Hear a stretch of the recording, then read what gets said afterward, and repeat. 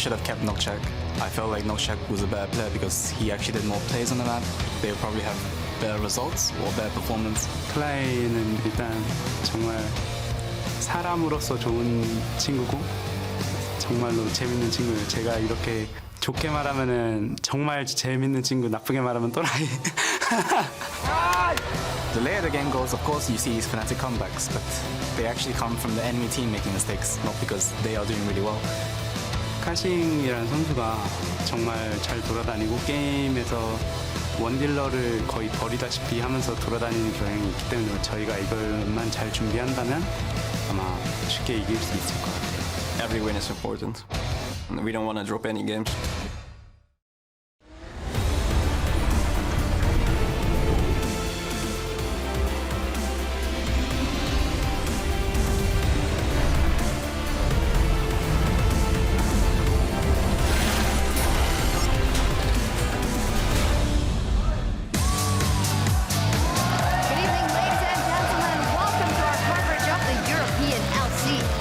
We're coming to you live from the LCS studio in Berlin, Germany, where you see some Fnatic fans are always aplenty, and there is Lothar looking to avoid promo relegation with his team, who revamped Team Giants after not getting off to the best start yesterday.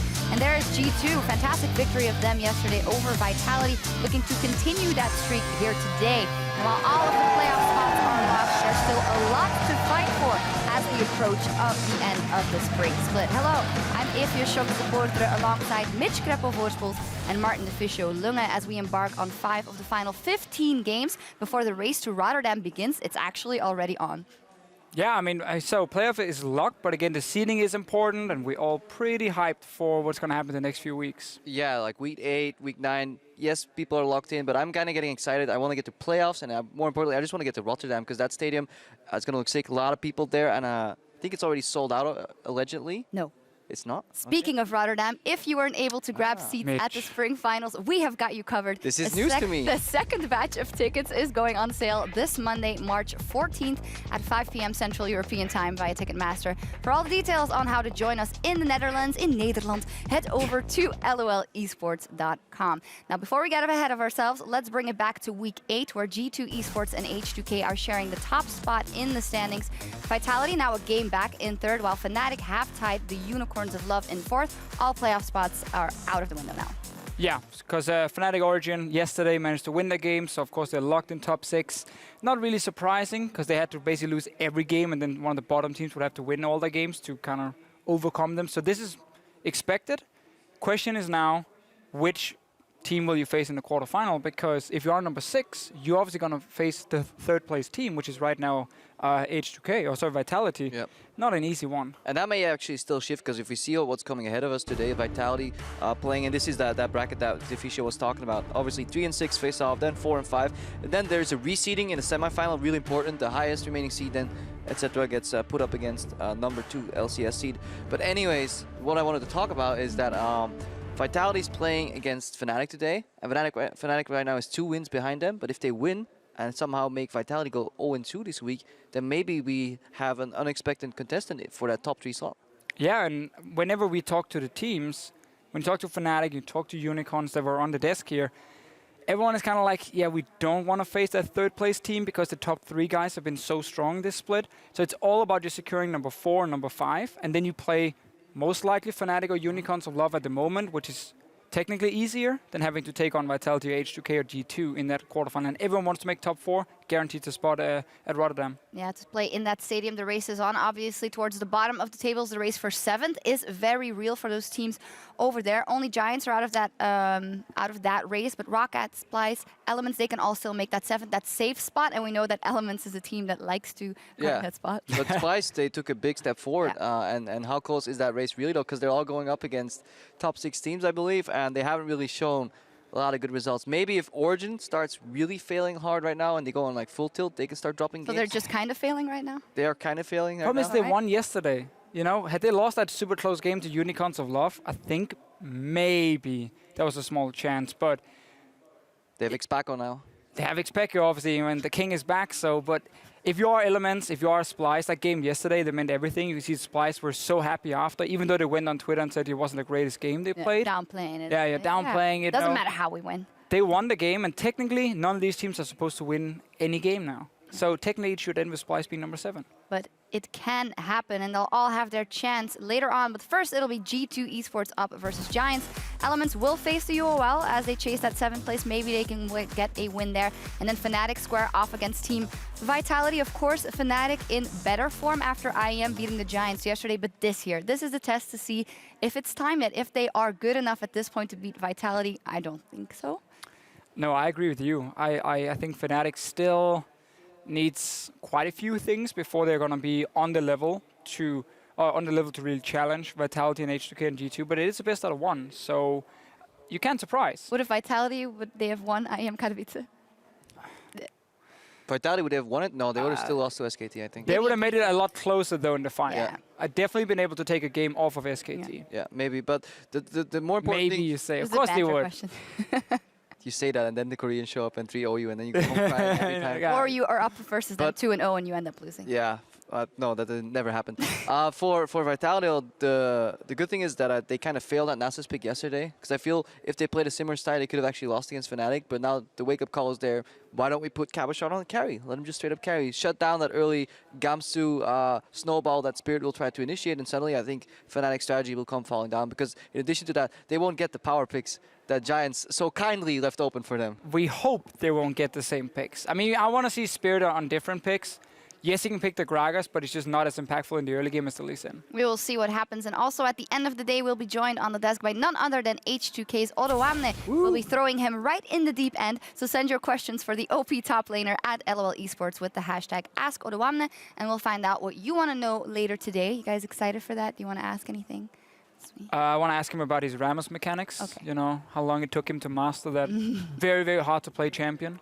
We'll find out. And as we approach the playoffs, we also have to look towards the Spring Promotion Tournament. And for a closer look at the journey to the LCS stage, we're going to check in with James Stress O'Leary.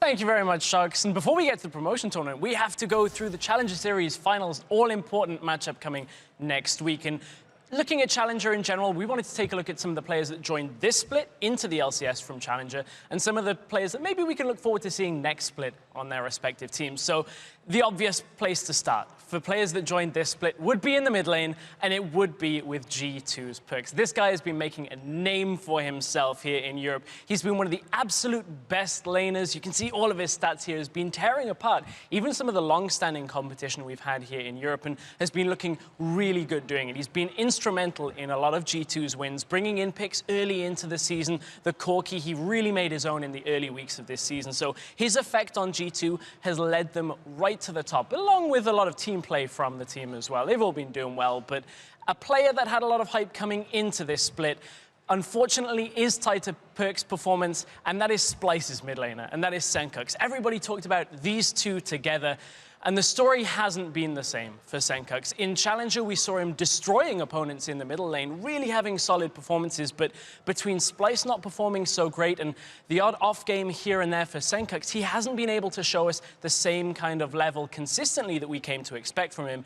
Yes, he had a couple of games. The LeBlanc game with his quadruple kill showed us what Senkux can do. And after a win yesterday for Splyce, he's hoping that another split in the LCS will allow Senkux, the young mid laner, to settle himself into his role. And maybe we'll see some more from him in the summer split. Finally, we wanted to take a look down at the bottom lane, another G2 player, and that is the support player of Hybrid. He's been pretty much awesome on his Braum. If you've let him have Braum, G2 have been destroying their opponents. 7-1 coming into this week. He has been by far and away the best support that's come into the league this split. And I'm looking forward to seeing him now as we go through week 8 and week 9.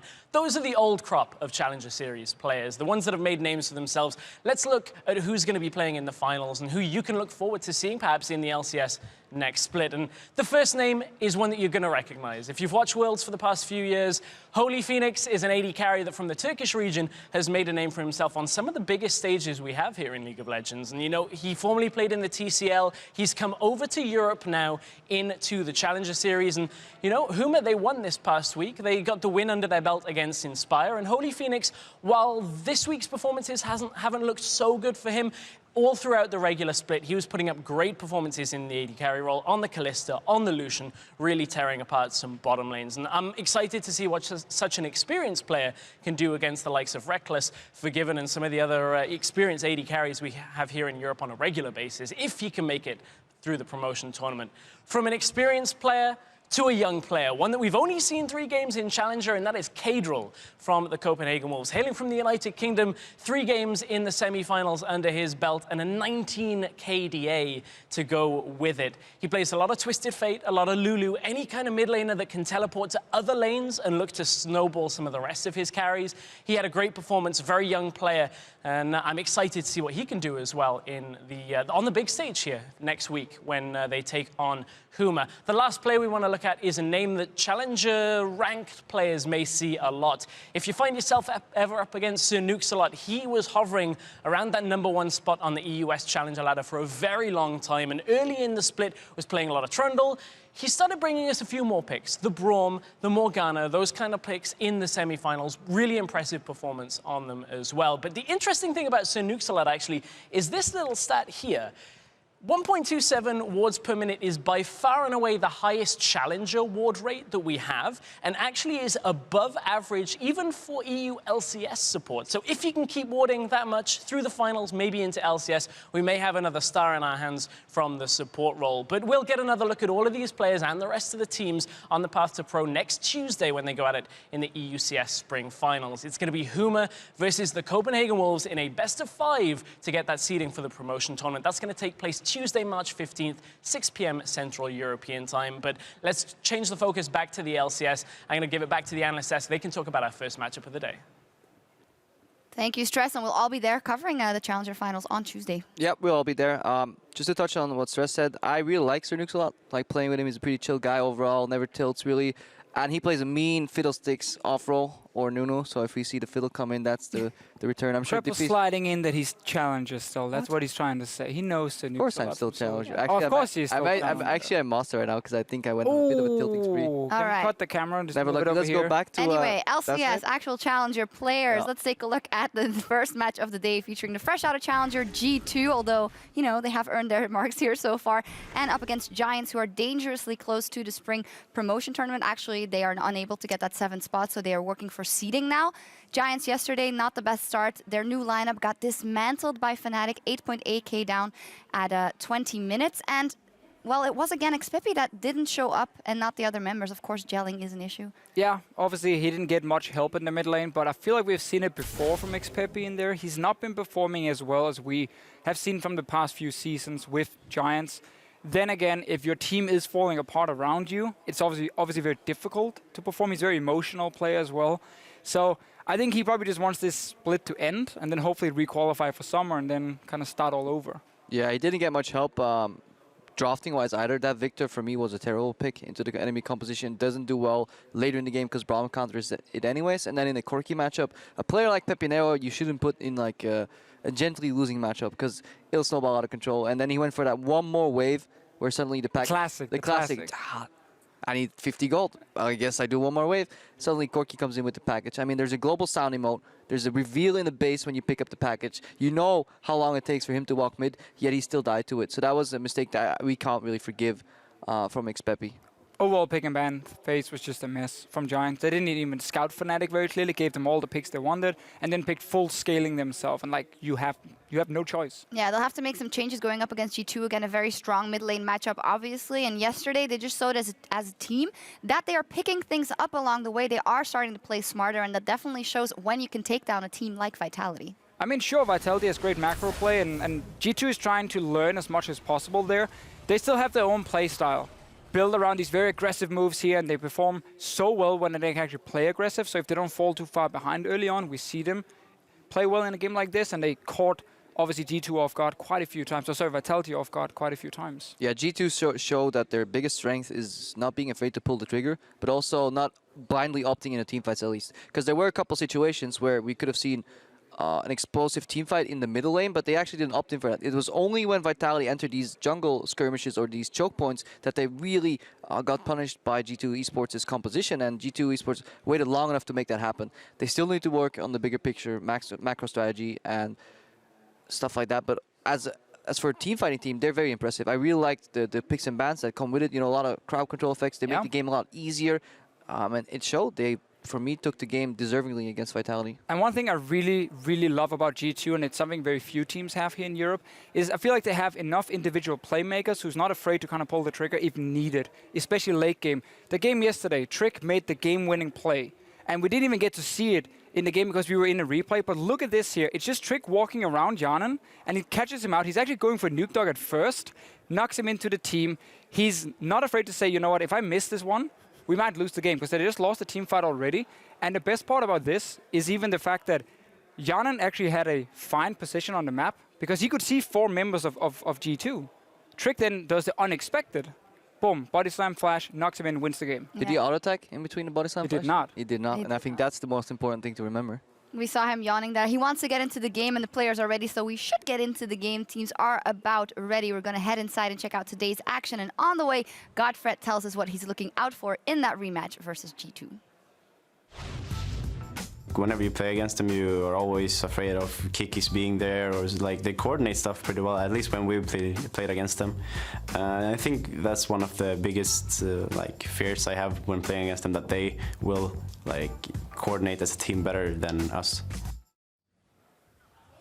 Hey everybody, I'm Devin Pyrotechnics Young, and I'm back for the day, but I'm here with James Stress O'Leary, who is not only a LCS expert, but a challenger, past and present expert, as I learned today. Yeah, I guess so. I mean, It's not like you it cast normally, anything, but right? I'm glad to have you back, Fire. I know It's good, man. you're feeling a bit Great. under the weather yesterday. But Yeah, I anyway, don't sound like this anymore. Good to have you back. So it's quite good. All right, let's load up into picks and pans. But before we do that, we're going to take a quick look at the lineups on G2 Esports. On the blue side, of course, it's going to be Kikis in the top lane, Trick in the jungle, Perks on mid, Emperor AD carry, hybrid support, one you highlighted, and their coach, of course, Youngbuck. Yeah, I did highlight a couple of these players, and on the red side, it's going to be a team that have to upset those players if they want to make it a win here today. Oh, yes. It is the Giants. It's in the top lane, Smitty J.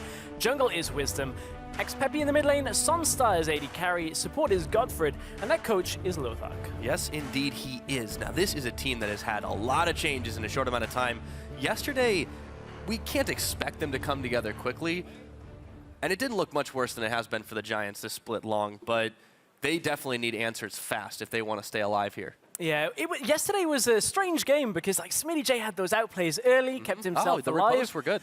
And then it just crumbled apart. So we saw glimpses of what makes these players that they brought in better than perhaps the players they replaced, but it wasn't cohesive. There were still issues with communication when it came to, you know, Wisdom looking to try and counter jungle or counter gank at times. Just wasn't quite there in the right time, right place. So there's still things that are up in the air for Giants. It's a very new lineup, though. We'll have to see if their second game on stage is any better than their first as we load up into picks and bans, but it will be a tall order versus G2 Esports. First ban off the board, it is Elise. Elise is gone, and so is the top lane Rammus out of this game. So That is not okay. Not happy with that. It's not okay right now, but it's fine. I'm actually going to be glad to see what the top lane has in store for him. Actually, I'm now really excited with that Fiora ban because we haven't had enough games on 6.4 to figure out what is outside of the Rammus, outside the Fiora, outside the Poppy. What are the next tier picks? I don't think it's going to be Nasus all the time. We had one. I wasn't super sold on it. Yeah, that one definitely didn't work out as well, but going back into this game, the Corki's taken away. The Gragas is also banned. We've talked about Nidalee being banned away a lot, leaving the gates open for Gragas, but this time the Fat Man goes first. Yeah, and at this point, Elise is gone, Gragas is gone. It's got to be an early pickup of Nidalee here for G2 if they're looking for it. I mean, that would make sense. It's Trick's most played jungler. So right now for Giants, they're thinking, do we ban the Kalista? Do we ban the Nidalee? What do we ban from this? They look at the AD carry roll. That gives the Nidalee right over to G2. Yeah, no hesitation. It's instantly locked in right there. Kalista's still available. Giants, if they're smart, will pick this one up here. It looks like that is the plan for Sunstar. What do they add to it? Well, I'm looking at Emperor's champion pool, and I'm looking, is he the kind of player that's going to pick up Jhin? And this is the first time I've really realized he has Lucian, Kalista, Ezreal, and that is it. Lucian is they gone. They haven't been banning against him that much this Exactly, game. but now Kalista is gone. Does he opt for the Ezreal and play a little bit later into the game? The Sivir is now available as a pickup here as we're on 6.4. Jhin, if he's been practicing it, is good into the Kalista. Yeah, I like this from Giants, though. Taking the Braum away from Hybrid. You talked about it a little earlier on that Telestrator, how successful he has been. 7 wins out of 8 picks on that Braum. Obviously, G2 have had a lot of success across the board, but it just makes sense. Take it away, give it to Godfrey. You have a strong bot lane there. I'm liking that. Although, another thing worth noting, the Alistar's still up, but G2 have their sights set on another support, and maybe the Thresh for Hybrid. Well, they are used to getting Hybrid on these picks that'll be able to save people as well as engage at the same time. So Alistar would be in his playbook as well. Thresh is there. By that same definition, so is the Bard. We had a little fun Twitter banter with him talking about how he was hoping to impress Senpai Crepo. He was, and it was pretty decent yesterday. Wasn't the best Bard we've seen, but still seemed to be a solid pick. He was catching out Azir in the late game, that kind of thing. So there's still a bit on the way of the Bard chops for Hybrid, but it's not going to be Bard. It is going to be that Thresh that gets locked in. And the other mystery is answered as well. They take the Ezreal for Emperor, so he won't have to go too far out of his comfort zone this game. And G2 will be pretty happy with that one. Still got that Vitality game on the brain, man. That was crazy yesterday. That was a crazy, crazy game yesterday. But, this is a poke setup if ever you've seen one. Ezreal, bust in Italy. Gonna get in front of towers. Well, it's good against poke. Yeah, Braum is pretty good. So they are playing into the hands of Giants right now if they can group around the Braum. The problem with the Giants is, apart from a handful of games, they've been not so good in the early game and have fallen quite far behind. So if you can't actually take the poke damage, it doesn't actually help that much that you have a Braum. Yeah, I mean, you talk about it, you've got to make the assumption that teams are on equal level for pick spans. Obviously not been the case with these Giants. And how much do you disregard that as G2? We know they've fallen into the trap of disrespecting their opponents on multiple occasions. Is this the time for Giants to pull out the surprise? The Udyr game comes to mind on that one. That was a bit early. So the Corki is not available for perks. Will he go for the LeBlanc that we saw in yesterday's game? He is going to be blind picking his mid laner.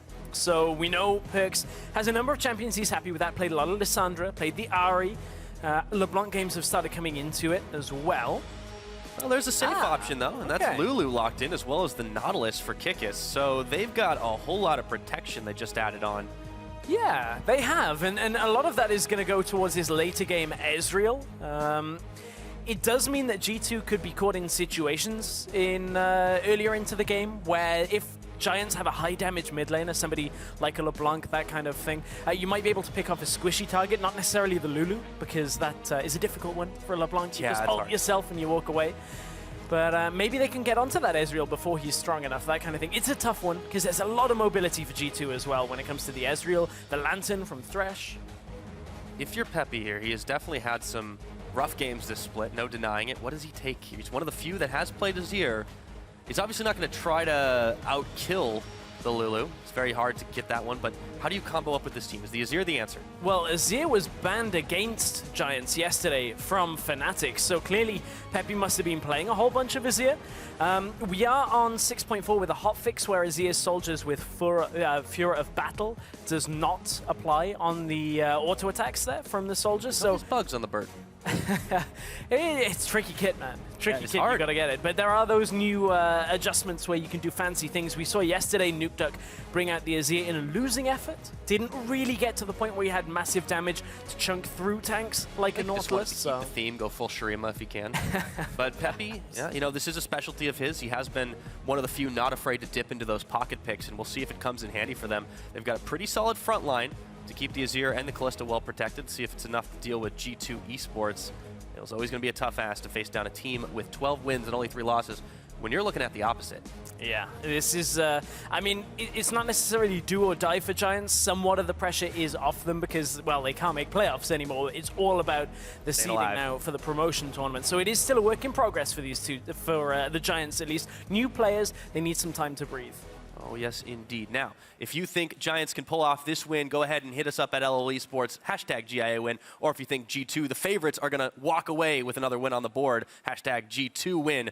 And we are getting ready to see who will take the win to start this one off. Day number 2 here in Week 8 kicks off in Europe with G2 Esports and Giants Gaming to try and see if these two face down for what might be the last time this split. Looks like it'll be the case.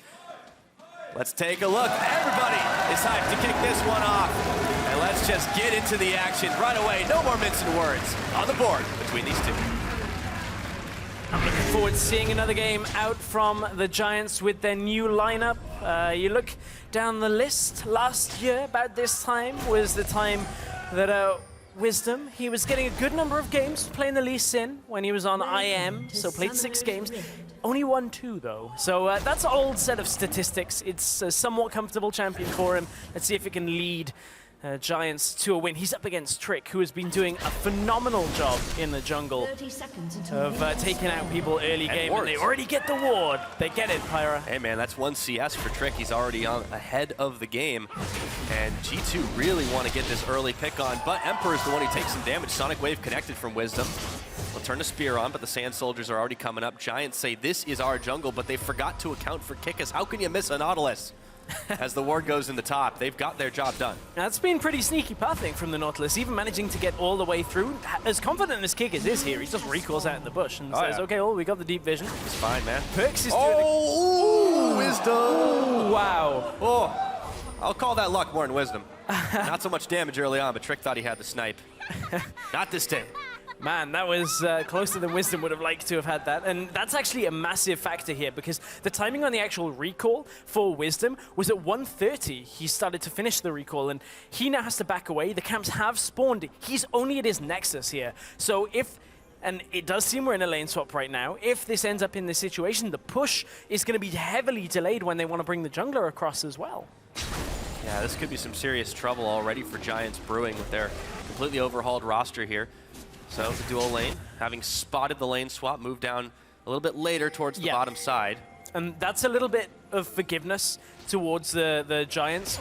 They'll have a little bit extra time now because G2, they had to wait until the bot lane of Giants crossed through what they had in the top lane. That forced them to go all the way from top jungle down to bottom. So the fast push isn't quite there for G2. It's going to be a bit slower than our usual lane swap games. Yeah, it's definitely not happening for Giants either. They're letting Sunstar freeze the wave out, so this is definitely a little bit different than what we've seen as our standard lane swap. The blue buff starting to be contested. Trick actually chases both of them out of there. Says, this is my jungle now.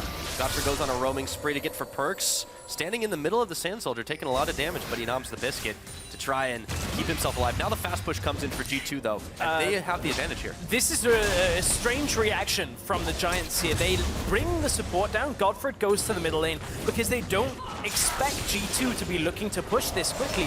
But G2 have all 3 people in the bottom lane right now. Kigis went alongside Hybrid and Emperor. Means their push onto the tower is a lot faster than Giants have. I mean, looking at it, it's about half a tower's health difference between the two. Only now has Sunstar and Godfrey pushed up. Smitty J is going to join in, but this is super late. G2 have to back away though from the bottom lane. This is a messy lane swap from both sides, but G2 are trying to just get the push faster.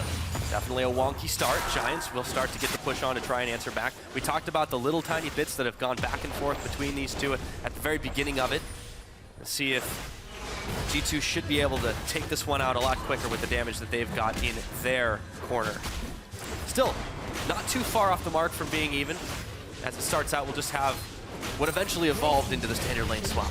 Yes, it will evolve that way. You can see Giants have put down the customary ward behind the turret, just to make sure that when it does bounce, you have that extra couple of seconds warning for your top laner to back away. Means you don't waste any time thinking, ooh, are they here? Are they not here? I can't see them on the map. Now I can see them on the map, and you back yourself away. Ooh, how's that for some surety? Emperor on his first back picks up the Cole. Yeah. Actually, that was what he initially picks up, wasn't it? I'm gonna double check. There was so much action, I missed. There was a lot of action. No. So he starts with Doran's Blade, and I believe I'm gonna keep double checking it. No worries. Well, there's a lot of farming to cover right now, so I'll do my best to keep it going. Peppy's going to be able to pick this up with the help of a few soldiers. Imperial Decree says, give me that farm fast as you can. But everything's going to start resetting. Obviously, you see the duo lanes kind of moving back down to their respective places after the towers had already fallen. The gold difference is fairly negligible because of all of that as well. So it's really a key to trying to get your, for G2, AD carry to the later game stages. Obviously, this is great for the Ezreal because he doesn't have any pressure early on. Exactly, and interestingly enough, I went back and double-checked it because I was doing the maths in my head. I'm like, Cull plus Sapphire Crystal plus potions. He probably had enough for a tier, and he did. So he actually opts for the mana and the Cull, just wants that stacking to get the gold faster, to get the items. Rather than the stacking of the tier, you know that's going to stack up fairly quickly anyway. You know there's going to be a point where it's at 750 for a very long time before you can actually complete everything and turn it into the Muramana. So I don't mind that from the Ezreal. Yeah, maybe he didn't feel like crying. Oh dear, that's gonna make me Such a cry. If you keep simpler doing reason. those, I'm gonna. I got one, and the Rift Herald, they got one as well. Trick's gonna pick that one up, so he'll be able to fast push a little bit as well. We've seen this as being the signature European thing now. When we saw the teams clash at IEM Katowice, the different regions, it has been a much more prioritized buff when it's not very contested, which is most of the time. Yeah, it's that phase in the lane swap where you've taken the towers and you were on the top side, so let's just take it because we're here and we can do it. They're not going to challenge us. It's not worth fighting over tooth and nail this early on into the game. So it's a good pickup. Interestingly enough, level 2 boots completed already by Sunstar. Yeah. That's because so much of this game is hands-off. He's not expecting to have to output much more damage onto a champion anytime soon. So he's just saying, okay, well, I'll just get from lane to lane faster, get back to base, back to lane faster. Oh yeah. Speaking of going faster. It affects his damage. With that buff and a little bit of help from Trick on top of it, they are pushing way faster on G2's side. So this slight edge, the slight timing that they had, not to mention the Rift Herald buff, has given them, a compounding here. Smitty J's trying to get the wave bounce, but G2 are still pushing on the top side. The dual lane's finally up there, but they've got damage on it. Yeah, a little bit. a little bit of damage. It's like, yes, that's going to take put 2 in a little less bit autos now, later. And then you get more later. Yeah, let's take a look. Trick's got his might have to be sights careful set here. on the Azir. Spear lands, jumps over, and he speeds his way back to tower. If you haven't played Azir since the change, you will go to the end of that soldier where you Q2. I will stop saying that now. It's 2 days of Azir. I think we've gone through that. But it certainly means Azir's a little bit more safe in lane than he used to be. You can do the short ones and just hop all the way away. He's experiencing a little bit more popularity as well. Definitely happy about that one. Of course, Peppy has to be as well. He's a little bit down in the CS, but he does manage to pick up a piece of his Nashers too, so he'll be working his way towards some seriously fast autos, which of course include the Sand Soldiers. They're an extension of himself. They are an extension of Peppy. He kind of just thinks about it and they arise out of nowhere. But Hybrid's thinking about going mid lane. Did get spotted out on that Rift Spirit as it was flying through the bottom jungle. The vision will be there from Hybrid just as it expires. So now they don't know whether he's gone or not. Peppy has to back away out to the other side. He puts down a pink ward, I believe it is, in the middle lane and actually does that basically to know which side he can play to. Because he just saw the enemy in the other side. As long as there's no jungler in the bush that he just put the pink ward in, he can play alongside that and has the vision to know he's never going to get killed. Yeah, definitely playing the safe game. Peppy's been picked off one too many times now. The Dragon will get taken out. G2, definitely a team that has been able to secure themselves a high number of those this split and be able to really, really quickly overwhelm their opponents. But Giants are taking 4 members here to try and take out this tier 2. G2 are a little bit behind on this game. Yeah, they are. It's because they stopped to do Dragon. This is a little bit of a delayed second phase of the laning of the lane swap. Yeah, Giants are going to continue pushing. They have a fair wave up here. That's the block. I mean, they're getting this. G2 have to recall. They can't teleport in because Kicks would just die. Giants have got this. This is going to be a 9-minute inhibitor turret. Giants are able to take the laps in cover and take out an inhibitor turret here. G2, they've not had that happen to them in a long time. No, it has been a while. And honestly, this is because G2 stopped for the Dragon. They were a little bit greedy when it came to their objectives and not respecting what Giants were doing in the lane swap themselves. They took the Rift Herald earlier, G2, and they're like, yeah, I guess we've got the time before we go bottom lane to take out the Dragon. So yeah, that'll be fine, right, guys? No, you end up losing the push because of how Giants had stacked a wave, then bring 4 people to it, push down the tower very quickly. No way that tower was ever going to go down for G2. They were nowhere near far enough with enough people to take down an inhibitor tower. They would have lost the inhibitor themselves if that stayed. Poor trade for that Drake. G2, they might have that extra percentage bonus ADAP, but they're going to have to come up with something more. A few deep wards as well for Giants, so they'll know when the waves come marching up onto the top side. They've sent Kickus on that clear duty just for the time being, but as big as the Nautilus is and the Riptide, it won't be able to clear quite as fast as Sunstar will when he meets up with him right there. And Godford looking to cut him off. The back is stopped. Kickus could be in a world of hurt, but Godford's actually coming for the Fate's call. There goes Kickus coming in for it. Perch trying to teleport in to make something happen. He's got a lot of damage. Pix is helping out, and that's first blood. They're looking for more. Hybrid gets the lantern over to Perch, who gets the flash on, but in comes Wisdom to kick him back. Dragon's Rage defensively as Trick has now joined the party. G2 doing what they do best. Action on the map. Hook's flash to try and get the Glitter Lance to hit the Braum there just didn't line up, went wildly off in a different direction. Hybrid baited out the flash from Godfred first though by flashing, and typically you'd think, oh well, the hook's coming right away, I've got to flash the hook. Hybrid just flashes. He's like, well, I'm going to get your flash. If you don't flash, I'm hooking you, flaying you back in. So pretty smart by Hybrid, just to trade summon up to summoner because they knew the situation. Godfred's gone. Oh, just like that. As tanky as the Braum is, not enough, and Wisdom's getting popped up and knocked down. The rest of Giants are here, but will it be enough to take out G2 Esports? I don't think so. Peppy, not so safe anymore as he gets popped by the rest of G2. Still a little bit of low health bars. They can't commit to the dive just yet. Meanwhile, Emperor all by his lonesome in the mid lane, just farming it up. And a hook comes on to Smitty J. Not going to follow that one in. Not when there's a wall and a poppy. yeah, they don't want to go into that position, but all of that was with Emperor in the middle lane as well. Just pushing up, casually pushing the mid lane, trying to get it into the tower. So G2 with a good series of events. I believe Sunstar only just joined the fight towards the end of it. He was still respawning from the previous fight and didn't have his ultimate Let's take a look at it, how it all started. This was the initial trade. Kigis is talking to Perks here and says, well, just come into the lane for me. Godfred didn't use the follow-up from the Kalista ult to actually engage here, and Hybrid was already on his way. There's the flash for Flash. At this point, Hybrid is just trying to wait till they're in range and didn't quite get it. Good kick from Wisdom to keep them alive, but from here, Giants, they try and defend their turret. And you gotta respect the double hook comp here, because I can't remember who it is, but somebody just gets hooked right out of middle lane. Well, Peppy's here, and he Peppy takes the run, and then he TP's up TP's behind. around to the backside. He thinks he's safe, right? But then all of a sudden, Godfred's gone. Yeah, Godfrey gets hooked in by the Nautilus. Peppy's here, but it's not in time, and it's kind of like a 2v3 and then a 3v3 from the Giants. Peppy doesn't have the damage this early on. The moment Peppy goes in, he realizes it's a mistake. Tries to flash, tries to get to his tower, but then he just gets popped on the head. True Shot Barrage comes in to clear that wave. Let's take a look as the action's still happening. Kikis has burned his flash to try and get away. Now he turns back around over to Wisdom, gets kicked back. Have to respect the damage and the threat of multiple members being there. Now the mid tower should go down. Peppy trying to clear, but with those heralded power minions, not going to be enough. Peppy zooms out to freedom once again, but he's been on the back foot the rest of this game so far. 30 minutes on the clock, 4 kills in G2's pocket. They're looking to add even more to that. They have a 4K gold lead. And this is a fairly big problem for Giants right now, with G2 looking to constantly go aggressive with this kind of siege poke composition. Giants don't really have the reliable wave clip.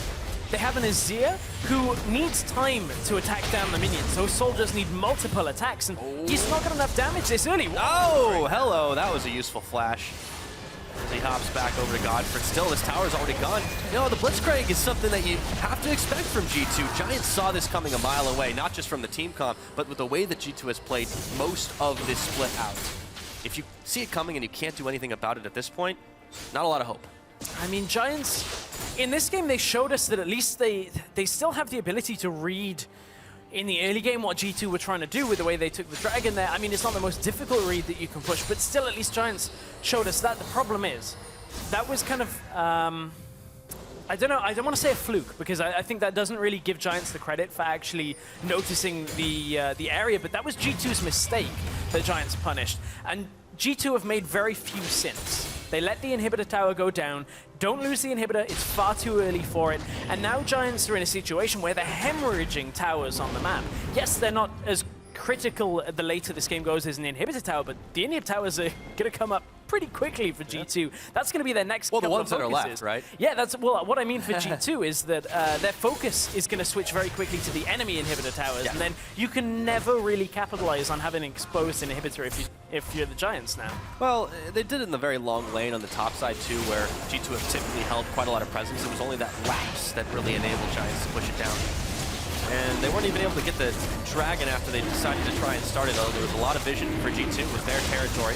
So with Trick and Hybrid, that will be Drake #2 going uncontested over to G2 Esports. And now there are 3 Giants up in the top side to try and clear these waves away, keep it pushed out in their favor. They've still got an outer, or an inner rather, up there. And that's the last place the Giants have one of those on the map. So you're right about them losing towers quite quickly. Emperor is collecting like trading cards, items right now. He's building up. He's got like a Sheen, plus a Tier, plus a Pickaxe, and a Build Draw. He's like, I don't know what I want first. I'm just gonna... No, I got it. This is what it makes. He makes a massive power spike all at once. Yeah, he just waits till he's got 4K and just buys everything. Well, unfortunately, that's not quite the case. He just turned the Pickaxe and the Tier into the Manamune, but still... But still, by the way, with this patch, it does change now that you get the full effect of the Tier stacks, so people aren't afraid to upgrade it quite as quickly. Yeah, well, to explain the change for the Muramana is it changes as well. It's no longer the active toggle that you have. It's just always passive. Anytime you hit a champion, it'll take the mana from you and deal the extra damage. You don't have to turn it on and turn it off. I know I always forget to do it, but I'm bad. So. Well, you know, it's preaching to the choir right now, Stress.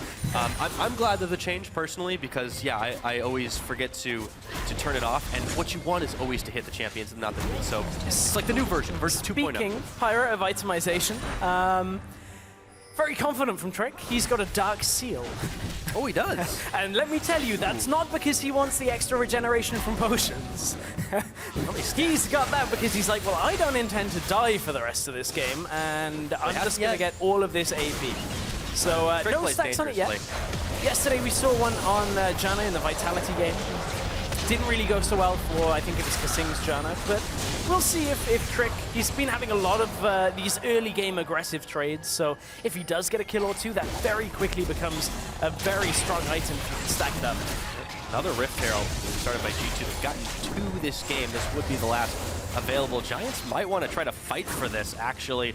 Not so common that you see the Rift Herald being fought over, but they just stop it. Now there's a teleport coming in from the backside, a teleport coming in, another one from the backside, but the fight has already started. His kick gets knocked out by the Bramble. Trick takes out Peppy, but he's trapped in the Emperor's Divide, just having a laugh of it all.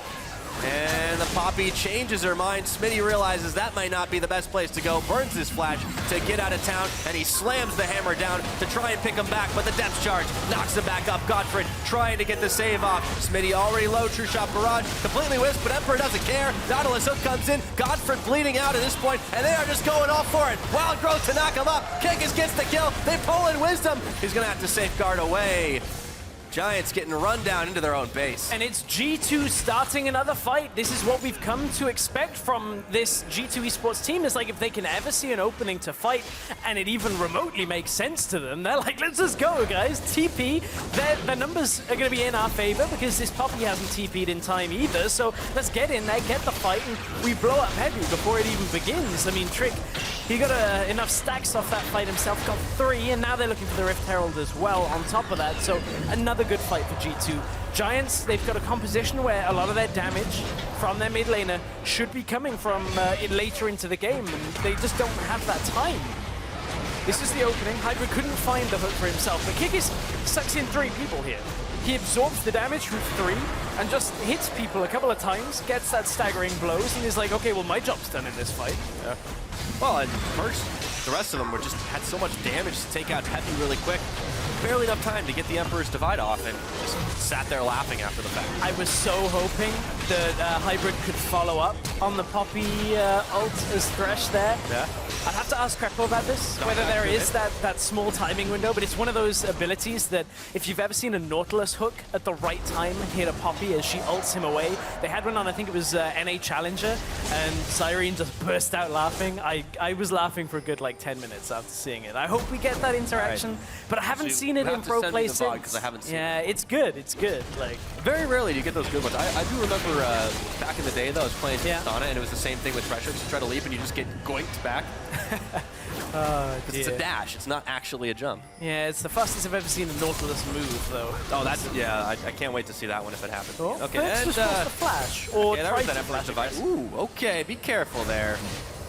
He's got a beat on him though. Yeah, the beat's on him. I was like, Caitlyn's in this game. No, that's just one of those visual things that with the spectator on Azir's turret, we'll follow him around for a while. Speaking of following, Peppy gets knocked in and the depth charge is up. Kikis gets pulled right back on in and the inhibitor is open just like that. It is just under 20 minutes. G2 are starting to break the base open of Giants. Look like they haven't got a prayer in this one to try and stay alive. Kickback, no. Wisdom gets it on a perch. Can they polish him off before it's done?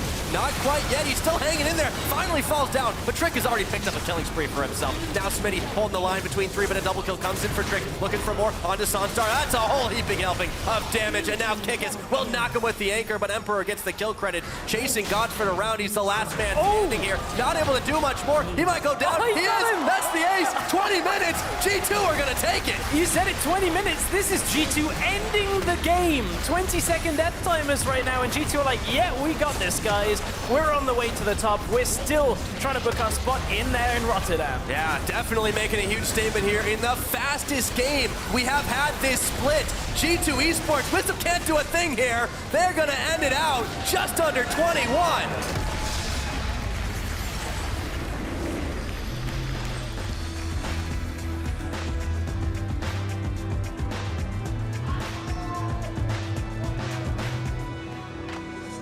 Come a long way from 50, 60-minute games.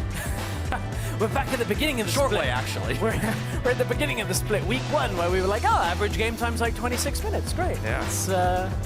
It's nice. Well, I mean, what can you expect from top of the table versus bottom of the table? Realistically. I suppose not much, but you know, there was some hope for Giants with the revitalized roster, so you can say, but obviously a lot of things to work on, and they didn't capitalize on a few mistakes, but then all of a sudden G2 did the right thing and stopped making them. And some hope when it came to being able to take an inhibitor tower that early on. They reacted to G2 overstepping on the map, getting themselves the dragon.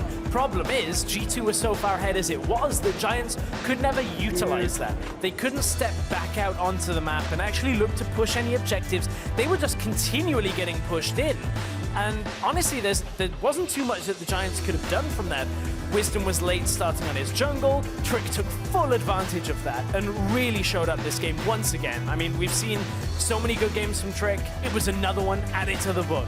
Hey, the Medjais definitely came in handy there. 4-0 and 5 to finish that one off, and you can see the damage he was dishing out. I mean, yeah, I don't even think it was that big a factor, to be honest. Like, Trick was so far ahead as it was. He was 2 levels up on Wisdom. I mean, every little helps on the damage, but Trick even just still had level 1 boots. He was like, I'm just going to wear paper bags in your house. Fine. I hope you don't mind. Well, I mean, even if Giants did mind, they pretty much busted down the front door and said, this is our house now. You have to leave. Sorry. So, yeah, G2, I mean, they completely ran the train over them, and it was right on time. 20 minutes, 53 seconds. I mean, that's a big record. I'm trying to go back and when the last time we've had a game that quick anywhere. I mean, Immortals had like an 18-minute, I think. Did they? There was like one early on in the split, but what you can say for today is G2 weren't getting paid by the hour. No, definitely That's all it is, because otherwise they would have... Trick's getting paid by the kill.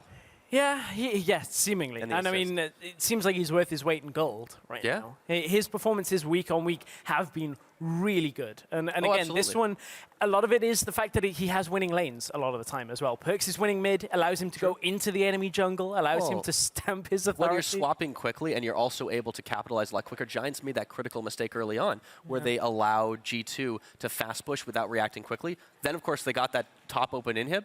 But it really didn't matter because G2 said, that's fine, we're just going to knock down all your towers while you're there.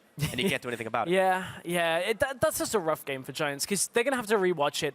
Look at the pathing in the early game and how Wisdom ended up getting caught out under the tower as well, took another spear's worth of damage. Maybe the game would have been different if Wisdom hadn't have been recalling and at the Nexus when his jungle camp spawned. That's a fairly big difference for a game, but certainly that's a game that Giants weren't really expected to win on their road to the possible seeding for promotion tournament. They still have a couple of games, 2 games left now, actually. Origin and Rocket. I mean, those are more winnable. They're more winnable, yeah. But, I mean, I feel like Rocket's definitely the one you got to aim for, especially with Origin picking up the slack from their IEM performance and moving back up. I mean, it's tough for Giants. It's tough for a team like that, but they've got this new roster together. We'll see if they can maybe make something happen at the end of the season. But a good win for G2. We're going to go ahead and send it back to the analyst desk to break that one down. Thank you very much, guys, as we are joined here by Perks after G2 went 2-0 this week. Congratulations. Thank you. Very, very impressive. I want to talk a little bit about that game yesterday first versus Vitality. That was also very interesting. About this one, though, what did you make of the 2 drafts? Because something we had our eye on coming into this is Giants' drafting, because against Fnatic, it wasn't ideal. What did you make of the 2 drafts? Well, I think actually leaving Needle open ever is not a good idea. If you want to win, you know. But they did get like a good trade-off, like Braum Kalista, which is like 2 strongest champs on the rolls.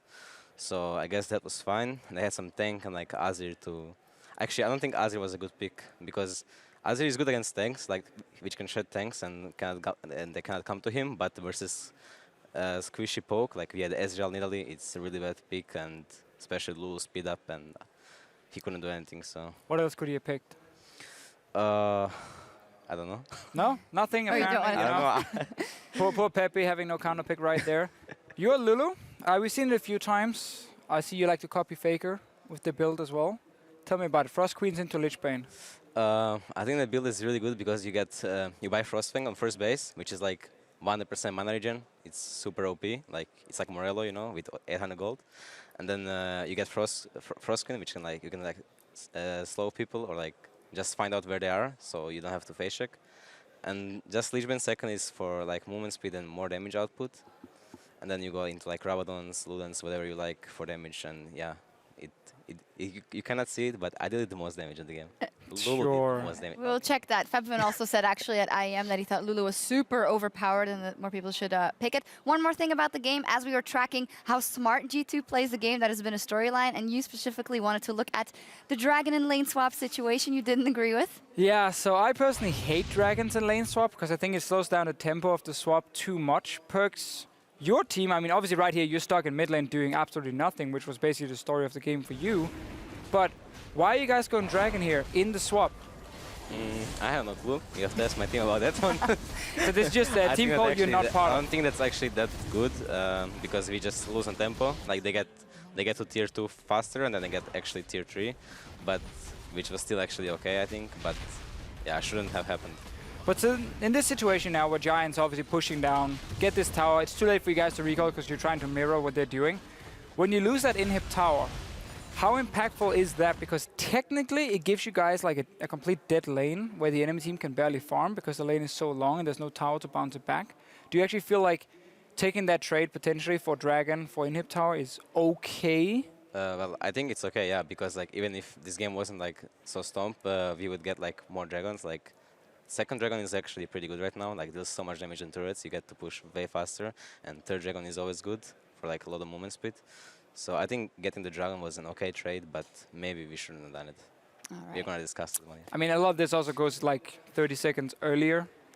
Ezreal were like slow pushing out the bot lane to then go dragon, so they actually fell super far behind the tempo also before the dragon started. Yeah, So it was- but you won the game and you're 2-0 this week, so I got to ask you about your form right now. Of course, yesterday a very smart game versus Vitality, and Kikis said that you guys are actively working on that. How much did scrimming international teams from IEM help? I saw you guys tweeting a lot. Don't want to put words in your mouth. but- Well, scrimming international teams, we actually only got to scrim one team, and I wouldn't want to talk about it. I don't think it helped us at all. They are even more clueless than we are in the macro place, so Let me guess, LPL team.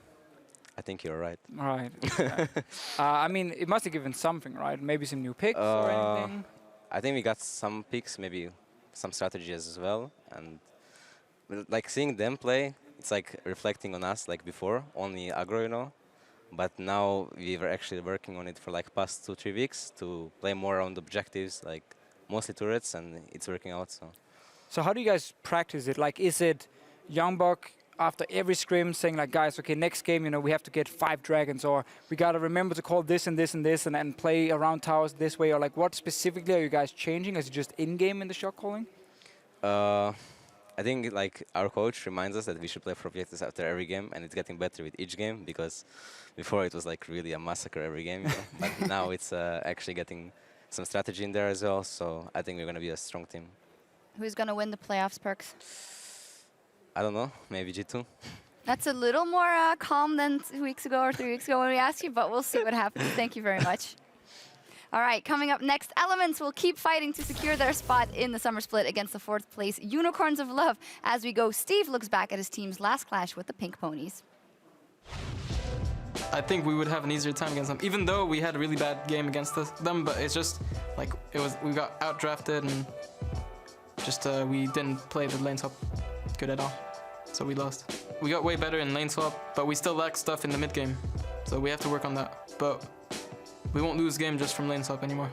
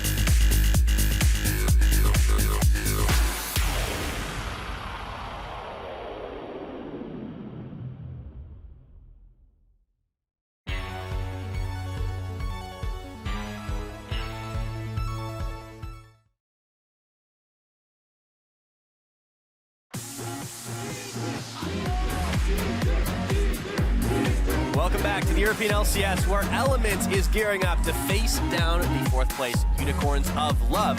Now, let's get right back into it with a look at those Elements on the blue side. It is Steve in the top lane. Oh, not doing it this time. Darn, there we go, delayed. Gilius, Aika, Mr. Rallis, Spraddle, and of course their coach is Nif. Now this team, Stress, they drafted a split push comp yesterday, but then they fought. Yeah, they fought a lot against Splice, and it was one of those situations where you're looking at it and it's like, Elements got so much from the game, and we wanted to take another look back, some of the early game plays, some of the ways that the game turned around, and you can see how Elements were getting these picks up in the early game, translating it into, you know, plays when it comes to Dragon, Baron, that kind of thing. It just didn't really stick. Yeah, it was some really oddball decision-making once they had the lead, and then allowed Splice to creep back into it and eventually just blow them out of the water. Now, let's talk about the other team in this matchup, though, the favorites, Unicorns of Love on the red, or shall we say pink side. It's going to be Visit Shachi in the top lane, the guy who's evolved into a serious carry in his time here. Lulix in the jungle, the 4th jungler that the Unicorns are running. Fox in the mid lane, Steel back. Steel, yeah, big AD carry for them. Hillisang, of course, is his support, and their coach, Sheepy. Coach Sheepy indeed, and speaking of coaching, strategy, that kind of thing, Sheepy will have spoken to the team at the end of yesterday's game and would say to them, well, you won the game, and then you lost it against the Origin series yesterday, man. This was such a heartbreaking loss because Unicorns got the team fight that basically won them the game, and they overstay pushing both Nexus turrets. Like, they had no need to do that. Then they get aced and Origin win the game. Yep. So sad. When you greed, you will probably feed. Yeah. That is something that I've learned multiple times in League of Legends. And Unicorns, unfortunately, have to learn these lessons over and over again. To get to the playoffs, you cannot afford to make a mistake like that, especially if they face down teams like Origin, who are lower in the standings. Exactly. That's a game that Unicorns should have won and should be looking at like, okay, that helps us close a little bit of the buffer now between us and the top of the pack. And, you know, mistakes like that cannot happen against teams that are even remotely anywhere near the top of the standings. I mean, you do that and you'll just kind of end up losing the game. And, you know, they need these wins to stay ahead of Fnatic and Origin. And they just gave a game to Origin. Any game that you lose to a team that's right next to you in the standings now basically is a 2-game buffer, because you lose one, they win one. There's a big swing that happens. Yeah, that really has been a downward trend for Unicorns. You know, in the last 4 games, they've only won 1. It's been against Splice. It's a tough time for them, and you don't want to be on a downward trend going into those playoffs. They've got 3 games left to go after Elements. They'll have H2K and G2. This is by far the easiest opponent they're going to have left. It is. They have to make a big statement, and I think a lot of that has to come from the bottom lane. We have seen one player still really putting up results. Regardless of the actual game results, Steelback has been performing very well as the AD carry. Yesterday's game, 92% kill participation. Usually would have 92% kill participation. Has 54% kill share versus Origin as well. So still had a good performance yesterday. 7-3 and 5 overall. Well, he's been standing out, but of course you had to make the plays as a team as well. Steelback definitely coming in and impressing quite a lot since last we saw him in Europe. Of course, he had that stint in NA where he apparently developed superpowers. So it's been good for him. I wonder what he was exposed to. Is it know. gamma radiation? Is that kind of thing? Yeah, I'm not sure. Maybe an NA player bit him on the finger. Yeah, I'm... Oh, dear. I know, that was pretty bad. I'll give you that. No, All right. Let's forget that ever happened and go to picks and bans. How about it? Elements on the blue side, or Unicorns on the red side. Fun little fact. Today is the coach Nif's birthday. Oh, well, we'll see. Maybe his team will gift him a win. Maybe. Or like yesterday, maybe Unicorns will gift him a win. Because that's what happened with Origin. Somebody's going to have to give him a present, all right? Well, there's going to be no delivery of that present because Corki is off the board. So Mail no packages today. Is on holiday. And here comes the focus onto the bottom lane. Kalista banned away from Steelback. That's been one of the picks he's been performing pretty well on. 3 games, 3 wins on Kalista. 22 kills, 1 death, and 11 assists. So that's not going to happen in this week's game. No, Elements definitely did their homework against these Unicorns here. Everyone will count for those bottom table teams as well. We talked about playoff seeding, but how about relegation, promotion seeding? That's just as important for teams trying to stay alive. That's a Lucian ban. That's 3 AD carry bans. Is this going to be like a first pick? I'm looking at options Sivir or Jhin or Ezreal.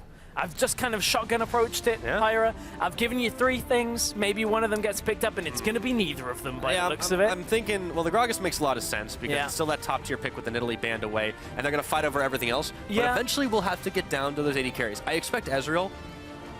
Steelback might be the kind of player that goes for the Jhin, though. Well, the Nidalee ban changed a lot here because Elements will obviously take the Gragas if that's available first, with the Nidalee not being up there. Now for the Unicorns, where do they go? Support. Couple of picks that have been banned away. The likes of the Alistair, the Braum are still available. One of them gets picked up here. Yeah, of course, Unicorns do opt to lock in on top of the Alistar that Rammus. And that is the second time that Chachi has picked that one up. It has been increasing in popularity across all leagues, all regions, and we will see Elements. She hovering on that Karma, too. Yeah, hovering on the Karma. I've seen a few people like the AP mid Karma. Well, you know, there was a couple of moments in the last week leading up to IEM where Ica was incessantly tweeting, somebody at IEM will show us Karma. Come on, show us the Karma mid, I want to see it. That was when Karma was not available on 6.3. I was like, Ica, you... Little unfortunate on that one. So maybe 6.4. He'll try and play it. We know he's no stranger to picking slightly different champions in the middle lane. He played the Morgana. We've seen a lot of, well, we saw a game from Lux with him, so maybe the option's there. Yeah, well, Element's going to try to keep a few things in the dark here as they wait till the final seconds tick down. Oh, he's locked the Karma. He has. The Trundle. Karma and likely Trundle. the Karma mid with the flex pick.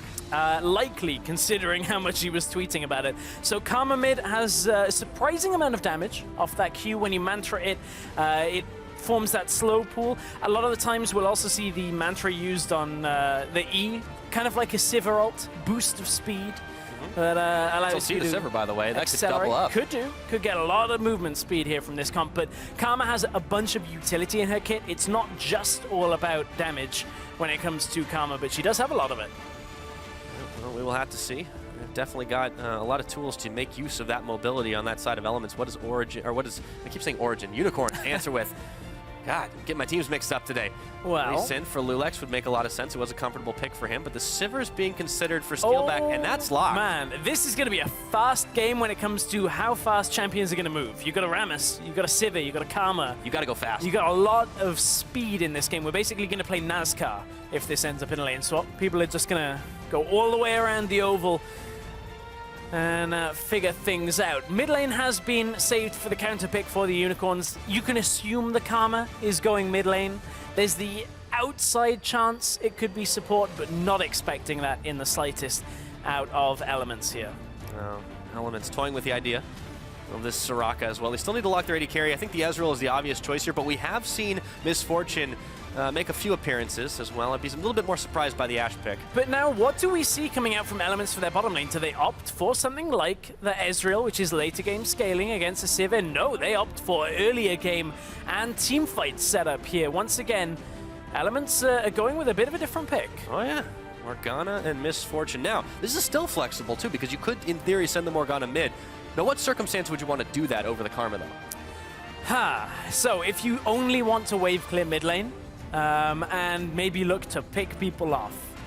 Karma has a little bit more pressure when it comes to actually damaging people in an offensive capability rather than accepting people coming towards you. Obviously, she will benefit from anybody coming into close range. Mantra that W, instantly get the health back, lock them in place, hit them with a Q. So much damage out of Karma. I love it. Oh, well, you're going to get to see it this game, that's for sure. Unicorn's still thinking about their last choice, of course. It would be for Fox. Will he take the gangplank? No, the switch over, and it's LeBlanc. Again, it's all about getting in the face of Elements, and that's one thing that maybe a Karma can't deal with so well, is she has a burst of movement speed, but if she's burst down first, then she is not going to be able to stick around for all that long. What that does tell us, however, is the Trundle is going up into the top lane against the Rammus, shred away a lot of that armor, shred away any of that ability to sit and, soak up damage, and I don't mind that. We saw it at a lot of IEM. Yeah, well, a lot of teams have been trying to find the answer to that Rammus here in Europe, and this will be Element's take on it. Will Steve be able to bring the pain to visit Chachi, or will we not even see standard lanes? I mean, we could be in for a quick lane swap. Sivir pushes quite quick. She does push pretty quick. MF's not too bad when you use that Make It Rain. You can get a lot of auto attacks, just changing autos on the wave. Allows you to push pretty quickly with that Love Tap passive. So interested to see how that plays out. There's the birthday boy and Sheepy exchanging friendly gesture as they walk off the stage. So this could be quite the solid game. I'm excited to see if Elements can pull out something that we haven't seen from them in several weeks now. If you guys think that that can happen as well, tweet at LOL Esports, hashtag ELWin. Or if you think the Pink Power Ponies are going to run away with this one, hashtag UOLWin. Will they be the ones to take down Elements yet again this time around? The last time they met, remember, it was a Unicorns win, but that was back in week number 3, a whole different jungler. Of course, we've been saying that quite a lot about the Unicorns. Yeah, that's something you've been able to count on from the Unicorns. But, you know, for Nif's birthday, it is flowers on the rift as Ica is running Order of the Lotus Karma. So, we're going to see if a bouquet can translate into a win here for Elements. They probably should have won yesterday, but Splice were able to take it to them late in the game. Likewise, Unicorns probably should have won yesterday, but gave the game away. One of these teams will have to walk away with a win, so they will be happier. Yeah, they can't both lose today's game, Pod. Well, you say that, but at least somebody will be moving up with one more in the win column. Elements on the board right now. Standard line of scrimmage between the two teams. It looks like we are in for standard lanes unless somebody makes a quick move elsewise. No need to really show off anything too early, but Raleigh does walk on the ward along with Spraddle as the one gets placed steal back and Hilly look to collapse, but they won't be able to do it just yet. Make it rain, leveled first, goes for steal back, and Hilly walks the long route, takes a few autos. Both of these compositions, though, are fairly mid-game focused. We're not waiting for people to scale up all that heavily. You've got a LeBlanc, you've got a Sivir, you've got a Misfortune. It's going to get bloody quick. Oh, yes. But if it does happen to go late, Chachi is going to have a ball, a power ball to be exact. Damn it, Pyra. I did it again, I know. I was not prepared for this. Steve I took a week off and forgot how this is going to be. You forgot this one happens, right? I've been saving them up, too. I've been like slowly, that's a good one, I got to put that away. But this matchup up in the top lane, I mean, this is very good for Steve. Trundle, his original intent was always, hey, we're just going to be able to steal away. Well, who has the most armor pretty much in the game? Yeah, we'll see if we can steal back some of that laning dominance that Chachi is going to have. A couple of Thunderlords in there, even one on Mr. Rales there. So that's obviously, you drop Make It Rain, get the hits from it, and get your auto attacks, or get that burst of damage for your autos to follow up. So nothing out of the ordinary on that one with everything else. We do have the later swap, though. So yes. Unicorn's definitely keen on taking that. Spraddle and Raleigh are down on the bottom side. We will most likely see the faster push, but not quite as fast as some teams, as it didn't seem like it was the primary plan to start things off. However, quick clears, courtesy of the Make It Rain. Yep. Raleigh and Spraddle trying to build that wave up to bounce, or to get it in to that tower, and they're being joined by Steve as well. Lulex en route to the top side along with Chachi, so they're bringing four to the party. UL are a couple of seconds behind on the push here, but of course, keep in mind, Sivir, W Ricochet plus the Boomerang Blade is going to go very quickly through the minion wave when it actually gets there. So Unicorns should be able to make up that extra time. Gilius went and took his red and is now heading into the enemy jungle. So he's actually behind, but the rest of his team have been pushing pretty quickly, have to back away as the next wave approaches. And I think these two teams are pretty even. Slight lead for Elements here. Oh, it'll be a good start for the Elements squad. See what they can get done. It looks like Spraddle actually took a couple of tower shots there as he's having to back away, or actually just training on the minions. Tried to drag them back, and that takes a lot of damage early on, but that is eventually going to go down. I was going to say, let's hope that the Unicorns aren't playing a playbook out of take a lot of tower shots and die. Hopefully Steelback didn't pick that up in NA, but so that was uncalled for. I'm sorry. That was a cheap shot, Strat. Yeah, I like that strat though. Get back to lane, get back to base fast. Bye. It works if you're Scion. Started on Wolves. All right. Okay, so everything in this game is pretty even right now with the 1-to-1 in towers, and a sense of normalcy has settled over with Steve in the bottom side, and of course dual lane in the top, but Ica takes a lot of damage from Fox, returns it in kind as the chains connect. Karma will pay you back sooner or later. She will. She will. Expect to see a lot of chains in this mid lane. This is, I kind of... How many chains? Well, 3, so it doesn't really fit the meme, fit the joke. I was about to say, this is the kind of game I'm going to count him now if you're wrong. Well, Crepo would have loved this game because he could just drop gratuitous rap lyrics, and I'm just here like, that's not my forte. I'm waiting for somebody to play full Metal Rammus. That's when I can start, you know, dropping lyrics, dropping a lot of references. But sadly, this is not the game for me. Yeah, well, you're going to have to live with it. Yeah. Elements, they're pretty happy with their situation, you'd have to think, since they're keeping pace with the Unicorns. It is, as you said, a mid-game-centric team on both sides, really. And I'm curious to see, this 280 carries, we haven't really seen much of in a while. Sivir obviously rising back to prominence with her buffs recently, the Critiche. Yep. And for MF, you know, just being kind of the second tier, third tier pick, if you will, that a couple of our European AD carries have still prioritized in their back pocket. Well, it's been quite a few weeks now since we've seen Misfortune. One of the last remaining bottom lanes that was playing this MF Morgana lane was Vitality. Right. They played it a whole bunch in the middle of the split. Ever since there were the tweaks on patches that reduced some of MF's damage and, you know, her ability. She's still very good. Mostly a team fight-focused AD carry, obviously with the bullet time. Will get somewhat negated by her own team if Gilius lands a rough ultimate and blasts 4 people out of the bullet time. You've always got to be careful of that. So I'm looking forward to seeing how Elements can actually fight their team fights as this game goes on.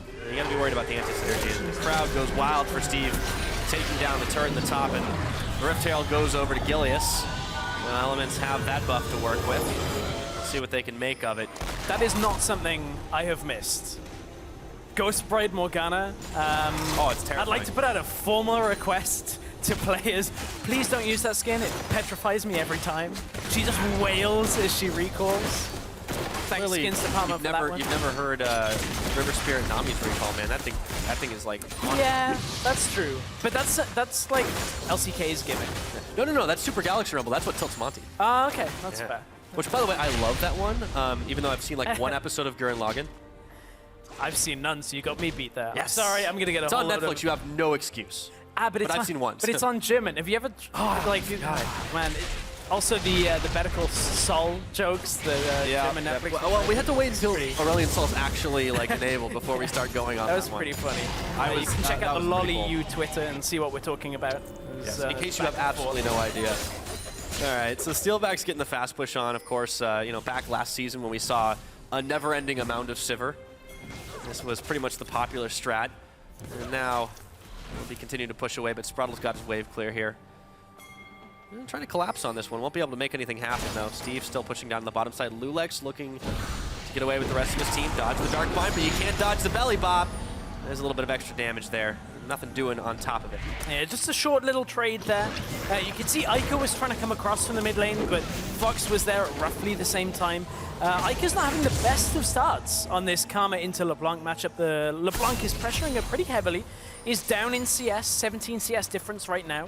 And Fox typically has been a player that has been good at going even and maybe getting slight leads. This is probably a little uncharacteristic for Fox when it comes to his ability to out-push and out-lane, but Ica hasn't been having the best of lanes himself. He's been having a good chance to farm on the likes of a Morgana, but when it's turned into actually lane matchups, it just hasn't really sat in his favor a lot of the time.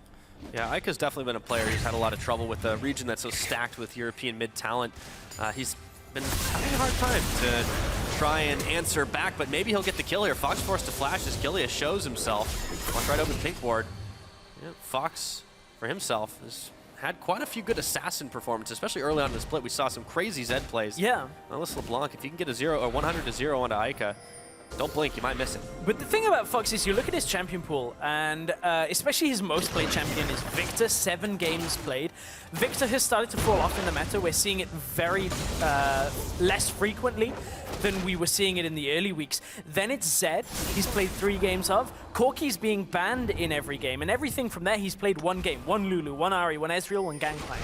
He hasn't got a pick that he's really stamped his name on outside of that Victor yet, and that was all that Unicorns needed him to do, was wave clear for a super long time and then get damaged late game, and it was fine because Steelback was carrying. Now we have to see, is the LeBlanc the pick for him? He's 30 CS right now, up on Ica. Maybe that's just the matchup here. Yeah. But certainly Fox is looking comfortable in this opening of this game.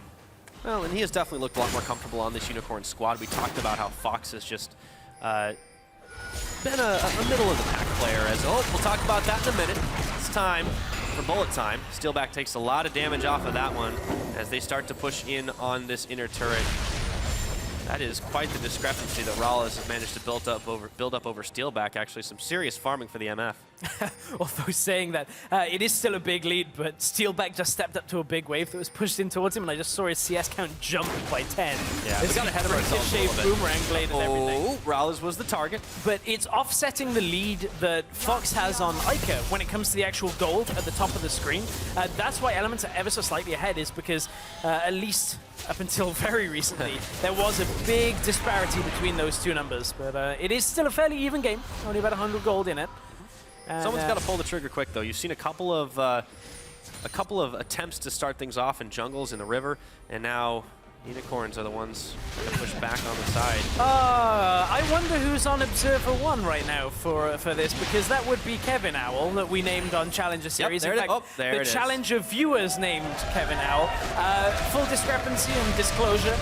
The observers here, the EU LCS, went over to Katowice, so for those of you that are saying that, oh, you're stealing their shtick, no, same people, so they're like, they're bringing it here. Apparently it got named, the Twitter votes were counted. I voted Fronzo Owl, to be honest. Yeah. But Kevin Owl it is. And there you can see him still just kind of... He's watching the Red Brumble back. Even though the blue Sentinel's on the other side, he's the Sentinel for the Red Brumble. I'm not an avid bird watcher though, so I couldn't tell you what breed of owl it is. Somebody should tweet that. Tell us what it is like. That is a very good question. To. If you are a fan of birds or a fan of Steve, as the rest of this team is, Steve. You could tell us. Is that like a crossover that fans I'm just of Steve tend to be bird I'm trying to yank watchers? this back and shift it over to Steve. I'll let you have it. He's trying to lane up against Chachi here, but I mean the Rammus is hard to push against early on, and that is a fairly big CS discrepancy as well. So Vizichachi is giving Steve a really, really hard time up in this top side, but what are Elements going to do the rest of the way on the map? They've either got to give him help or they've got to try to pressure, elsewise they're not going to get anything for it. Yeah, this has been a bit of a slower paced game than we were expecting when it came to the fights. We're only 11 minutes in. Certainly though, after our 20-minute game previously, it's going to be a very different affair. Well, I don't think we were expecting that to be that quick. No, I wasn't even expecting G2 Giants to be that quick. I'm certainly not expecting this game to be along the same lines, but Gilius is behind enemy lines right now. Doesn't get punished. No vision on him, really. They do spot Hillisang, and now Chachi's looking to play on Ica. Speed up. He's not going to connect as the flash comes in. Teleport now is coming down, and Lulex gets barreled away, and Gilius can't land the binding because of it, but now Steve and Ica are chasing down Hilly, see if they can get the pick here. Takes a bite out of him. That's a chunk of raw beef if I ever saw one. Fox is going to be backing away, and there's the bullet time for first blood over to Ralex. Bullet time, and time to grill some beef because Hillisang falls down in the middle lane. That might open this up for a push onto the turret. They have Fox here, but his wave clear relies on putting himself into danger here. He's going to go in. Ooh. He tries. He does get the wave clear off, so they have to take tower shots, and now Gilius was in trouble. Fox went back in for round number 2, but they won't get the kill that they were looking for. Ignite also burned. If the Gold's still dead even though. If the chain had landed, that may have just been the tick-down kill onto Gilius, but only the one kill from a fairly extended fight, but Elements will be fairly happy with that.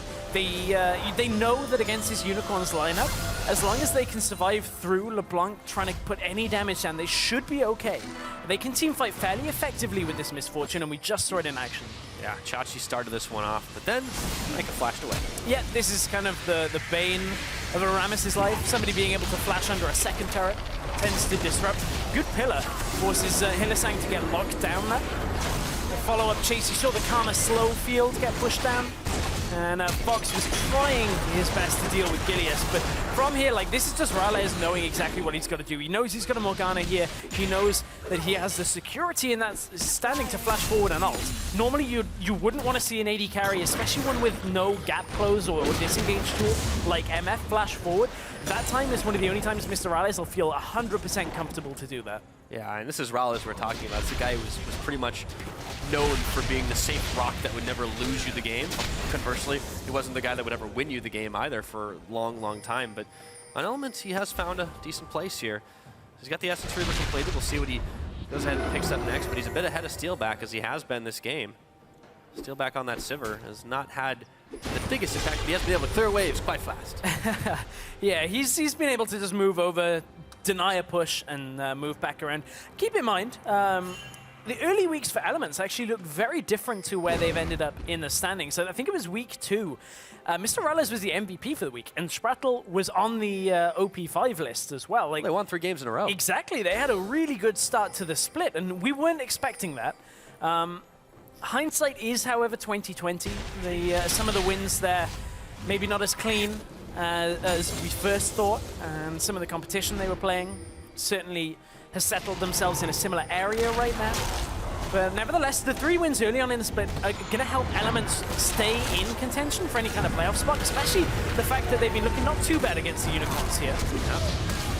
Chachi, whoa, Steve flashes on for him. The power ball, though, too quick. Oh, man. Steve. You can't take a high-speed chase if you don't have a car. Steve was just trying to flash on top of the model there for Chachi, interrupt the power ball, but he didn't quite get the distance that he needed, that the animation, that the models overlapped. So the hitboxes just didn't connect. Chachi rolls himself away. Still, though, Steve was showing him that he can't just push up in this lane. The Trundle pick is coming in handy right about now. He's got himself the CS lead now. But going back to Elements, this is a team that, you know, we say the phrase everyone counts, right? It's always important to win the games. But for Elements, fighting now to get that safe spot, the spot where Elements has always occupied, actually, 7th place. If they can beat out Unicorns today, they get themselves in a better position as Lulex grabs the red buff away for himself. The problem is, despite the kill that went to Elements, despite the presence they had in the mid lane, the gap has shifted again in favor of Fox in this middle lane. 160 CS to 120 makes up the goal difference between these two teams. So regardless of the kill, Unicorns still ahead, and that still is a minor lead for them. They'll be happy with it, considering they lost out, but have to see what the next play of the game is. Will Chachi... Oh, deja vu. Oh, this time Ike gets the chain on, or the connection, and Chachi dodges the binding, so he's able to move away. Didn't get locked in place there, but that was a near miss. Near miss, like bit like a yo-yo there. Attach the chain to Chachi and let him roll away. No Nasus, so we can't really walk the dog on this one, but we had that yesterday. Don't think about it too long. We'll get a chance later, I'm sure. We will. Well, we'll okay. Steve is beating down the Scuttle Crab, and Chachi doesn't want to try to contest him for this one. So they've got the vision here. No Rift Herald attempts. There was... I'm really thinking about it, but not like last game where we had him just pretty much grabbed every time off the bat by G2 Esports. These teams much more evenly matched, and Unicorns, despite being much farther ahead in the standings, they have been making mistakes maybe the Elements can exploit. Well, the problem for this game right now, in the situation we're in, is that neither team feels strong enough in their side lanes to actually push. Steve is strong enough to deter a Chachi push, and the same happens for the bottom lanes. Like Mr. Morales and Steelback are like, well, I can clear this anytime it pushes anywhere past halfway, but I don't want to take a step into their half of the map. I don't want to go aggressive. And it's the same with the mid lane. Without Chachi getting a pick onto Ica, which for that to happen, Fox needs to blow Ica's flash before any kind of play attempt. It means we're in a situation where both teams are just not being aggressive. They're backing away as soon as they feel the pressure on, and it just slows down the game. So we're in a very, very patient setting here. Of course, that means we have a lot more focus on those side objectives, like Rift Herald, like Dragon, which you just saw being taken there by Elements. Speaking of Rift Herald, there's only about 2 minutes or about a minute and a half left before it goes bye-bye. And we get to meet his big cousin, Baron Nashor. So neither team will attempt to go after that guy for a little while, but Ike, Lulex is going after him, who immediately burns his flash, so flash taken out now. It's going to be the chance if Fox wants to go deep, but he's already on the bottom side trying to push waves. That's the flash we were talking about, and keep in mind there's a key moment coming up now.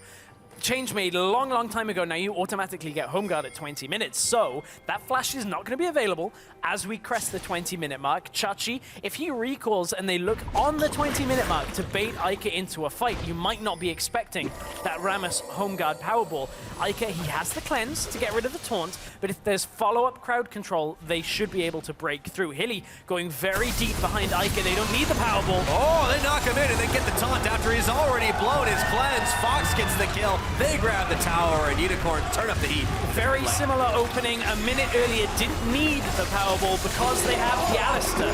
Pilastang is like, I can just go behind this tower. Don't even have to ult myself at that point. Flashes in, gets the kill. Good setup by the Unicorns. That's exactly what they needed to break this patient phase of play here.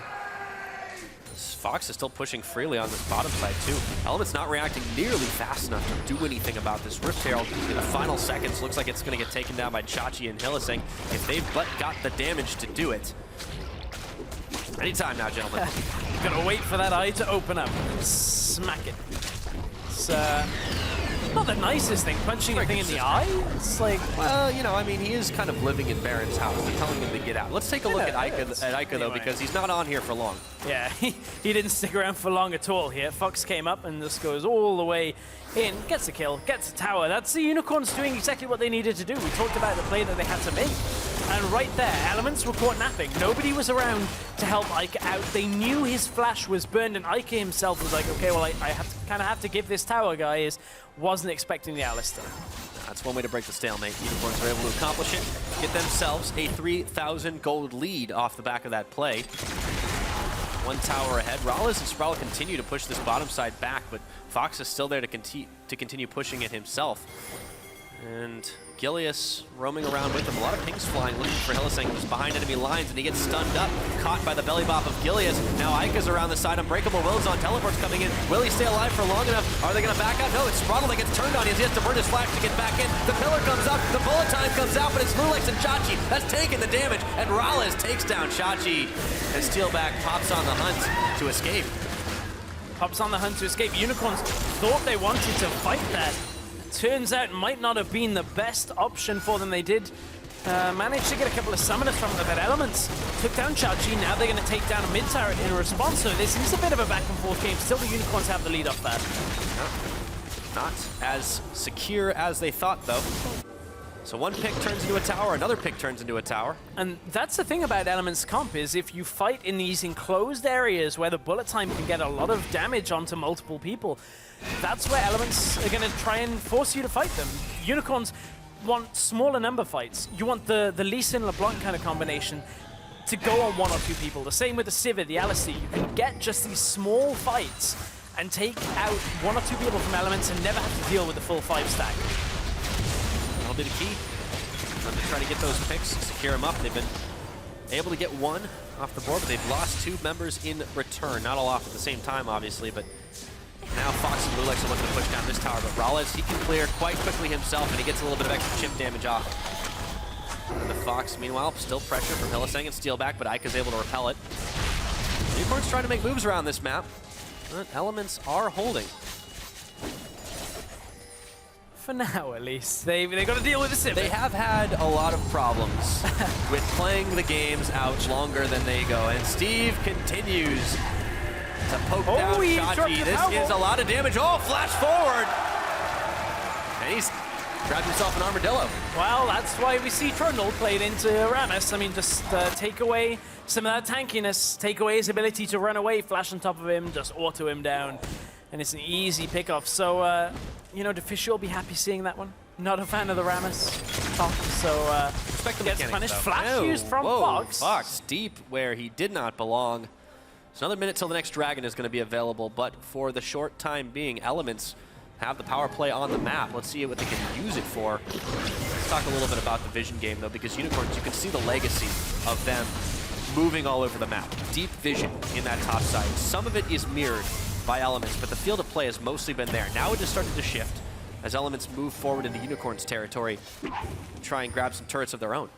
Try and grab some turrets. Right now we're at 3 apiece from both teams, but honestly, we're back in a position where Unicorns aren't wanting to push out too far because Elements have punished them a couple of times now. Elements kind of don't want to do the same thing. They're like, side lanes, we'll just shove them into you, you can collect them, you'll pass it back to us, we'll play tennis with our side lanes for a while. Yeah, I was going to say, you talked about a yo-yo earlier with the Rammus, but this whole game is pretty much a metaphor for that. Yeah. See what they're able to get done. I mean, it's going to be key on Unicorns, like you said, getting catches, getting hits. And then, moving forward, even though the Sivir comp is all about those fights, Chachi is caught as tanky as he is. He's got absolutely no backup. Stop! In the name of the law, says Steve as he takes another kill. Elements right now find the pick that they were looking for on the bottom side. Chachi too far out. Pushed up with no real way of getting out there. His flash was not available. Ica and the rest of the Elements crew were going to look for the middle lane in response. And Oh, the caught top Unicorns lane. with the pants down. Yeah, they have top lane LeBlanc. He's recalling. Alistair's still on the way back to the lane. The problem is the minion wave is not there yet for the Elements as they push up now. Here is the rest of the team. The Unicorns have responded. Starting to clear the waves out. Lulix threatening around the side. Meanwhile, though, this is all a ruse because Steve is not going to be pushing that bottom tower. Oh, I was going to say 7 seconds until a home guard TP play, perhaps, but didn't look like they wanted to go for it. Elements are going to clear out the bottom side jungle, but look at Unicorns reacting mid. They just want to push for the turret, the inner. They call those bluffs, and actually, they call one of their own, moving into the jungle of Elements, so that dragon does get picked up. Unicorns a little hesitant there to try and commit for the tower, even though they had the wave, and they had enough damage to push it fast. They didn't want to get caught and risk getting bullet time to death. Always better not to get caught. Safe than sorry, I agree. Yeah, you don't want to get caught in bullet time. It's not really a good end to the day there. But right now, looking at it, Unicorns still very close game between. Yeah, not a good start. That is not the breakfast that you want. Trying to fit that in the bowl is a little bit difficult. Unicorns right now, though. It's an even game. I mean, neither team is really looking stellar in this one when it looks to map movements. There's been openings here and there for Elements and Unicorns that they've taken advantage of, but it's not really been that active. Well, that's characteristic of both of these teams. I mean, they may be in separate spaces of the table, but there has been that downward trend. Elements have snatched defeat from the jaws of victory a number of times now, and Unicorns very recently have done the same. Yeah. Yeah, and that was a heartbreaking game yesterday. Yeah. How much does it mess with your mental, though? We so rarely think about how much a loss like that in 24 hours can really mess with you trying to pick your feet back up. And if they lose against Elements, that is just a massive letdown. We're in a situation right now where this is one of the not so bad things is when you can have a whole 24 hours before the next game. If that was in a best of series, that might be slightly more difficult to deal with because you have so little time that you have to just go, okay, let's just not even think about that game. We have to reset, go completely brand new on this next game because it's a new experience. Here comes the teleport. The resets, he catches Rollins, gets the taunt on, but Lulix a little bit late. Hillisang's coming to try and help out here. This is a messy fight. Gilius pops his ultimate bullet time on Rollins, but he gets exhausted down. So does Chachi as he tries to chase him out. There's a fight on two fronts right now. We can't catch all the action. As Chachi goes too deep, he gets some help to get the kickback from Lulix, but Ica comes around the side. Steve trying to come to the rescue as Fox is a bit low, but he's the one who ends up getting caught. Down in action. Steelback picks him up. Now Hillisang might be the next to fall. A little bit low, but he hangs in there with just a sliver of health. A double kill over to Steelback, looking for more as he's on the hunt for Ica. Bullet time, or rather, I should say making it rain. Morales slows them down, but they've lost their top in jungle, and they are bleeding out Elements. Unicorns now, what can they get off of this one? Well, the Unicorns managed to hold that fight through the bullet time, through everything, and reset. It looked like Steve was dealing critical damage onto Fox. He had him below a quarter of his health, but Fox manages to back away, has Steel back in tow, and they put the damage down. The front line from the Unicorns zoned everybody of Elements back away, and it was only Ica and Steve that were really doing damage for most of that fight. Now Elements have reset. They want to try and stop this Baron. It's going down very quickly, though. Morales trying to be the hero, not gonna make it happen. It's smited away, but now there are some Unicorns low in the pit. Rollins gets one. Rollins looks for more, but no, it goes to Ica. Looking for Chachi now. Ica too low. In comes LeBlanc, and down goes Ica, but that is a 1 for 3. Only 2 members with the Baron buff remaining. Fox managed to get himself all the way back out as well with the distortion return. So this was the beginning of the previous fight. Chachi goes for Rollins. He knows the target he wants. That is an incredibly late Black Shield coming out from Sprattle. I don't think it actually blocked the taunt. I would have to look at it again, but right now Unicorns, they've zoned away so much of the damage here. Steve was auto-attacking Fox here, but at this point Fox is like, okay, well I can get the distance and turn back around, and from here they've pincered Steve and Ica. Ica slips down out the back of the fight, but this is where a Sivir wants to fight you. With no damage coming towards the Sivir and the ability to just ricochet Boomerang Blade all the way through the fight. And there was no more bullet time available for Rollins either. That would have been a good time for him to have used it, but he started it at the fight. And Elements, they're lacking some coordination, just making the bad call, but then, they're able to get 3 off of this one. So even so, Unicorns have 2 members with that Baron buff. Very long replay here as it all happens. Rollins tries to make the crazy play, but still able to get some kills in the end. Yeah, at this point, Elements is trying to get the best that they can, take the Baron buff off as many people as possible. Fox goes in. The damage came out from Morales, but it was Fox jumping back that keeps 2 members alive with that Baron buff. Yeah. As you can see in the top left of your screen, active on 2 out of 5. Much better power play, though. The kills that went over towards the Elements is what has tipped this back away from them. Plus some fun. I believe a tower got taken as well, perhaps. Mid-inner looks to have dropped while we were away. Low already, but it was. Small price to pay. Taking a look at that play one more time. So it keeps actually growing in favor of Elements, too. So despite the Baron going over, Elements have been able to hold firm. We're approaching the 30-minute mark. This is, of course, a much longer game than we saw a little earlier today. And Elements are trying to make the plays to get themselves up, get a better position for their promotion tournament hopes. Half damage on this tower now. Unicorns are not giving up on it. There's a massive wave accumulating on the top side, but nobody's interested in it just yet. Unicorns have taken a lot of damage from the Make It Rain. There's that tower down. Yeah, that is the mid-confirmed. Fell. Thank you, observers. Yep, thank you. I gave them a shout out. Apparently that paid me back to that. It's good. Thanks, guys. Yeah, Unicorn's now going to take the prerogative here on this top side, but it is going to get answered. Not nearly enough wave clear just yet, and no ultimate for Rallis, but again, Unicorns don't want to commit to that. You could see that karma damage. You talked about it being deceptively good burst, and there it was. Yeah, of course the delayed proc as well on the Q allows a couple more minions to enter the slow field and then get burst down. Yeah, none lead. Baron buff about to expire. And they've lost 1,000 gold on it. Yeah, it was a negative power play for the Unicorns, so not worth in the end of it. I wonder if they hadn't have re-engaged the fight and had it on a 3rd member, could they have got more done? It is an even game, though. I've said that quite a few times. It's, well, not for lack of trying. Both teams have been making plays, but they've been answered back. It's a mirror match, really, in a lot of ways. Yeah, they've been making plays the later this game's gone on, which, considering we said that there was going to be a lot of fighting from these team compositions, was actually the opposite. One thing that hasn't been mirrored, though, is these dragon plays. Elements might have given a bit up for it on some occasions, but this is 3 for them. That's the move speed buff. And Unicorns haven't managed to accumulate 1.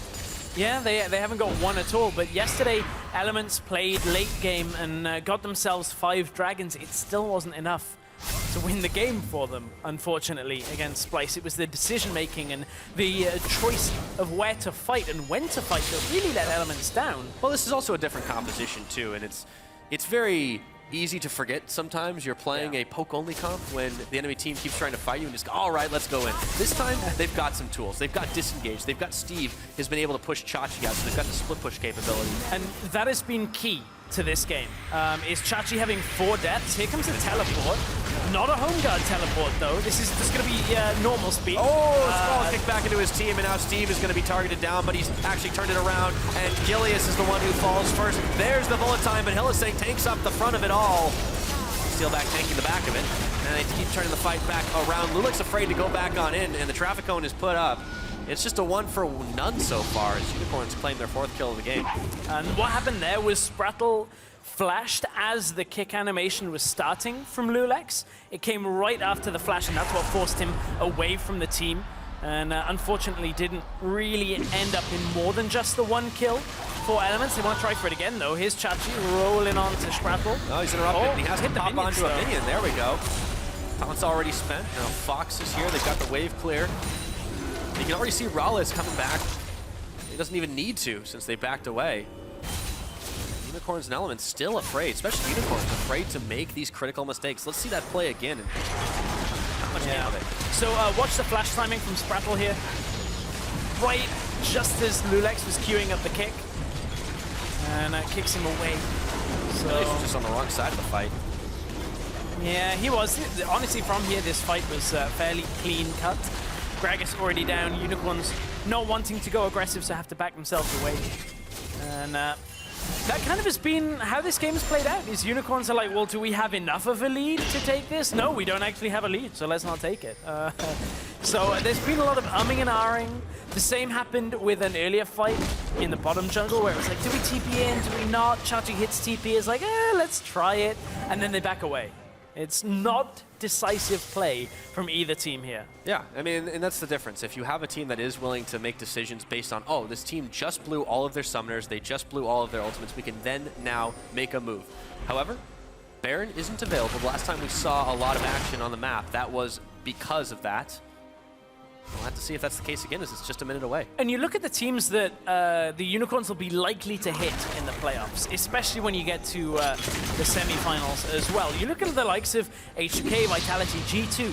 Those are teams that are all incredibly decisive. It's when they do make a decision, regardless of what point in the game it is, it's all systems go. Everybody is just going on the same call, and we're not seeing that from the Unicorns. They're very late to actually commit to a decision.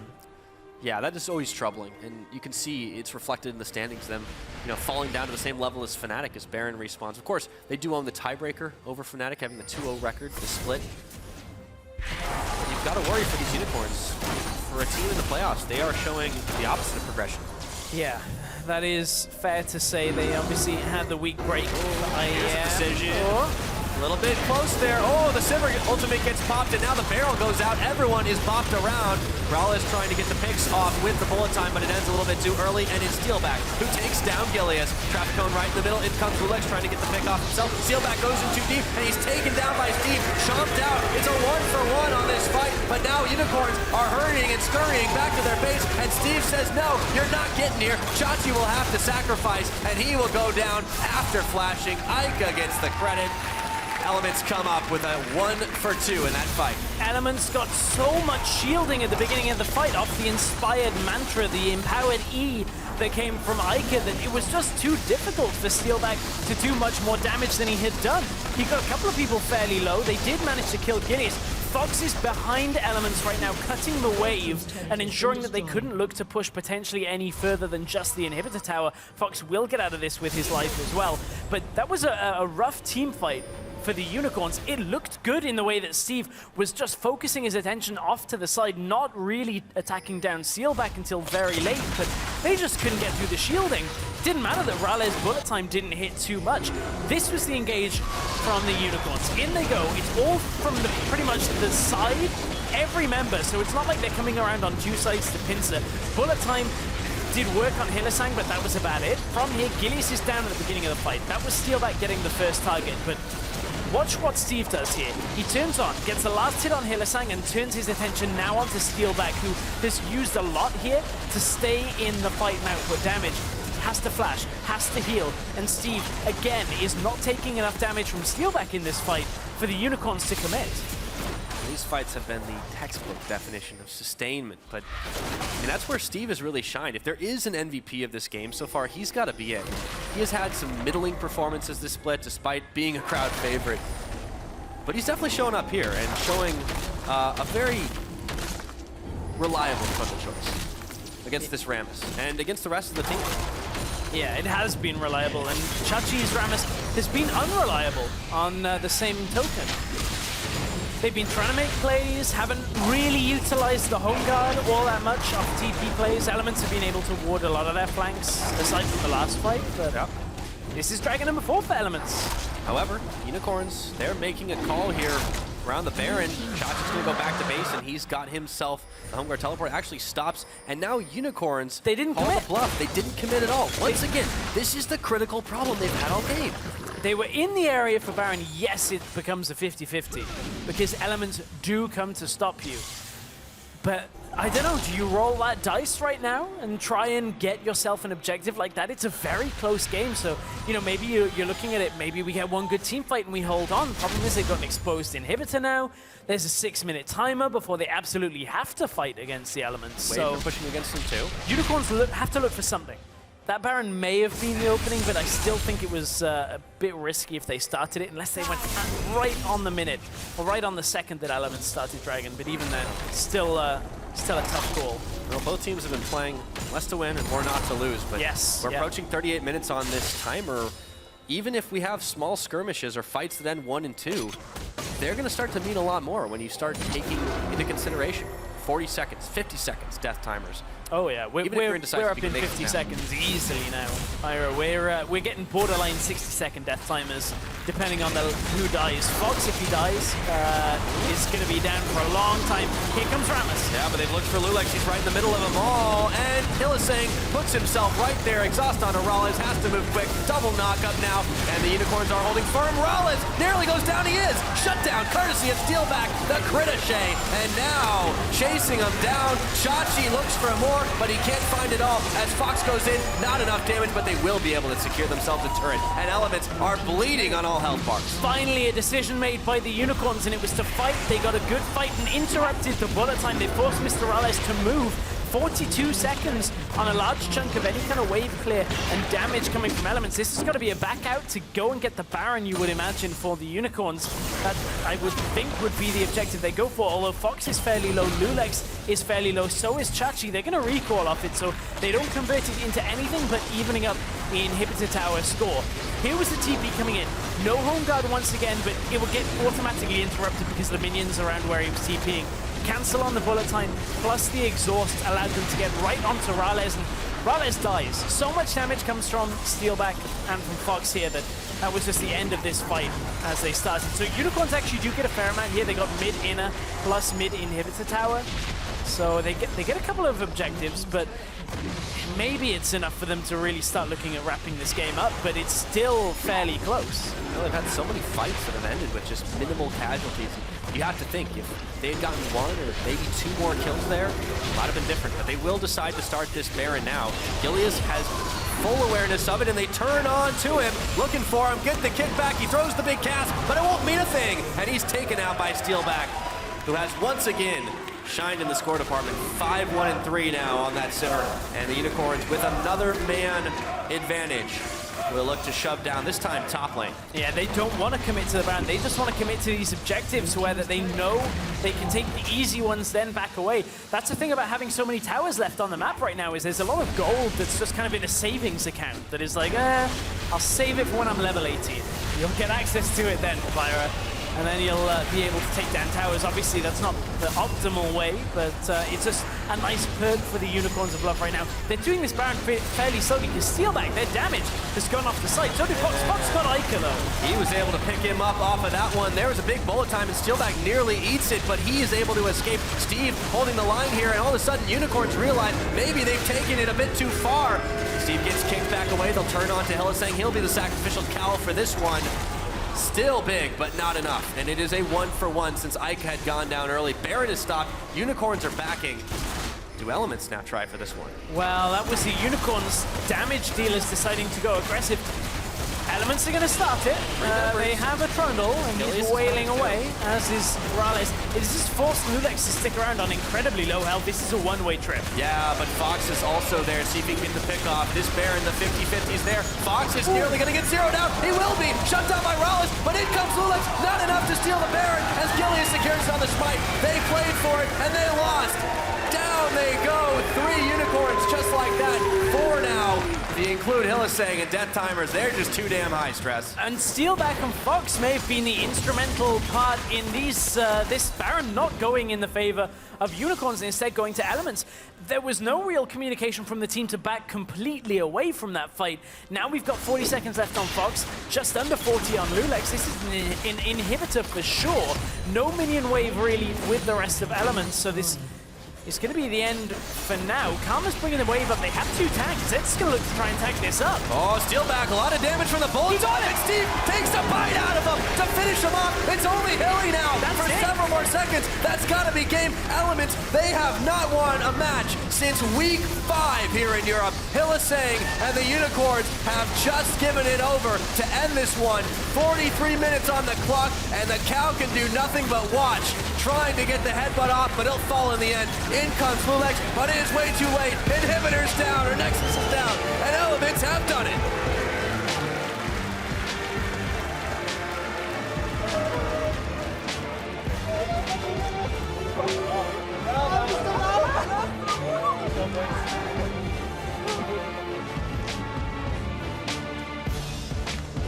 There we go. Elements managing to hold it together. And when they pulled the trigger, Unicorns took the bait. Unicorns took the same kind of bait as happened yesterday. Unicorns got themselves a couple of picks. They get the turrets, they expose the inhibitors, they're playing the game out, looking like they're gonna win, and they just don't make one decision at the end, and they try and do the Baron, they try and fight, and the split focus, the misplayed strategy from the Unicorns in the late game has cost them 2 games in a row now. And those could be 2 very important games as we look at how Fnatic and Origin may be on the heels of the Unicorns for the playoff hopes, for the seeding, and this might really be the end of a Cinderella story for the Unicorns of changing out junglers and still being able to maintain their position in the league. Maybe that's coming to the end. Certainly the guy on stage right now, Nif, has had a bit of a birthday present from his team. We talked about it. He's got to be happy with that one. Elements, you know, I mean, they've got Fnatic and H2K up next. It's going to be so tough for them going forward into this struggle for the 7th place spot or securing seeding in the promotion tournament. But they've answered back Splice now, and that is worth every bit. Yeah, it is. Again, only 2 games remain now after today's games of play for the Unicorns and Elements. And Elements desperately trying to make 7th. Unicorns just trying to hold the best place in seeding, try and get the better opponents, but I don't know about that now. I really don't know. Unicorns seem to be so good at playing like even and in the early and mid game being like, okay, well, we'll farm up, Steelback will do a good job, he'll get a bunch of kills, but then they get late game. And I just don't know what it is, whether it's one voice that's lacking from the team as a shot caller, just seems to fall away. Well, they've made so many shuffles in that jungle position, and it seems like they've never quite recovered. Yeah. And that's been the issue. I mean, I hate to say it, too. They definitely had a bigger impact with Rudy, but they decided to get rid of him and pull in Lulex. It hasn't paid off. We saw different problems, though, for That's every true. single jungler that they've had. Except This Joko. one, Only 2 games. only 2 games. Well, yeah, I mean, they could only have him for a bit. Right, but they've had different problems. For them now, this is a kind of more difficult problem to fix. They got to fix late game decision making. Yeah, well, Elements were able to fix it for the time being, and to hear a little bit more about that, we're going to send it stage side, where Pulse is going to talk about Elements' big win. And a big win it was. Not a win since week 5, but here they managed to do it. And I'm here with FLICKR. And first off, I've got to talk about the game in general, because it wasn't just the Baron that won you that. The early game was also solid from you. So what changed? I mean, nothing has changed really much, because we often win early game, but we don't know what to do in the mid game and late game. So we lose based on that. So. But you also made some changes in terms of your picks, because you brought a lot of different things to the top lane, also the mid lane. I know you were talking a lot about the Karma, and then you couldn't play it for a while, but now you brought it out. Why is Karma so good? I mean, I like the champion really hard, because I think it's fit my playstyle as well. I think it's really good to peel. The thing I like about Karma is like you can engage with Mantra E and you can peel for your ADC with Mantra E as well. And you have good damage, you got your W that stun people for 2 seconds. I just like the champion, and it works. Like, I think we won every scrims with the champion, so. It's also a very fun champion to watch on the Rift, and I want to talk about you, FLICKR, as a player, because you've received a lot of criticism from the community, but now coming up big in this game. How would you respond to that? I mean, I read it, but I don't really pay any attention to that. I just focus on myself and how I can improve. I think since week 1, we can see like that I played like 10 times better, I think. So yeah, I just keep playing, and it pays off. Well, last one here, FLICKR. So what are your plans for the team in general? Because, of course, we won't be making playoffs now, but you're looking for that 7th place, or you're looking towards the next split. What's the team atmosphere? Really surprisingly, we are very happy. I mean, we are not happy because we lost yesterday, so basically. But we are really good friends outside of the game, so I think it makes really things easier. Like when we lose, when we are a huge losing streak, we don't like flame each other or whatever. We're just good friends. We keep laughing, we keep doing whatever we do usually, so. Well, that's really good to hear. Thank you very much for taking the time to sit here with the interview with me, and congratulations on the win. We're going to send it over to a quick break, but when we get back, it will be Fnatic taking on Vitality.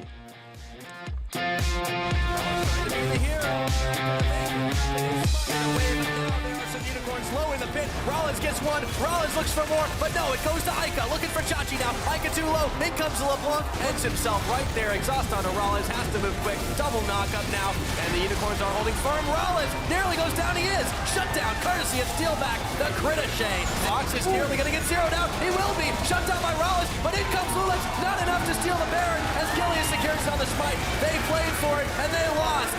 Down.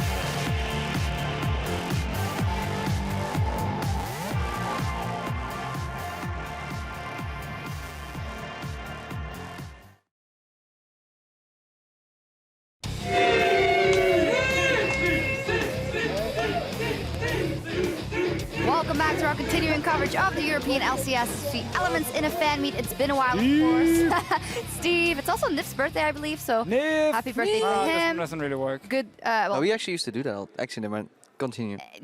I was going to say it's a good birthday gift, obviously, Elements winning, but now it is time for Fnatic as they take the stage rather against Vitality. What a day for Fnatic yesterday, coming back from IEM on good form, and then of course they had that matchup versus Giants where, yes, they were 8.8k ahead at 20 minutes, but they were given their picks on a silver platter. Oh, I mean, this was the easiest pick and ban phase ever for Daylor. He didn't even have to do anything new. He just took the same page from IEM and said, all right, what are we drafting here? Oh, there's a Lee Sin right there, there's a Rammus, a Corki. Yeah, you know what? It was all planned from Fnatic, and Giants, I mean, they didn't even show up, really. Yeah, they could just like take the old notebook, flip it back a page, and then they did the same thing. They got Jhin in the bottom lane, but for me, more importantly, is the fact that Reckless and Clyde were like 0-0-0, maybe like one kill involved in like the first 15 to 20 minutes, because that's the style I want to see from Fnatic. Sustain or self-sustaining bot lane in a 2v2 somewhere, and then putting pressure on Gamsu early to get him into the game. Febiven wins his matchup with an aggressive pick early in the mid game, and then Spirit can weave in between those lanes instead of force ganking bot lane all the time. Yeah, Febiven had a huge game. Obviously, that Corki matchup versus Victor must be something he can get away with handily, but he did go above and beyond. He has been on form since IEM. He also developed there together with the team, honestly. Yeah, great use of his package in the last game, and we just saw Febiven show up big time, and we've seen that more and more in the recent weeks from Febiven. And it's kind of what we expected coming into the split. It was like Febiven and Reckless were going to be the two starting carries, and then maybe with time Gamsu and Spirit, once they got more used to the environment, could step up. I feel like especially Gamsu and Spirit now are really showing up, especially after IEM, because again they're playing more together. And then Febiven and Reckless, if he can just sit back on a 2000 range Jhin, he will do his job. What are you implying? You can't do it on someone who's... No, I'm implying he's very good at landing very long skill shots. Yeah, that is true. Obviously. That is true. But for Febiven too, like even Fnatic's losses in the early part of the season, he was the one kind of dragging them back into the game with split push pressure, with always doing decent in his laning phase at least. Coming into the season, I want to touch on what you said there, Deficio. Reckless and Febiven were supposed to be the stars, but I feel like Fnatic took like a step too far by having to play around their stars. You can have a star player, but it can work without jungle pressure, and I think they're finally starting to figure that out there. And just don't put Gamsu on an island anymore, especially not in this matchup. He will need a lot of help because he's going up against Cabochard, and that's going to get rough. Yeah, that is the question. All these things that they have improved on, how will they do versus Vitality? Obviously, Vitality suffered that loss against G2 yesterday with the surprise Nasus pick, because the plan didn't align with the picks and bans. Well, yes and no. I think this pick and ban phase was very interesting from Vitality, and very clearly the whole plan was to have one split pusher in the Nasus and then 4-man running together with full disengage. And a thing we didn't talk about yesterday was the fact that Nasus actually maxed E, because all they wanted to do was just fast push early game. You know, fast push one lane with Nasus, fast push one lane with the 4 members, and push up 2 lanes at once, and then start putting pressure on towers. It is super, super strong if you are ahead, because then your team has to engage on you to stop you from sieging, and then you have full disengage, and you can just keep running towards them, disengage, stop all the engages, and then your split pusher just goes ham on a tower. Problem was, once they got to mid-game, they kind of lost track of the plan, and it was suddenly Nasus was running in mid lane, and then people got picked off left and right, and that gave G2 full map control, and then the no-engage composition just falls apart completely. Yeah, they play like a hybrid, so instead of going for the super late game scaling Nasus that we were expecting to be a really threat in the team fights, he actually did almost nothing because his Q was criminally understacked because he was playing for tempo, playing for wave push overall. Also, Cabo's build wasn't oriented around split pushing. So when his role in the game was to be the sole split pusher to put pressure, he actually built for like a hybrid team fight. Combine that with not putting too many points in Q early. Like I would have liked to see more like ZZ Rod, like banner, anything to keep the Rammus in the lane. He went ZZ Rod, but very item. late. Third item. I yeah. think he could have won it earlier, especially because a lot of the return damage from Rammus is magic damage too. So he could have easily sustained in the 1v1, put more pressure on the towers. And then obviously we saw the weakness of that composition from Vitality, like there's no engage. So G2 get to pick the fights, and then yes, you can have one reset in the fight, but G2 had a lot of patience and they forced Vitality into choke points in the jungle, and that's where they struck. Still, a thing I really like about Vitality is whenever we see the pick and ban phase, we might get surprised at first, but then when we go back and look at it, a lot of it actually makes sense. Sure, sometimes the strategies are very risky and very hard to pull off, but like they trust in these players here. When we saw the Bard Zillion the first time, it was like, oh, surprises here, some new picks coming in. Super, super effective, so good at picking off targets. I think this comp as well, because it lost and because they fell behind in the mid game from basically forgetting their game plan, the composition looked a lot worse, and a lot of people were like, why would you pick Nasus? Yeah, it makes zero sense. But actually, I think it made a lot of sense. It was just not executed properly. I mean, obviously, new picks get judged by the end of game result very often. Like, if you win, it's so good. If you lose, yeah, well, this guy is trolling.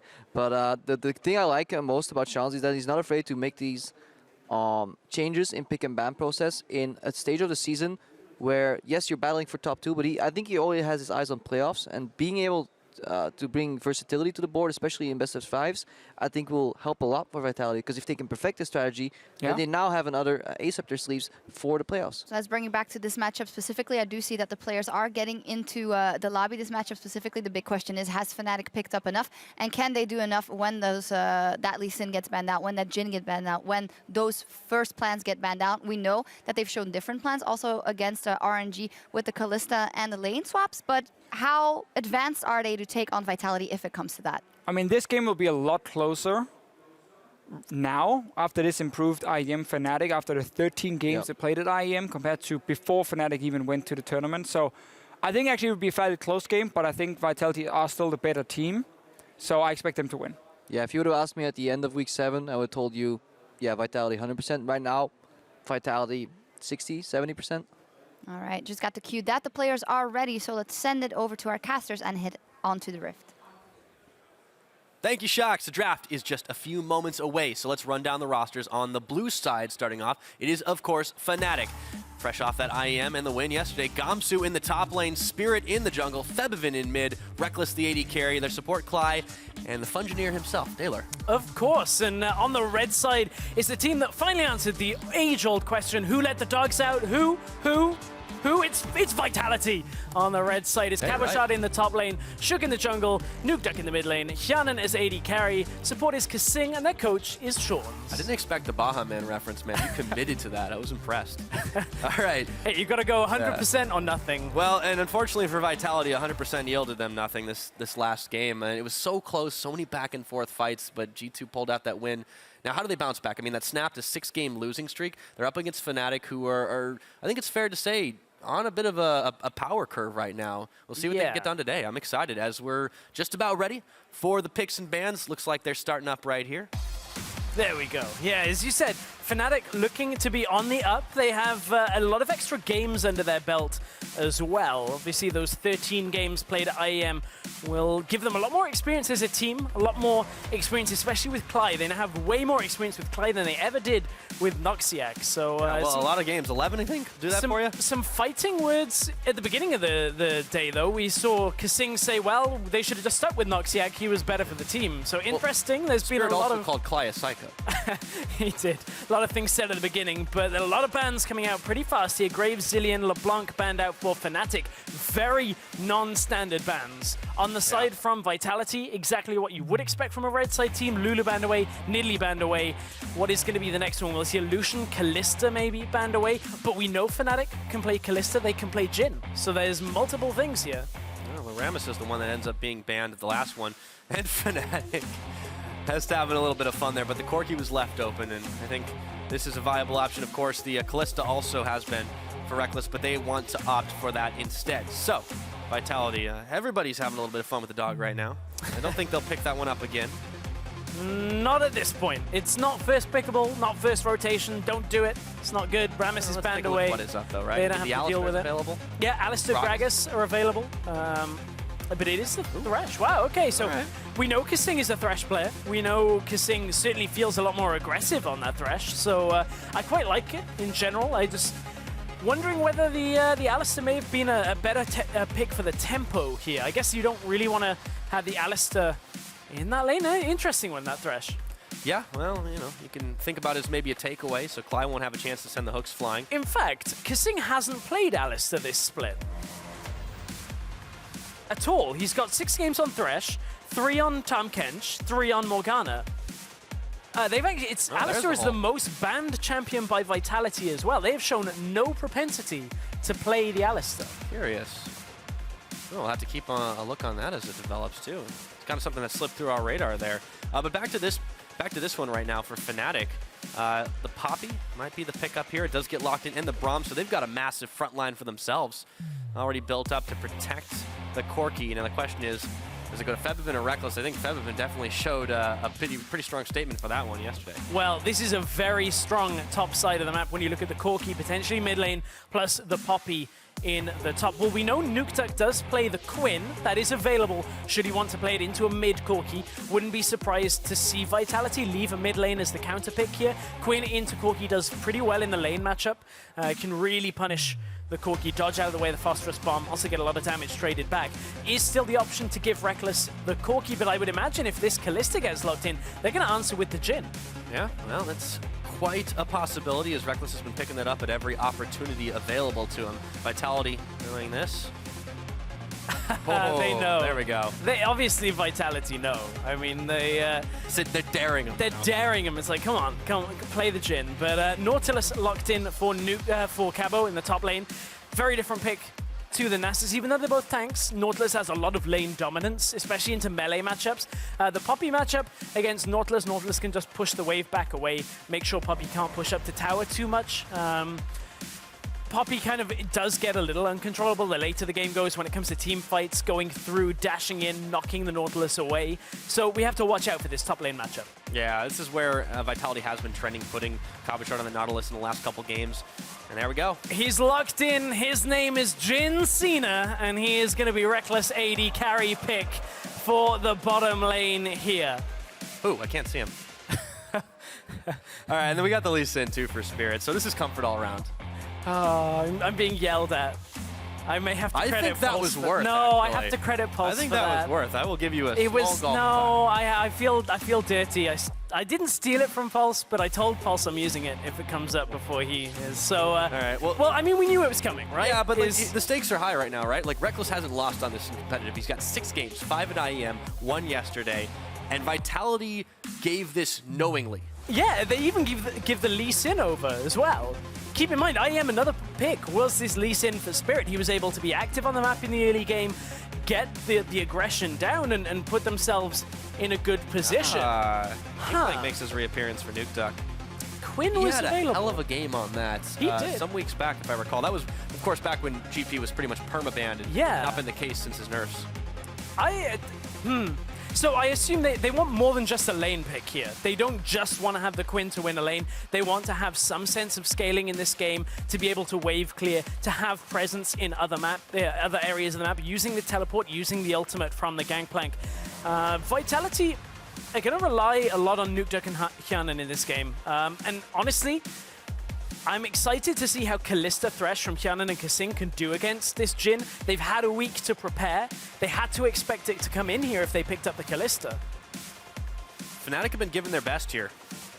Vitality are saying, we can beat you at your highest level. That is a bold statement. It is. And considering Vitality desperately need a win here, they can't really afford to go 0-2. It's not one they can do. Yeah, now with the picks and bans behind us, it's time to load up and see how this playoff preview unfolds between Fnatic and Vitality. While the rest of Fnatic's base is in tatters, the Nexus turrets are down. Cabochard walks away, and Vitality bounce back to beat Fnatic.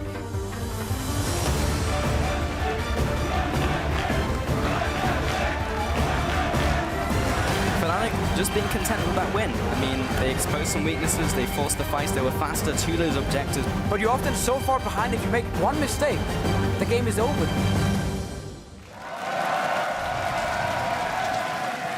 what we've been saying about Fnatic up until IEM Katowice, we wouldn't expect this to be a hype, close matchup, but they found a way right into the playoffs, and now they are looking to take down Vitality. Well, you just heard it. One mistake, and the game could be over. The crowd is on fire. Certainly hyped for this game as we are. Let's see if the mistake was picking up or giving away the Jhin. Is that the mistake and the game's over as we get into the game out of pick and bans? You have to think Vitality are going to dodge the Kalista matchup into Jhin. You have to expect a lane swap attempt. They've definitely got something up their sleeve to try and deal with this. Otherwise, they would not have given that away. They do not believe in banning it out, unlike every team that beat them at IEM. So, going a little bit deep to start things off. Ply gets the ward in. Get a couple. Not as deep down the line, and it looks like we're in for a lane swap as Vitality had already moved their dual lane up towards the top side. Other than that, everything pretty normal. Vitality not making any unnecessary moves around, though. Well, Vitality are now going to show on the wards. So Fnatic know they're in a lane swap. It's too late to do anything here. And Keystone Masteries that you can see. Deathfire Touch on Jhin, we've grown accustomed to. There was one slight change on Jin's kit that hasn't really been talked about. that his ult now counts as single target damage, so no longer does the reduced damage from Deathfire Touch apply. You get the full damage every time you hit. It will tick down rather than that 33%. So another reason of why it synergizes so well. It is a minor one, but there were a whole lot of minor buffs for Jin on this patch, 6.4. Yeah. Slightly increased movement speed, slightly increased health regeneration, but speaking of health, for Bivin, jumped down that is pretty a lot. Heavily already. That is quite a lot to start things off. Nuke Duck, definitely a stranger on this gangplank pick, making life hard. Cly is trying to make life hard for Cabo and Nuke Duck to some success. They keep batting him away. There we go, combo up between the Anchor and the Fat Man. Cly is just trying to make life hard and give Reckless some solo farm. He has no smite. Can't take these down. Well, there was a smite coming from Shook. Febiven and Nuke Duck trading very heavily early on. Yeah. It is the Thunderlord's Corki, not the Grasp of the Undying Corki that we saw in a couple of games. Febiven yesterday that must have grown accustomed to styling on an entire team as he was able to do against Giants, but Nuke Duck is a player of a different caliber. Yes, I don't think Nuke Duck is gonna die to Febiven picking up the package and then coming mid lane with it. I think it's at least probably not that straight up. If it does happen, there are issues. That's what happens.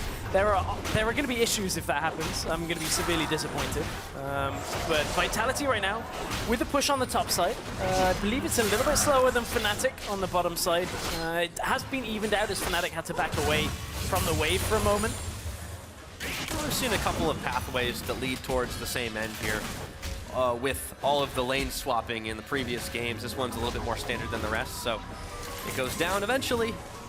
The big hammer of Gamsu is trying to bounce the wave, holds it, there we go, gets that full gold, and the same thing happens on the top side with Cabo Shard, so dead even on the board, just about 100 gold, about 150 separating the two teams. So we spoke earlier about how awful Ghost Bride Morgana's recoil animation is and the sound. At High Noon Jin, I love it. Give me the saloon music. It's perfect. Nice little tune to recall with. I like the animation too. I Get watch some all the time. sarsaparilla, maybe? I watch all the time, and that's better than window shopping because then you can't just get surprised. Yeah, that's true. Yeah, that's a real reason it's in there, is to make you pay attention to it so you don't lose yourself in the shop. Don't lose yourself to the music as well, Pyra. Be careful with that recall animation. But for Bivin in this middle lane, he has no sign of losing anytime soon. He is ahead. It is to be expected against a Nuke Duck gangplank right now. GP needs extra time here. Obviously a scaling mid laner. His early game got a bit more reliable though with the changes. Now his barrels spawn at the same, respawn at the same rate. He gets the 3 max. The 3 max is a heavy nerf to his late game though, that's the problem. Is you used to be able to drop 2 barrels, chain the 3rd and still have 2, so that the next time you got the cooldown from 1 being able to be regenerated, you just drop 3 again, and it would mean you'd have 2 rotations. So now you have to be a little bit more conservative with your barrels in the mid and late game. Vitality and Fnatic aren't very conservative about their towers. The reverse happens of what we just saw a few moments ago, the towers being traded. Both these teams definitely trying to accelerate their growth a little bit here. But it's at the same pace right now. Yeah, this is what we've come to expect from 2 teams that realistically are not messing up phase 1 and 2 of a lane swap. In this game, it's exactly what we're seeing. Fnatic put the pressure on the Rift Herald. It's what they're entitled to do, being on the top side of the map right now. Well, Vitality aren't concerned with this. I mean, their MO this entire split has been slow and steady, wins the game. And, you know, 11 times out of 15, it's been the case. This is why they're one of the top level teams. There's your favorite recall. He's already gone, though. He had the empowered recall. Ooh, Febin was able to play a double time. Take out that barrel timing. I mean, that really makes all the difference in a GP matchup. It's so frustrating as a GP player when you're just smidgen away from blowing that barrel up and a huge chunk of damage, and then, nope, denied. It's annoying, but you got to come to expect that, especially into range matchups. It's like, well, melee matchups can't punish you for it. If you're against an AD carry like Porky, it's like, okay, well, don't be stupid with your barrels, because I'm just going to auto it. It's kind of an awkward timing in the early game, with the actual countdown timer being fairly long between each pick. So it's easy late game, because you see it drop and you just auto it, and it's in the right time. Early game, you've got to wait, now attack. So exactly. patience. Now there's the Fnatic Nation coming in big once again. 71% say they're going to beat Vitality, who have garnered not a small following in their success here in Europe so far. Fnatic, though, I mean, big stakes for them. If they win today, they put themselves over the Unicorns after they've just lost, despite the tiebreaker being in the Unicorns' favor. That jumpstarts Fnatic into 4th place, not to mention they'll only be 1 game behind Vitality. So here's the ripple effect of the Rift Herald. Oh, nice decision on the ultimate there from Nuke Duck. This is going to slow down everything Fnatic wants to do. Actually, completely negates the advantage that initially the Rift Herald was giving them. They'll still have it for the auto-attack speed on the tower from the minions here, so it is still a benefit, but what it allowed Vitality to do was at least get a little bit smaller of a window after this play for them to recall and either defend or continue pushing depending on what Fnatic end up doing. Still giving all that gold over to Gamsu as well. Trying to get the Poppy nice and big. Towers will get traded once again. Gamsu's actually staying on the top side, and because Vitality are starting to back away, Fnatic have moved towards this dragon. And that was a really smart play by Nuke. Just to drop that ult seems very basic, but again, had they gone for something like a Quinn in the Pixel Bands phase, they wouldn't have had that option available. Nuke still showing he has damage this early on with just a Sheen under his belt, but I mean, this is such a strategical opening to this game for both teams. Very little in the way of errors coming out. Both teams showing they understand what they've got to do this early on. So this has been patient, but it's actually a game that you can look at and study for lane swaps, I feel. Like, this is a very similar game where you want to watch 2 teams that in general have this pretty much spot on. It's a good one to watch. And this is just such a powerful statement for Fnatic because they have not been this team until recently that has come together and played. Yes, they make good decisions in early games, and they've been able to have some solid understanding of like a lot of the basics, but they have made a lot of mistakes. We've seen communication errors. Now, since they've been back from Poland, this has been a revitalized team. Really nice trick by Nuke Duck. Explosion into 3rd barrel going down. Still hit for Bivin. The knock-on effect, though, of this mid-lane matchup being Febiven favored is the damage to the turret. Keep in mind, yesterday we saw him take down Pepinera's turret at this 9-minute mark. This game, he's already got the turret down to 1/3 of its health remaining. The average time that turrets fall down in the mid lane, I believe, is around 18 minutes in a lane swap, maybe just a little bit short of that. In standard lanes, it's actually 90 minutes as well. So you expect mid lane tower to stand up for a long time longer than Febiven's had them down this week. Standard is the word of it, though. As we see something we've seen before. Same thing again. But the Gangplank ultimate comes out, but they've got the tower gone. But what it does is cut Fnatic's options now. That would have been a very big wave stacking up potentially into the inhibitor tower, and it's not an option for Fnatic. Fnatic, however, are going to look for the mid tower because of how low it is already. Vitality cannot commit to the inhibitor tower because of it. And Vitality, they kind of have to concede this as this wave pushes up. This is a really good preparation. The last 4 or 5 minutes from Febiven have allowed Fnatic to get to this point. They don't quite get it now. Next push, that tower goes down. Yeah, threat of Vitality members moving around the side, but it was oh so close. So 10 minutes into the game, we've already seen 8 towers fall because of these back and forth trades, the standardized trades, and both teams understanding how to play it out. The wave was pushed into the bottom side by Vitality before they moved up, so a little bit of damage on that inhibitor tower, but fortunately for Fnatic, that'll all regenerate. The thing for Vitality right now is they have to somehow play with the wave pushed out in mid lane. Otherwise, they lose a lot of ground around the mid tower. They lose the ability to control their jungle, and it's almost inevitable that it's going to go down because Reckless, with this long range, is going to just step up and auto that tower. If he hits that, I believe twice. Yeah, twice will definitely get it. Easy. But now even the minions pushing up is enough. There's one auto, there's the second from Febiven. Yeah, gets the gold credit for him. So it wasn't possible to push the wave far enough up to actually defer that or deter that push at all.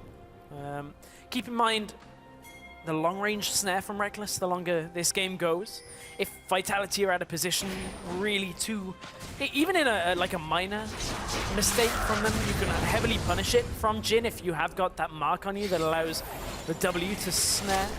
Well, speaking of Jhin and Fnatic's comp on the whole, given how close this has been back and forth, Fnatic have now established a lead. How do they push that further? How do they get themselves in a situation where it'll be really hard for Vitality. Well, the thing is, Vitality swapping in the beginning of the game didn't allow Reckless to have a massive lead from this lane matchup. Oh, they caught for Viven. Yep, and they get the hook onto him, played back, and he is gone. First blood over to Yarden.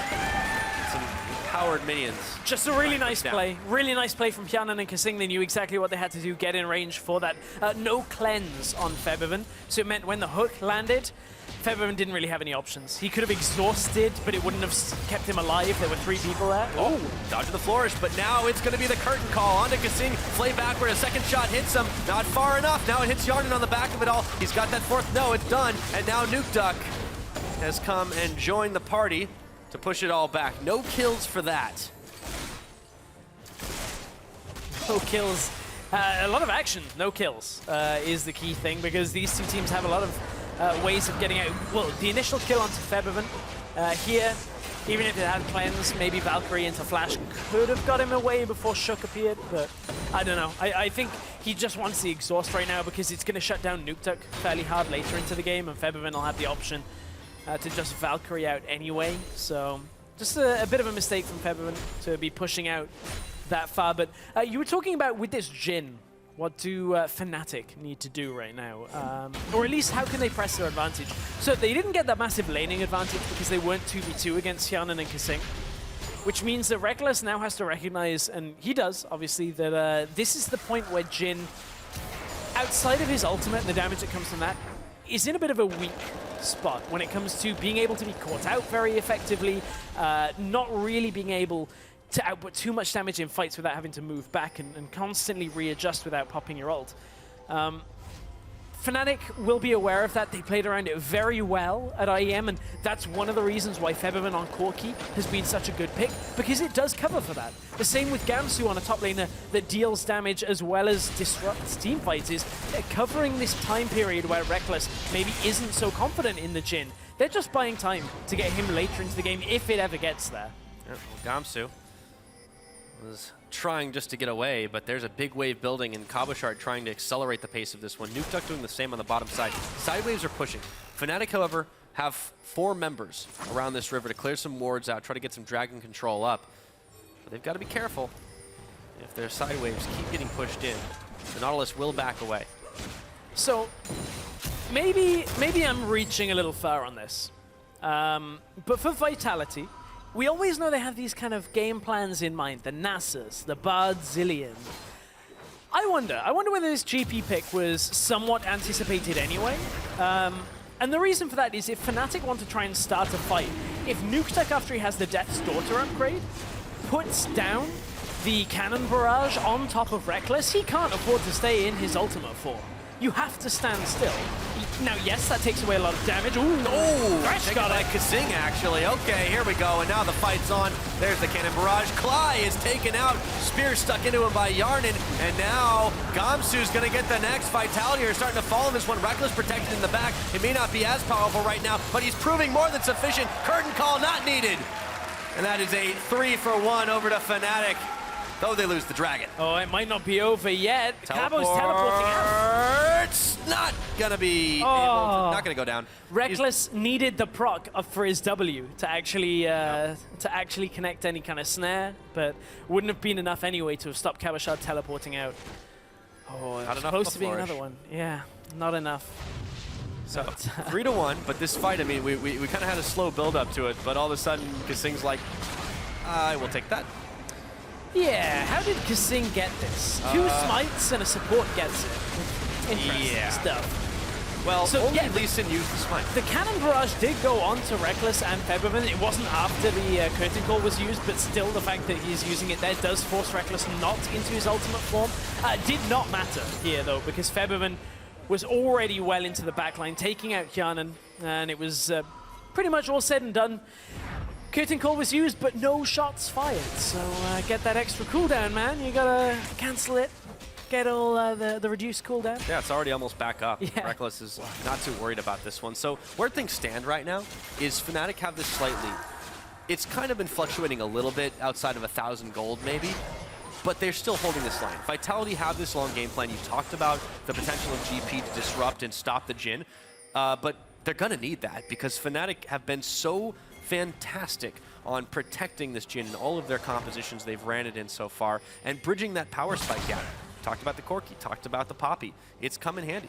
And that's the thing, the comp they're going with in this game for defending the Jhin, I'm going to use in air quotes, is the best defense is a good offense in this kind of situation. You've got a Corki, you've got a Poppy, you've got a Lee Sin. Braum, sure, he'll defend. That's fine. Yeah. So I'll give everybody that one. Well, Braum. I'd say you stop the poke, but there's not a whole lot of poke on the side of Vitality. No, but there is, of course, Braum's ability to throw out the Glacial Fissure and to say anybody coming towards us. No, not going to take that. It's, they will take the Rift Herald, however. Yes, they will. Third one of the game. Yeah, it's been quite a lot of those. Rift One went on Heralds. to Vitality. Yes, well, that's what I was going to say. Third of the game, more Rift Heralds, I think, than we normally would see. 17 minutes and 3 already on. So Been prioritized. They want to push these waves fast. When you have the towers taken out early, I mean, it becomes the mini game of how many can you collect, how fast can you push the waves. Well, Vitality are looking to do Death Rush. Quiet. They get impatient. Gamsu has his flash. Okay, depth charge, and everything misses, but the hook. Kasing pulls him in anyways. Fly gets them all knocked back, and he sends out the Glacial Fissure. Oh, they're getting collapsed on. Nukeduck has his teleport available, but he is late to this party. He's recalling first. Spirit and Reckless. Spirit will connect. There's the Flourish. Doesn't get the snare. There was no targeting indicator that will allow that. Ooh, they've escaped the trap. Of course, that will be applied by enemy damage or some of Jin's abilities will apply that. So close calls all around, though. He was looking for the follow-up on the initial Q, though. That was what he was trying to go for, but did not land the target. Oh, there's your music. I love it. I love that.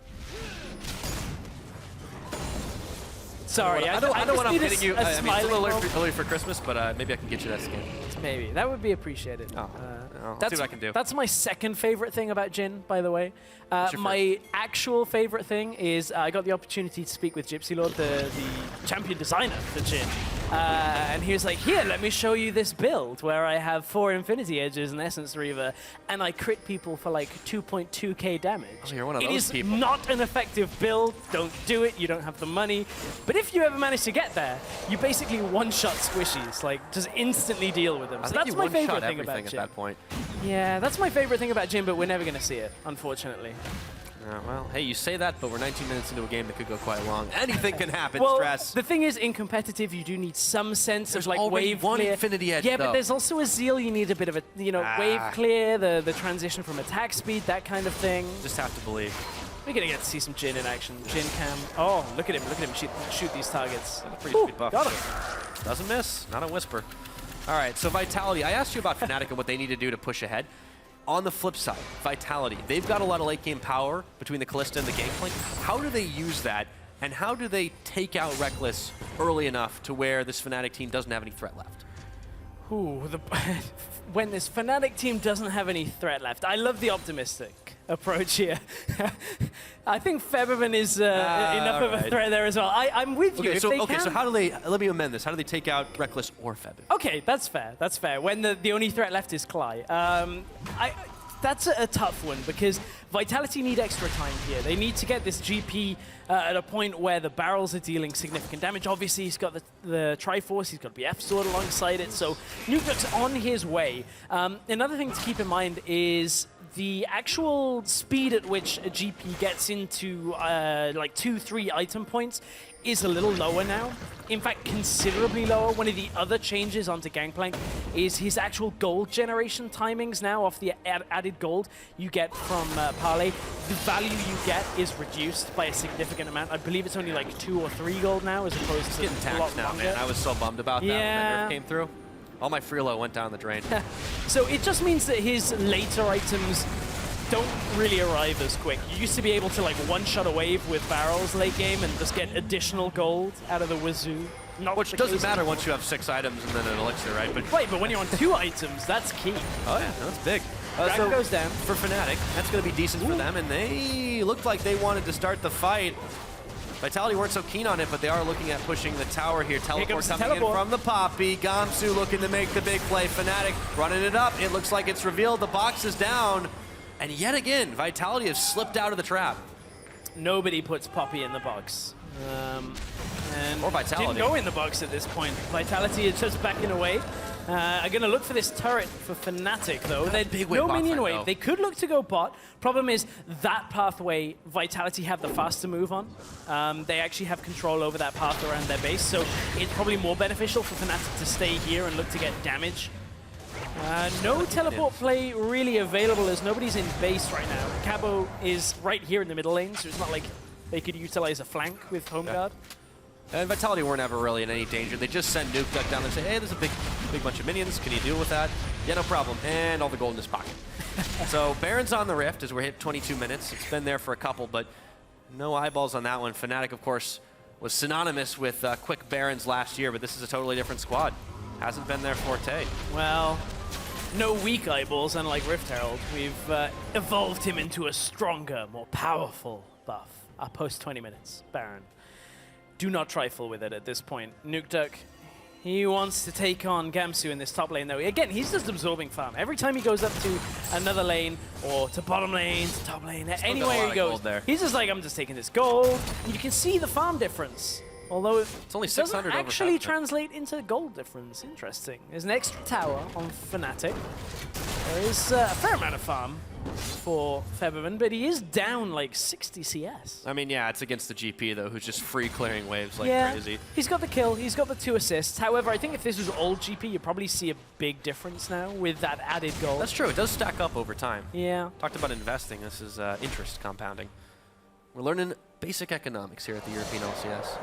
Well, with Jin Cena in this game, I'm glad we're not learning basic thugonomics at this point, but Vitality are pushing on to the middle lane tower.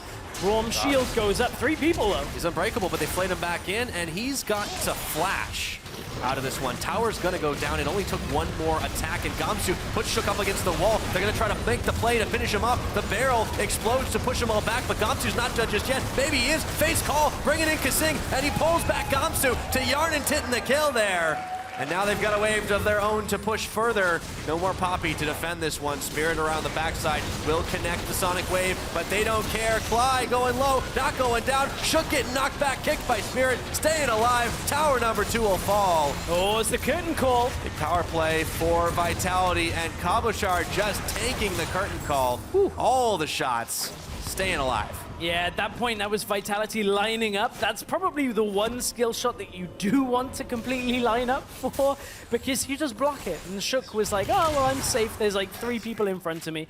As this was Vitality pushing up. Cly knows that he can defend at least if they are only pushing, but has to use so much here to disengage.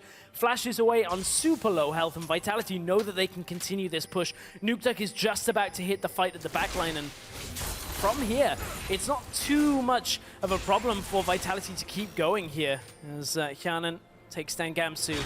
And realistically, top was pushing in for Vitality. They knew they had some space now to have a couple of options.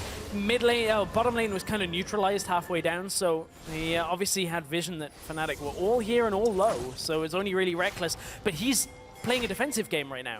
He is too weak right now to get himself right into the mix and start moving forward in fights. That's the problem. You talked about Fnatic needing to buy time. They're still trying, but Vitality are trying to force the issue as Spirit gets caught on a Kasing hook.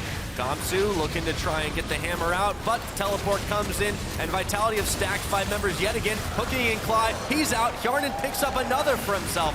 Gamsu gets interrupted and bopped by Shook. All of a sudden, he's caught in the rest, but Spirit sends out the kick flying to try and chase him away. They might be sacrificed, deterred by the Gangplank ulti from going anywhere, and it is Gamsu and Cly down for none. The instant turn, though, for Vitality heading towards Baron. They leave Kasing here behind, just in case there's a straggler, which there is. He's now going to spot Spirit. Vitality are fairly slow, actually. Considering the way they started moving towards that, that was a long way to run up to Baron. But again, another important set of picks here. First onto Cly, now they look for the Baron. They've got the Kalista, so should be able to lock this one down. Spirit realistically shouldn't be able to get this at all. There should be trying the too zone. little chance. Oh, he's hooked as well. They have. Are they going to turn the fight, though? Yarnin's still trying to take out the Baron, and the tension is split right now. Teleport coming in. There is the Braum ulti to try and push them all back, and GP secures the Baron finally, but Nuke Duck and Shook are way too low inside the pit. Gonna have to flash or belly dash away from this one, if they even can. Shook wanders around before being taken out. Kabashart's fate is the same, and Femivin will pick him up on that. A double kill. 3 members of Vitality gone, as their focus was not on the Baron. And Hyanan, expecting Fnatic to take the big wave top lane, moves up, doesn't recall instantly, and just tries to push the wave back. Fnatic say, we weren't actually thinking about top, we want mid lane instead. Give us that mid inner tower. Hyanan can't wave clear this. Kallistra's too short range on her own, or even with Thresh here, to even think about looking at wave clearing against so many Fnatic members. So Fnatic up against it, punish Vitality for taking a little too much time to get to the Baron. I thought it was a good decisive call at first, but for once the death timers weren't quite as long as Vitality had hoped, and Fnatic managed to fire back. There is still Baron buff on 2 people though for Vitality. There's a saving grace for them, but as you mentioned, they lumbered slowly in the direction of that Baron, and you saw what happened. Let's see how the fight started off, though. Well, this was Kasing, got hit by Jhin at that point, but Hyanan always had his ultimate to recall him back in. Pokemon Comp in action here, and he said, I choose Cly, and down goes the support to start this out. Fnatic now against the numbers. You can see they actually look to turn at one point. Spirit still trying to disengage, but there's always Jhin over the wall. Always looking to try and land any kind of damage he can, but it's just too little too late at that point.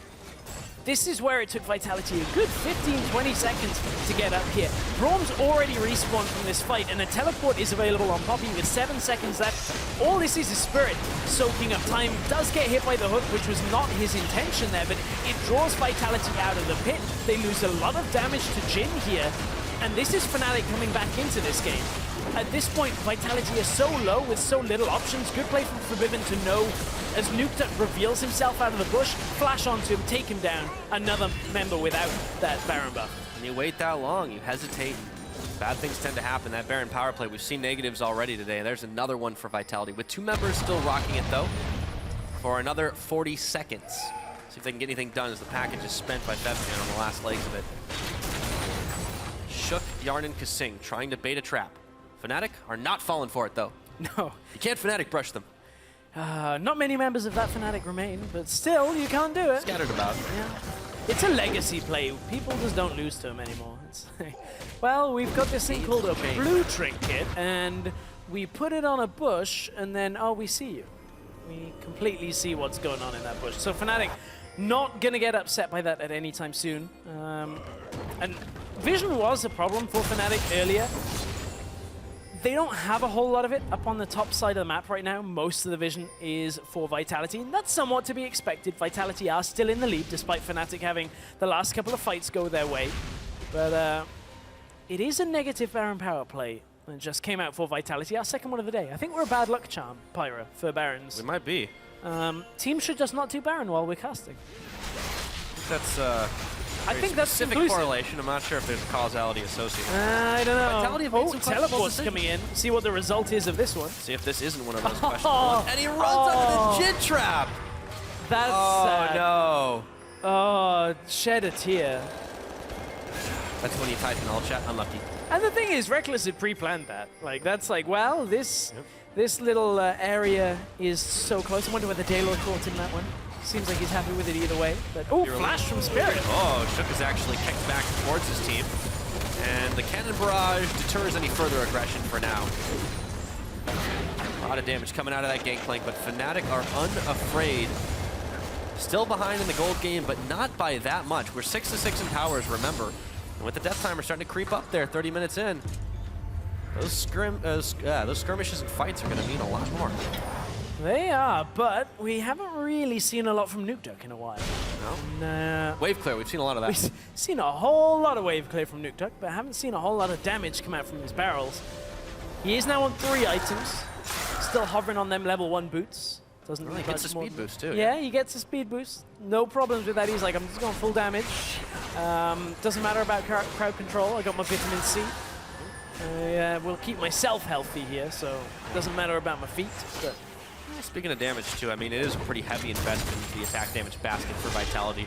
They've got the Nautilus, of course, and the Gragas, but... this time it probably does matter. Might be.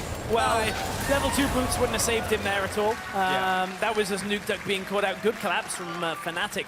But look at the vision Nuke Duck did not have on the bottom side of the map. I mean, look at it. Nothing really through River past that Dragon Pit. Yeah, thank you, observers, for the vision toggle. So this is exactly what Nuke Duck would have seen in his surroundings. And it just meant that Fnatic had the freedom to move down through this area and punish. And so they did. So with that, too, you know, they take the threat off the board for another 30 seconds. We talked about death timers. Dragon will be up in a minute and a half. So will the Baron. Dragon is getting quite viable for Fnatic to try to get that number 5 because they're sitting on 3 still. Vitality haven't tried to force that buff, and the vision on the bottom side is all Fnatic at the moment. If they can maintain this, they put themselves in a very good position heading into this later game. Good position, a commanding position, perhaps is there available. It's difficult to do against Vitality. I mean, yesterday's game was very close, very back and forth, not a movement either way until the very end, really. And very few teams have been able to knock out Vitality. H2K have done it. Rocket did it on day 1. And then, you know, G2 and Unicorns. It's been very, very few and far between. This Vitality squad that many have said are possibly the strongest in Europe. We've had to ask that question over and over again. Fnatic are proving that they can tango with them. Fnatic, after 13 extra games, are proving that. And I say that because Fnatic coming into this split pretty much made it clear. Our game plan is not to win Spring Split. Our game plan is based later on into this season. We want to basically power up through Spring and then look to win in Summer. Look to win our way to Worlds. A win in Spring would be nice, but that's not the game plan right now. And you can see, after being given extra time, extra experience, they're starting to make waves along that road. Well, you can see, you know, when you play that many games, maybe you start to think maybe it is summer already. The weather's not agreeing with that, but the teleport. Oh, TV coming in. Gamsu looking to start the fight, and he heroically charges right into Yarnan, but no damage is there, who immediately hops back out. Jump back up, Cly and Gamsu knocked up. Big barrel, shook gets Cly. Yarnan trying to hang on for his life here, but there is Curtain Call coming in, and they've all lined up for it. Febivin gets a rampage kill. Shut down, though, on the other side as Kabashard takes him out. So it's all a 2-for-2 with low health bars all across the board. But it's gonna be Vitality backing away, clearing the way for a Fnatic Dragon. Reckless just puts so much damage out in that fight, then heals everything up. Reckless, again, having a good game on Jhin, a great game, 3-0 and 6. He weathered the storm through the mid-game where he just wasn't very strong, and now he's in a great position. Dragon goes down, Hook lands on Spirit. Yeah, they're gonna have to try and save him or sacrifice him here. Reckless has not had a bad game on Jhin, let's be serious. No. The reason most teams Vitality giving it to him. Vitality knew that coming into this. You had to know. Gamsu did not connect with the wall there, but it didn't seem to matter. He disrupted Xian and stopped the damage for long enough. This point looked a little treacherous for Fnatic because the damage was being done by the ultimate. Yeah. Fly did his job, he absorbed it now. Yep. Vitality, they pulled the trigger to start this Baron. They've got a lot of damage, they have a Callista. Can it be interrupted? Spirit connects in, goes in, not able to get the steal off. It's taken out by Yarnan, but the fight is on. Nuke Duck slays Spirit in the back of the pit with Kasing looking for a hook around the side. Not gonna happen, double kill for the Callista. Fnatic getting blown backwards into smithereens, but Reckless answers with a kill of his own. Kabashard's down, but Vitality secure the Baron for 4. Very gotta be relieved with that. Very worthwhile Baron for the 4 people that stay on Vitality. The first one was a little bit rough for them. Now they've managed to secure it for themselves. Man, Vitality, was that enough for them? Was that enough to hold this game? You have to feel like it is. A lot of the wave clear that's going to come from this Corki is going to be magic damage, so the ease of pushing now. Bottom lane is a big stack, and Nuke Duck's going down there as well against that Corki. Still, death timers remain on the rest of Fnatic. 5 seconds for Gamsu and Spirit to come back up. Yarnan and Kasing aren't going to try to force the issue down mid instead. They've got minion advantage on the bottom side. They'll look to secure some vision up through this jungle and hopefully bait Fnatic out of their own base. But at the moment, they are bunkering. Oh, they're trying this play a couple of times. I don't know if I'm a fan of it. Oh, there's one blue trinket up. I mean, Spirit has to... They gotta he knows stick this something's up. out. Look at him darting back and forward. Oh, Clyde. Oh, the you hook's on him, and he's just blown up. Nuke Duck. Harley's in down, and you gotta watch that. I mean, Fnatic had the inkling that that was happening. The reason Spirit wasn't moving out of the base was because they had a feeling that was happening. I don't think Cly had the same. Was that Cly moving forward saying, okay, I'll just ward it, don't worry, guys. Oh, I've got to worry. Yep, and that's going to be inhibitor turret. That'll easily be inhibitor as well. Fnatic, one key mistake is all it takes against Vitality to lose. Gamsu's top with no teleport right now. Can recall, obviously. But that's the inhibitor now, looking for a second inhibitor turret being pushed in by Vitality. Vitality's starting to back away, though. Gamsu, no, he's not going to force the issue here. He doesn't want to give up his life. Whoa, okay. But they did force Vitality to back. That's a waste of the last 45 seconds of Baron. That's a significant amount of Baron that they're not going to have available after all of this trouble they went to. So good blast back on Spirit. Ooh, that was rough. That was 40 health remaining on the Baron. I wonder if that had been a split-second difference, this game could have turned around. From here, just the damage came out onto Cabochard, but it was too little too late to stop the Baron. And there were big waves pushing top and bottom. 13 seconds remain. Try to make the most of it. There's no minions. I don't know. I don't know how I feel about that recall. I mean, Cly was coming back up. I guess Vitality wanted to reset and be out on the map now with the super minions, that they kind of trade the time on the Baron buff for time with super minions pushing, now that they've gone back and bought, got extra pink wards, got wards replaced back onto Shook, onto Kasing. There were a lot of variables in that situation that I think it's hard to summarize. Yeah. Well, you know, if anything, Vitality's going to be that cautious team that won't make the critical error most of the time. And they show the colors there again. Base cleared by Fnatic here. I just don't think that they can push without having a significant amount of minions in the mid lane pushing in. Of course they'll have supers, but for Vitality, I honestly don't think they can push top or bot. Vitality, however, do have one glaring objective coming up in 1 minute 30. It would be Dragon number 5 for Fnatic, so Vitality know they're going to get dragged into a fight here. Fnatic are obviously going to want this Dragon. Shook is going to recall on a ward. I think he realized something was after him as he body slams over the pit. Vitality are starting to back, but still 1 minute and 15 before this next Dragon. Nuke Duck now getting chased down, but this won't work twice. Or will it? He tries to cover his tracks. Spirit and Cly hot on his heels. Exhaust is down. Might have bought himself a little bit too much time there. Big barrel, but it knocks Spirit forward, and they pin Nuke Duck against the wall. Shook says, sorry, buddy, that's about all I can do. Fool me once, fool me twice, and maybe that's the big foolish play that ends the game here for Vitality. That's got to be enough of a window. Nuke Duck is going to be still respawning as Dragon is being done by Fnatic here. 40 seconds Fnatic have to hold out. They have enough time to recall with the home guards. Nuke Duck tried to get that speed boost to run himself away, but exhaust used, flash used. Dodges everything too. Shook tried, but Spirit was ward jumping forward already, and that gave him the kick. Maybe if Spirit hadn't been able to, or hadn't been blasted into Nuke Duck, it would have been okay, but still tough. The Q was going to be there, the kick, the flash from Spirit was going to be there. Fnatic aren't in position to start this Dragon off, though. It's 7 seconds away, and it's Vitality that have moved into position for it. Or not. Never mind. They're back off. No, they can't with Nuke Duck still 10 seconds away. Nuke Duck has the teleport available. Somehow Vitality have to stall this out. They're going to try. Oh, there is the Braum ulti. He hops back into the team. Poppy sends the Nautilus flying. Cannon Barrage coming down. Will this be Dragon 5? It is. Reckless makes sure of that. And now the fight is on. Gamsu pulled in, taken out. Yana with the dominating. And all of a sudden, Nuke Duck takes Febivin. And the remaining Fnatic members flash away. TP going into the base to cut off Fnatic here. Reckless stop to curtain call. Cabo's going to just try and end this by blocking the retreat path. Fnatic are boxed in. Boxed in between Nautilus and their own base. Can't do much, but they sidestep him.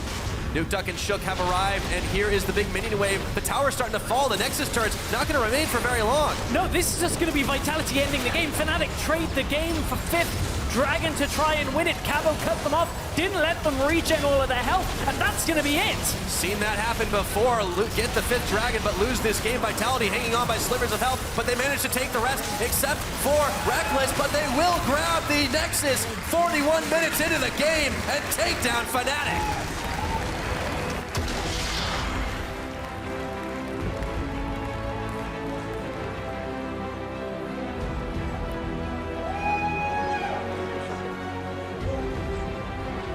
Well, they gave him the Jhin and said, we see your Jhin, we raise you Hyanen's Kalista. 11, 1, and 5 in this game. They didn't get punished in the early game with the matchup. And Hyanen went off throughout the entirety of this game. Picks and bans looked to be out of Vitality's control. The game wasn't always in their control, but a win is a win to keep them up that top end of the table. Yeah. And Reckless's perfect Jhin record is shattered. With all of that, he only died once that game, but it didn't matter if you couldn't get the damage out in time while the rest of your team was going down. 5th Dragon, Fnatic, took a bit long about it and couldn't escape where it mattered. Vitality made fewer mistakes, and they showed why they are still a dominant force at the top of the table, or close enough to it. Yeah, well, we saw a lot of improvement from Fnatic in their games this week, but at least we had the answer to the question of, is it just Jhin to win? No.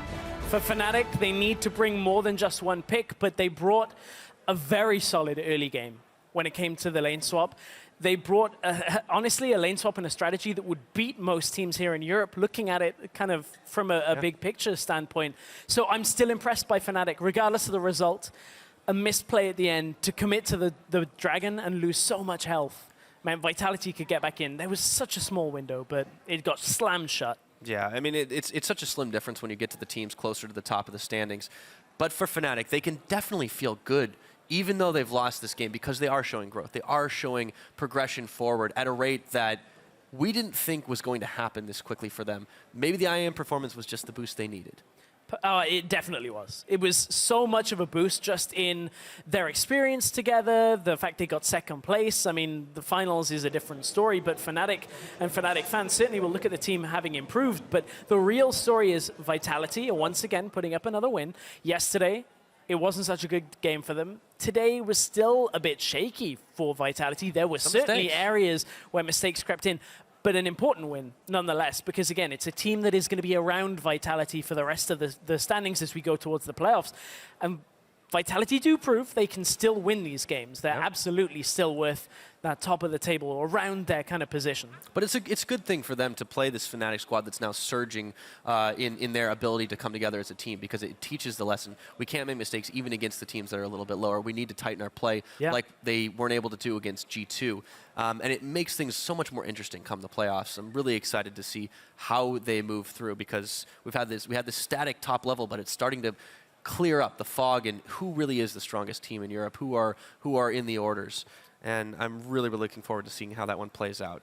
But if this is anything like the playoffs are going to be, that's going to be something you can't miss. We're going to have some fun games if this is how the playoffs are going to be, especially when we start mixing in the likes of H2K, G2 as well. Teams were expecting maybe to make it to the semifinals. Well, even Origin had a pretty solid performance yesterday. Yeah, that's true. I mean, Vitality, you would kind of be putting in that bracket of the teams expecting to make semis and that bye. This win gives them another step closer to that. Yes, it does indeed. Now, to talk more about that game, breaking it all down, we're going to send it back to the analyst desk to see how Vitality pulled out the victory over Fnatic.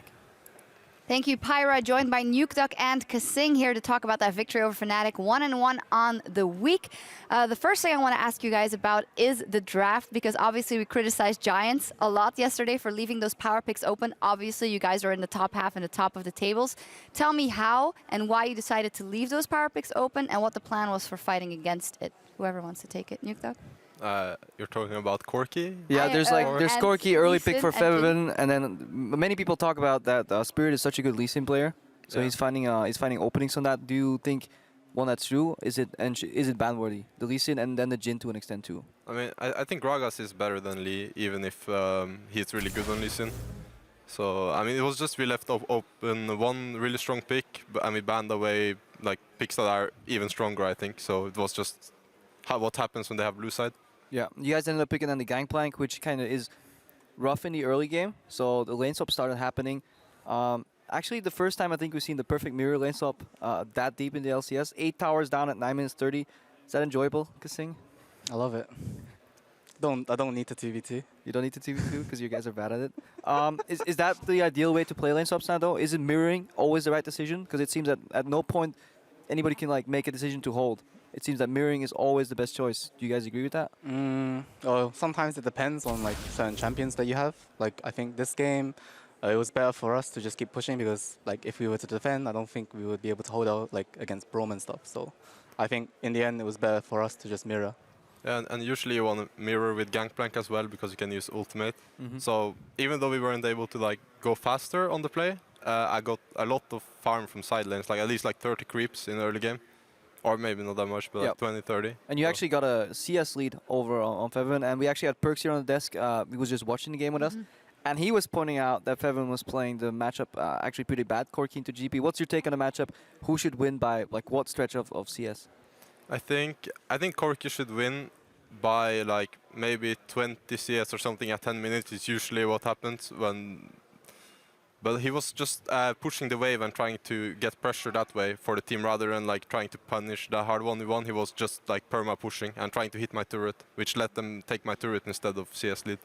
Yeah. In the end, still, it was super, super close. You guys started to pull ahead, but then the Baron moment happened, and we wanted to take a look at that with you guys. We're going to get that replay up on the screen. A 3-4-0 in the end for Fnatic. What went wrong here? Maybe in the shot calling, or what was the situation like?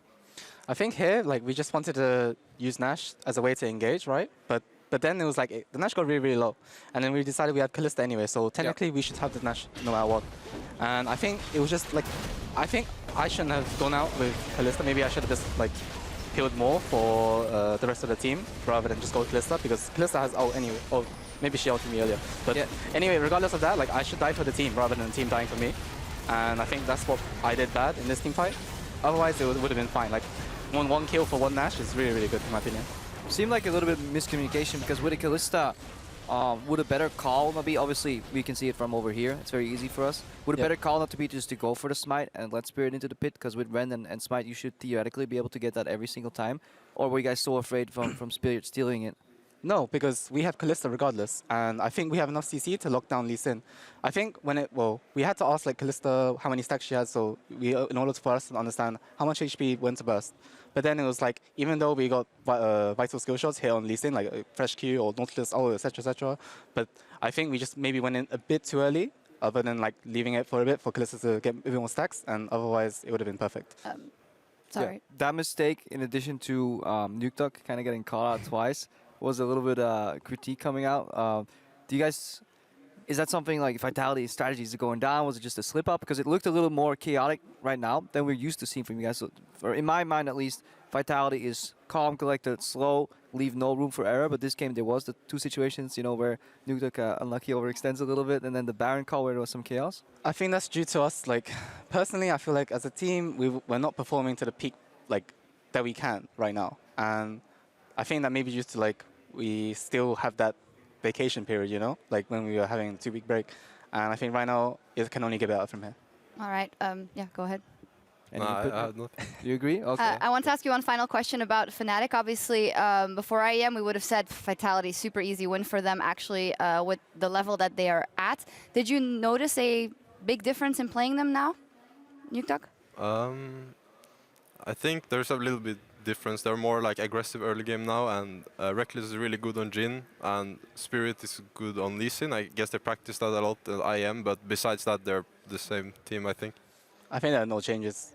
I mean, they're still Fnatic, you know? Like, maybe when the playoffs comes, they could be like the Fnatic before, but right now it's like, I can see them improving, but it will take a bit longer. What's their biggest weakness, in your opinion? I think their jungle supports energy.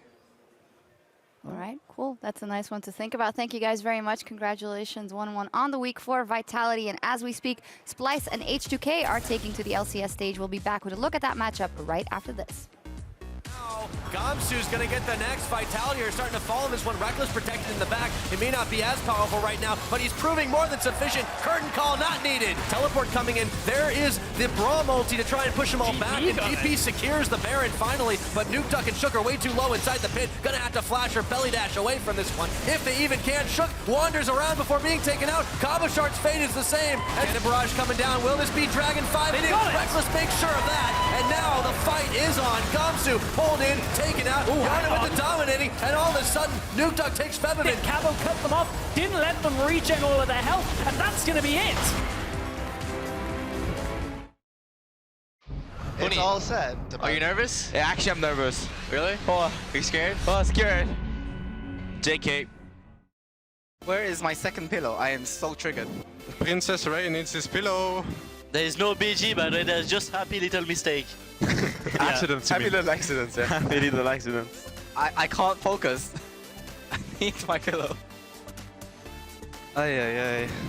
Just go for it, go for it. The listen no Q. Draw! Okay! Nice. Yo, ref.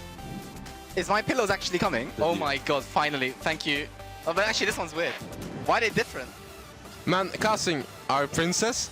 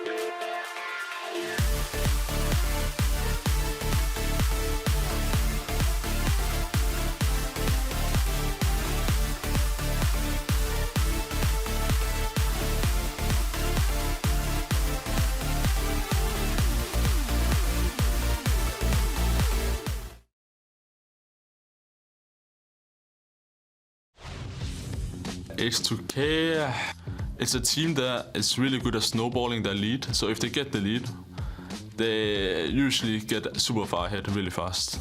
And for new teams or inexperienced teams, it's hard to keep up with the tempo they're going at. It's week 8 and Splice are no longer a new inexperienced team. Welcome back, ladies and gentlemen. I'm Trevor Quickshot Henry, swapping into the caster desk alongside Martin DeFischer Lunge as Splice sets up to face H2K. Before we get to the game, the teams are busy setting up on stage, and I just wanted to remind you of a marquee quarterfinal matchup that is taking place in CBLOL this weekend between world's contenders Pain Gaming and Kaboom. Never forget Esports. Yeah, Trevor, and the best out of 3 gets underway this Saturday at 5 p.m. Central European Time. And as we heard yesterday from INTC, they're boot camping in Europe right now. So it's going to be a tough climb for them to the top of the standings, top of the playoffs in Brazil. But with some proper practice in Europe, I'm sure they can do it. Yeah, before IWCI, they boot camped in NA and lost in the final. So let's see if they can do one better. Picking the right region. They are indeed. They are indeed. Right, turning back to the match at hand here in Berlin. Let's take a look at the 2 teams that are setting up on stage. Rosters first, as always, it is Splice on the blue side with Wonderwear in the top lane, Trashy Jungle, Senkax, Kobe, Nisbet, and Yamata Cannon. And on the other side, H2K, who took down Rocket yesterday. Oda Amnes in the top lane, still swimming away. Yankers in the jungle. Rio mid lane, of course, Forgiven is still here as the AD carry. Vander, his support. And the mastermind behind everything, Prolly. Well, Odo definitely made a splash yesterday on that Rammus, impressing you, DeFiscio. We'll talk about him a little later. Let's start by talking about Splice. Yesterday, Trashy was quite outspoken, admitting that the team, they couldn't believe that they won. They were happy about the win, but they were not satisfied at all with their play. And he called himself up, saying, I need to step up for tomorrow. That's incredibly important when you consider the fact that Elements just won a game. Yeah, that's the big thing here. It was supposed to be Splice taking out Elements and basically locking that number 7 spot, and no promotion tournament, but with the upset earlier, Elements taking out Unicorns of Love. Splice will either have to play a tiebreaker or win a game now against some of these top teams, H2K, G2, Vitality. Yes, it's good you can call yourself out on Twitter, but we have heard it before from Splice. You know, yeah, if you win the game, it wasn't perfect. Time is running out, and look at the 3 teams you have left. Well, these are the 3 teams that have, for most of the split, been very, very impressive. Vitality may be a little shakier than we were expecting this weekend. This is very harsh, maybe. Compared to Splice, there's probably a bit of a difference. Now, I mean, what are Splice's chances here? We touched on Oda Wamne already. He did play the Rammus yesterday. It's a linear champion. Great mechanics. It's a linear champion. Come on. It's linear, but the rest of the team, they worked around it very well. Yes, I mean, it's about, you know, communication as a team, TPs coming in with home guard. There is some decisions to be made. If I can TP, do it? Can I, team? Yes. Can I? Okay. Okay. I press taunt.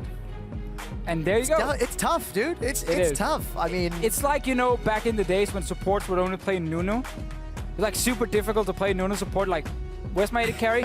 Blood Bar. Yeah, boys. All right, just channel ulti in the middle of everything, and I'm playing Nunu. With LCS now.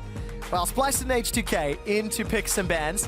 Tactical Neck has returned after I called out Yamata Cannon yesterday for not wearing it. I think it's always day 2 he brings. Is it?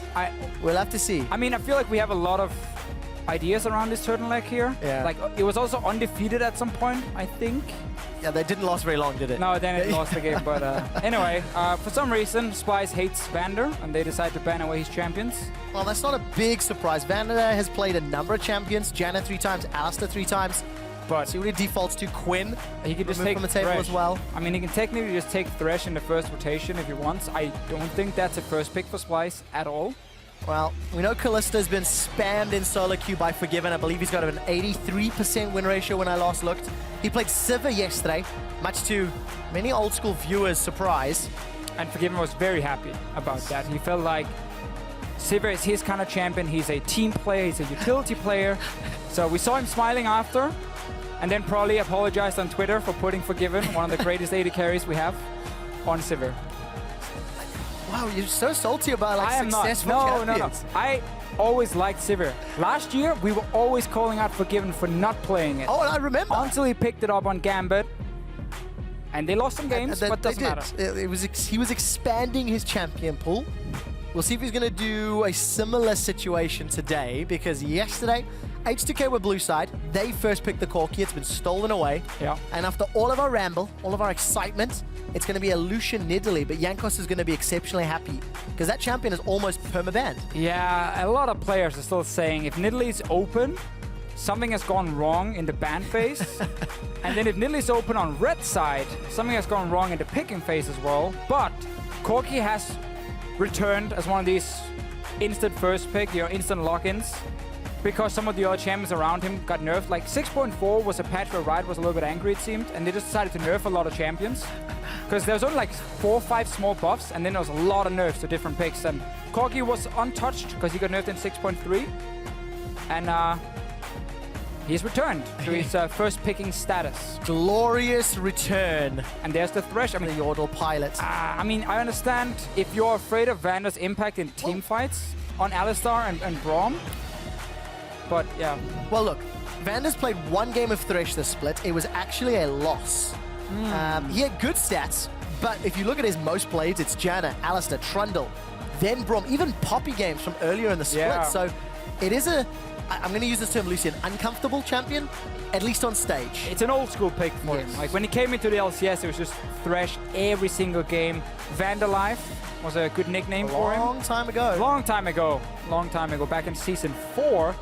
But Splice clearly are opting into big team fights. I think that's what these 2 bans on supports tell me, because it's the 2 best team fighting supports you're banning away. And also the weakness of H2K, if we look at every game they played so far this split, it has been team fights. Yeah. They have honestly struggled even against some of the weaker teams in big 5-on-5. Because H2K don't play PvP. No, they play PvE. Yeah, just towers, minions, that matters, and I guess the dragon sometime in the Baron. Yeah. Once, and then you use it to finish the game. Only when you're ready for the raid boss. Until then, just gotta gear up first, level up a little bit. Well, listen, that LeBlanc, by the way, undefeated for Ryu, 2 games played. He's only got a 25 KDA, nothing to worry about. 12, 1, and 13. And his Maybe you put the opposite comma number, wrong, it's 2.5. Senkux has said, let's throw down, and he's opted into the Zed v LeBlanc matchup. Oh, this is one of the matchups I like to see in Europe. We have so many of these assassin players in the mid lane, and this is such a nice skill matchup, but it is in favor of Zed. Because when you play Zed into LeBlanc, not only can you out-trade her early on and get the push going, you also force her to itemize early arm guard, which actually sets her behind quite a bit, and even early hourglass, so it really delays LeBlanc's mid-game spikes quite a bit by picking Zed. But again, Splice with the 3 first picks, it was very teamfight focused. They used the Nautilus as a flex pick here, put it down support, and take Fiora top. So it's become a split pushing composition that was originally built as a team fighting comp with Corki Nautilus in there. We'll see how Splice play out the lanes once they get into the game. But for Senkux, we heard Stress talking about him right at the beginning of the show, contrasting Senkux and Perks' performance in the spring split. Senkux has opted into the skill matchup against one of the best mid laners that League has ever seen, Ryu. And Odawamne is on your favorite champion, your flavor of the month, Deficio. I will only have positive things to say about Rammus today. I think you're lying. I think you're lying. I'm gonna call you out. It is a very good pick here against so much physical damage on the side of Splice. Remember, Corki does do a lot of magic damage, but he's now Corki 80 carry, so it doesn't spike as hard as in mid lane because you don't get the same levels coming in. So against the Zed, I mean, Zed is never gonna kill Odamne in the late game, ever. Wonderwear, we've seen this matchup before. Very snowbally. If you get a few ganks on Rammus, Fiora can actually take over and become a super strong split pusher. Otherwise, it takes a bit of time. You gotta build up some lifesteal, get a few items under your belt, and you become split pushing. So H2K, a lot of pick potential. You know, single target CC from both Vander and Odamne, pick potential from Ryu. Lucian is one of the greatest AD carries in these skirmish comps, can kind of dance around and do a lot of other AD carries. So we got split push against pick comp. And we'll have to see who can execute their team comp and play to their team compositions, win conditions more accurately. I like the buzzwords. If you think it will be Splice pulling out the map pressure, jump onto Twitter and let us know using hashtag SPYWin. And if you think it will be H2K and their pick-powered composition, will it be hashtag H2KWin? You guys jump onto Twitter and let us know, because we're about to jump into game. The second to last game here in week 8. Lane swaps, are we expecting head-to-heads? Do you want to go Fiora Lee Sin into Nidalee Rammus? There's a good chance Splice will say, you know what, boys, let's lane swap. Not only do you have the weaker 2v2 lane in terms of players, also in terms of matchup, even though, I mean, Nautilus does do well in the early game because he has so high base damage. So if they want to try and gamble on Copy and Nisbet surviving 2v2. They can take it to put FLICKR in the solo lane. But again, you need Copy and Nisbet then to perform. We've seen them struggle in the laning phase 2v2 before, and against Forgiven and Vander, one of the absolute strongest 2v2 lanes we have in the entire West. So we do see them set up for a lane swap, as mentioned. Kind of expected. Yeah, not too surprising. Not many people will want to throw down with Forgiven and Vander, especially with that sort of lane setup. H2K do a exploratory invade. Don't spot anybody out. Don't actually even leave too many wards. No, going for picnic. Vander and Forgiven together. Forgot to bring the food though. Unless it's in the lantern. Maybe they're going to be feeding off Splice. You're going to yeah. take that analogy one step Right, further. yeah. All right. Let's see if they can get some trashy or some trash. Now you see, now you've killed it. Now you've taken it too far. I know, I tried. I just want you to accept me, Trevor, that's all. One step is all I'm willing to accept, Fisher. Vander and Forgiven, as we said, they're hungry for some juicy Splice blood. Trashy's forced to flash. Exhaust goes down on Wonderway. He's holding on to his flash, a lunge away. Vander's going to continue chasing, and they get flash from Trashy in exchange for exhaust on Vander. And we see one of these situations again where one team is invading very aggressively with their dual lane, the other team does not. It's only Nisbet walking in on top side, meaning H2K does not get forced away. They get to do their one camp and then move to the bottom side. They get to double buff and everything is back to normal. And then, ladies and gentlemen, it's all about the tempo, your favorite word when we're in lane swaps. How quickly can teams get to that first tower? Which wave do they push on? Is it the second wave? Is it the third wave? For now, Splice is doing all right. They're just delaying when the top lane is here. That's also what happens when you get delayed on first camp. You often get a little bit slower to the top lane, but it's going to be even out here. It's going to be super evenly matched. All right, so close as close can be. Trashy's invading into the top quadrant, replacing Control. Jankos will be able to do the same down bottom, but we're busy watching the wave. Splice Dominion wave just thinning out. A few things. Obviously, Wonderware was top a little bit faster, and also Fiora does well with pushing in these towers here once she gets level 2. And at the same time, Forgiven also spent quite a lot of time on actually trying to last hit a few minions. So he didn't get fully, or the maximum mortal attacks on tower. That does slow it down a little bit. So in actual fact, will Splice get this tower first? I don't think it's going to make a huge difference. No, it'll be like, so what, close 5 seconds? It needs to be longer than 10, 15 seconds to get the recalls in and actually set up part 2 of the lane swap story. Well, this is a little bit annoying for H2K because they ended up sharing the tower gold. Again, it's small things. Odander wants to get the full amount of gold normally.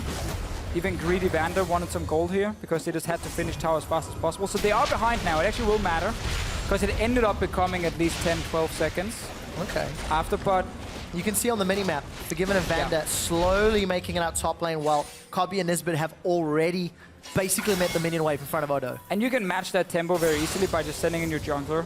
Give a few hits on tower as well. It kind of evens it out. It just, now it's more about the top lane farm. Wonderway should honestly just push the wave at this point.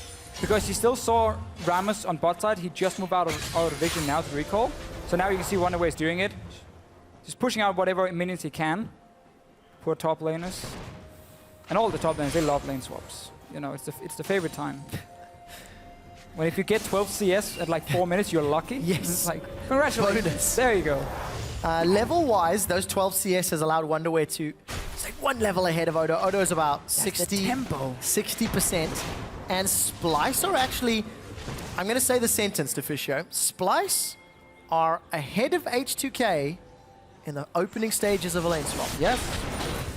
Not something we see very often, but we saw Elements actually doing that yesterday to Splice. The teams even lower down the table here in EU, showing that they've got a pretty good understanding of how to play it out. I mean, you scrim against these teams every single week, and what's going to happen in a scrim is when you lose because of a lane swap, you don't have a choice. You have to learn it. Like, there's no other way around it. You just have to go back, watch the VOD, learn the lane swap, and then match it yourself. Otherwise, you would just lose every single game straight up in the early game. So it's going to even out. We actually saw the rest of H2K take over on top down Forgiven. Again, give me some gold. All right, so what's the next step now? We know Splice want to, ideally set up some split push, maybe a 1-3-1. That's we going to know be a while. H2K want to get picks, want to find kills, and with both outer turrets down, what can we expect from the teams? How do you think they play the match? Well, we're not really going to see much fighting because Rift Hell goes down once you take tier 1 on top side. You take Rift Hell and then you swap the lanes again.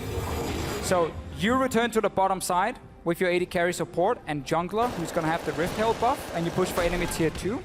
On top side, the other team is going to mirror exactly the same thing. But even though you have Rift Hell, because Splyce were ahead in taking down towers, they can evenly match it now and also take the tier 2 top tower. So both teams are probably just going to trade here, tower for tower. Okay. And the fighting will have to wait. But one thing we haven't looked at is actually the mid lane. Oh, you just got ahead of me. I'm the new play-by-play here. Okay, right. Look at me, Trevor. Right. I'm the play-by-play now. Ryu is ahead in CS, Trevor. What's going on?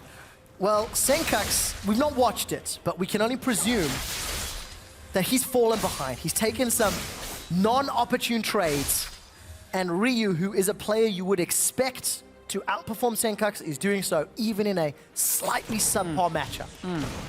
Yeah. How'd I do? No, that was pretty spot on. Pretty good? Yeah.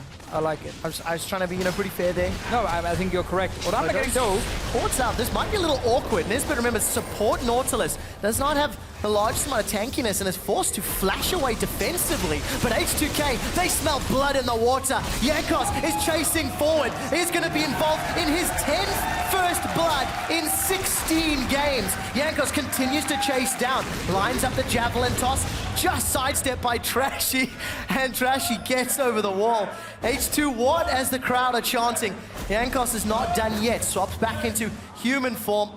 And a sidestep from Trashy. And Deficio, I said it in the play-by-play, 10 out of the 16 games, Jankos is either secured or assisted in a first blood for H2K. First blood king, man. Always. Funny thing is, Splyce were basically thinking what I was thinking before. Okay, it's going to be standard swap. You go there for enemy tier 2. They were basically seeing that play. So when they saw it on that top side, they're like, oh, we can dive in because... normally H2K would be pushing for bot tower here, and that's why they went for the dive, but then realizing, oh wait, it's only forgiven on bottom side. There's no one else pushing. Because H2K said, you know what, we don't want to match it, we're behind in the tempo. Let's recall with support and jungle, and then go and defend top. Had Splyce realized that it was only forgiven on bottom side, they would never have gone for that tower dive, and they would never have given up that first blood. But they were just expecting so much that H2K were just going to mirror the exact play they were making. And then he got surprised. Yeah, putting the blinkers on. Not looking in the side lanes, not looking past the objective right in front of them. And Splyce get punished. They're now 1,400 gold down.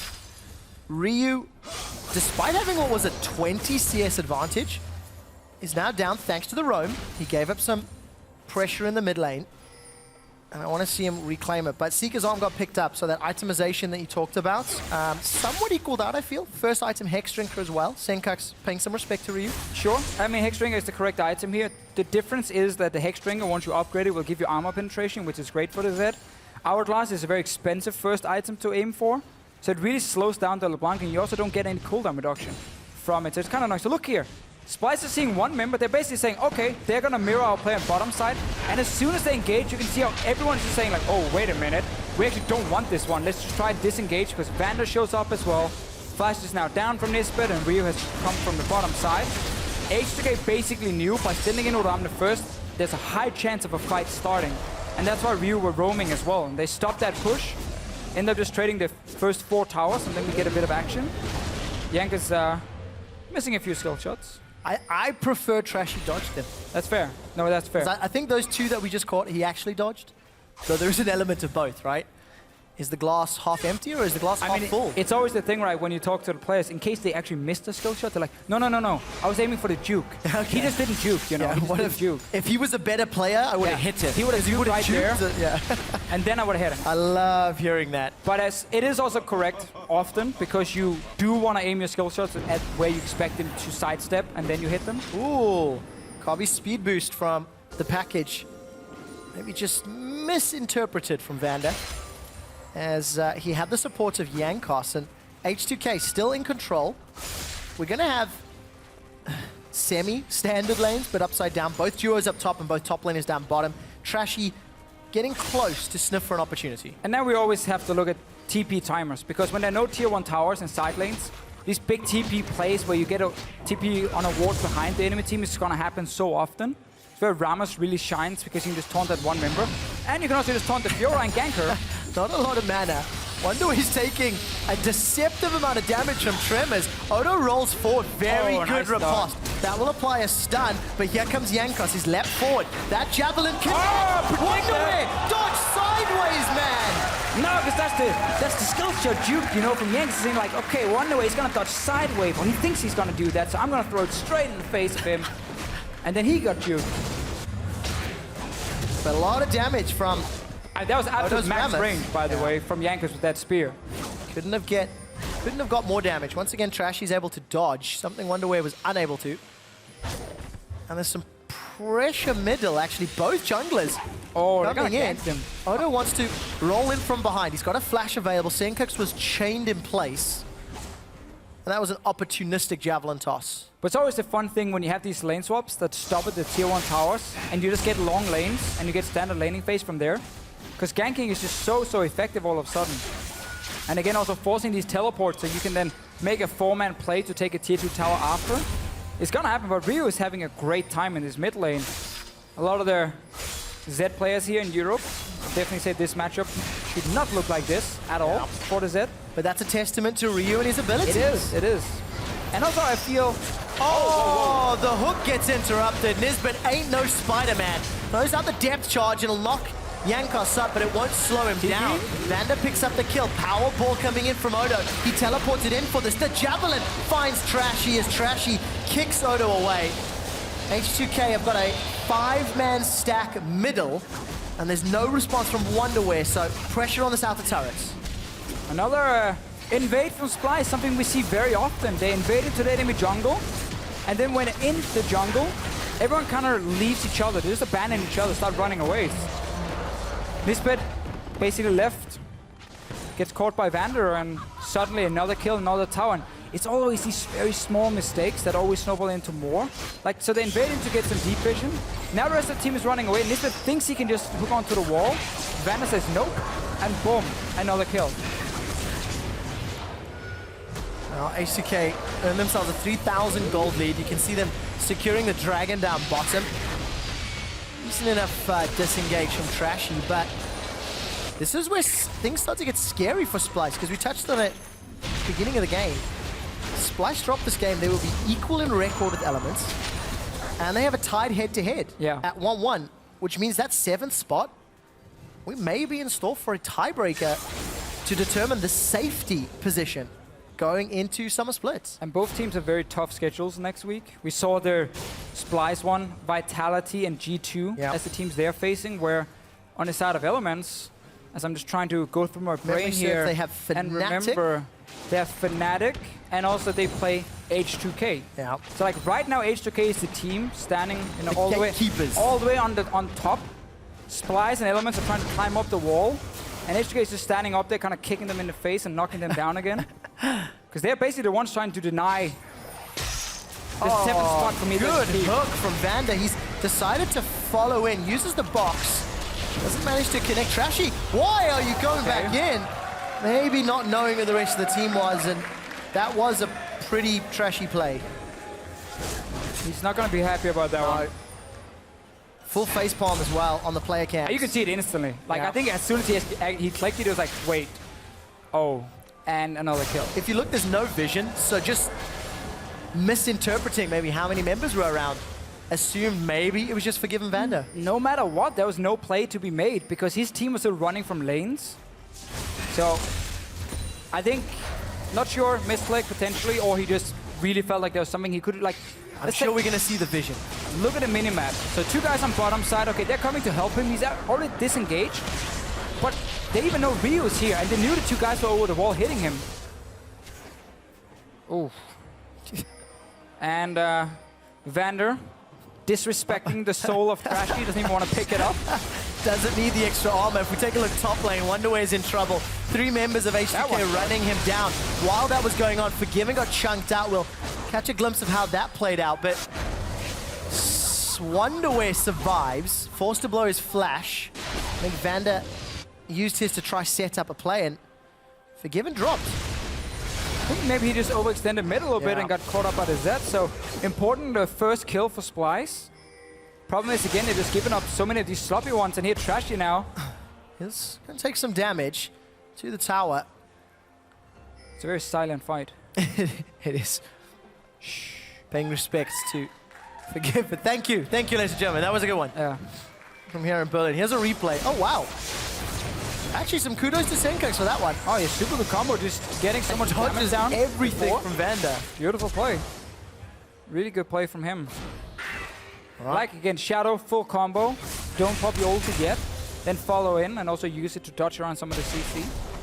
So a good little kill from Splice. Senkax is going to need a lot more of those to become a threat in a side lane. A threat is always going to be a strong word because I feel Odo's going to be able to just somewhat ignore him and wave clear and then TP for any potential fights. Basically, I mean, most of the time it will be Odo Amna against Wonderwear because, again, you always match TP versus TP, so that's another lane where Splice is looking to have a split pushing threat. It's just so difficult against Rammus because he gets so much early armor on 2 items, so you need like 3-4 items before you can really outduel him.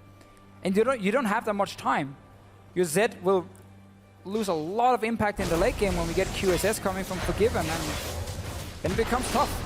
So Odo's got around 140 or 150 base armor, and once he throws down his W, the defensive ball curl, that actually goes up to around 240 already at 17 minutes. That is a lot of armor. H2K knock over their 4th tower down bottom lane. Yeah, it's one of those classic plays where now it was supposed to always be a situation where either you had evenly matched lanes or you could always mirror each other. But because the kills have started happening and everyone's a little bit confused on the map of where to be, and there's no TP for Wonderwear, he was stuck bottom lane, which was the lane H2K were pushing with Forgiven. And whenever Forgiven is pushing a lane as the AD carry, you always have jungle support around him. So if there's one guy defending, you go down 3-man jungle support, and you just force him off tower. Because you can always TP in as well if you're top lane, and that's a 4v1. So he's just forced to go back, easy tower for H2K. Nothing Splice can do in response, and then a 4k gold behind. With this comp that in many, many ways had to win early on, with the Zed, Corki mid-game spike as well. Later on in the game, yes, okay, Nidalee won't be the greatest team fighter, but once you get defensive items, Zed doesn't have much value in the team fight. And it becomes very difficult to start split pushing if you're falling really far behind on the map, because then whenever you set up a 1-3-1, the other team is already in position to take something elsewhere and force you away. And that's exactly what HTK is trying to do. Dredgeline almost catches Ryu, but his distortion is able to move away quickly. And we're getting closer to 20 minutes. Gold lead around 4,000. Hourglass completed for Ryu. Roa stacking for Yankos. Thornmail for Odo. Titanic Hydra picked up on the side of Wonderwear. And Triforce picked up for Kobe. So all of the champions that really sort of want to become enabled are in the activated damage dealing states. But it's HTK with the advantage. They're in control of the map. They're dictating where Splice have to go, and HTK are making Splice dance to their beats. And they're getting the deep wards. You can always see when a team is ahead if you look at the river, and you see 3 to 4 pink wards in the river just belonging to one team. Because that means you always can use your green wards placed in dead enemy jungle now, because you have full vision of river already with your pinks. And that, again, you force Splice to defend in a 1-3-1 composition. It can't defend. It just doesn't work. Zed, it does nothing if he's sitting at his own tower. So H2K is in full control. I like the defensive builds, even the Rod of Ages from Yankos, because you're against so much burst, but really no front line. Support Nautilus is not that great in the late game. Super squishy still. So I just like the fact that H2K is saying we just need to survive the engage, and we can then win the fight right after, because they're all so squishy anyway. Well, seems to be the case. Culling used in conjunction with the Doom's Eve minions. In a turret top, loses about 1/3 of its HP. And now it's like shooting fish in a barrel.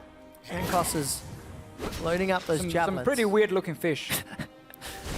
Some polluted water here, definitely. Yeah, that's why one of them is a ninja. That's why Nautilus is wearing that diving outfit. Ah, he's a smart fish. Good fish. Dredgeline doesn't get caught out. That was the Ghostblade being used. Senkax is looking for it. Trashy takes out Vanda, and Senkax dies for his troubles. The big fight breaks out. Trashy's in retreat, as is Nisbet. Nisbet goes down. Piercing light flies across Trashy's face. A flash forward from Forgiven to close it out, and it's a 1-for-3. And the worst part here is that it's actually a good play from Splice. Like, the start is great. You see 2 members from H2K are moving towards mid lane. Fine, they're now 2 isolated targets. Go in with your Zed. You know, pop that one guy.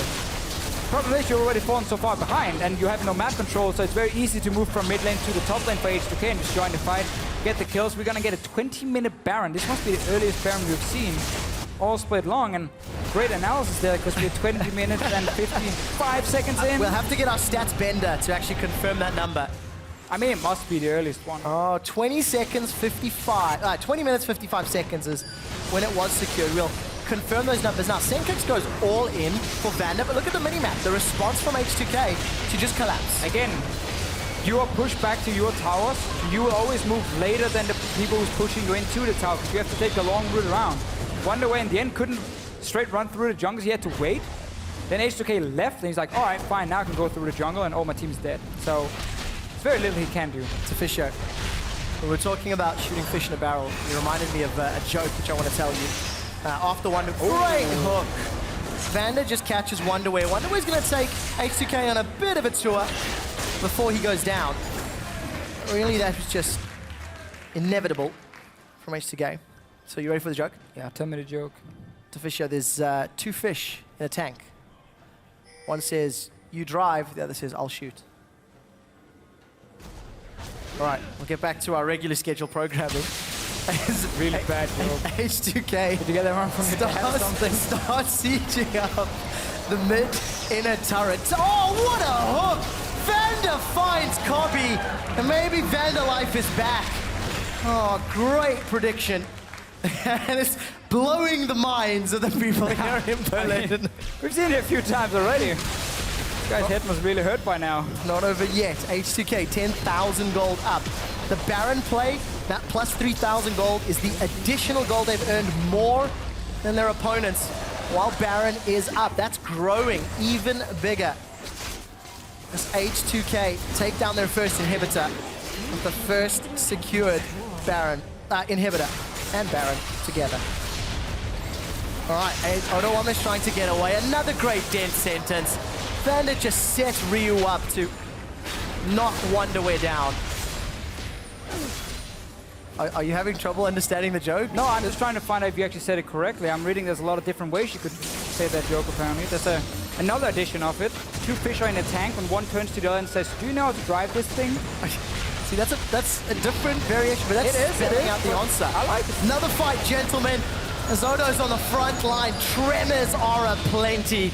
They take down Nisbet. H2K peel away, and in the 2.5 minutes of Baron, they have destroyed Splice's base. Look at this death sentence from Vander. Cobby, he even had Flash available and decided not to use it. You know it's Vander life in this game. Second game only plays the Thresh today. This year. Also the first time he plays it today. Also? Yeah, it is. But H2K, full control. Really like hearing team chants from the audience here as H2K are building up an ever-growing fan base.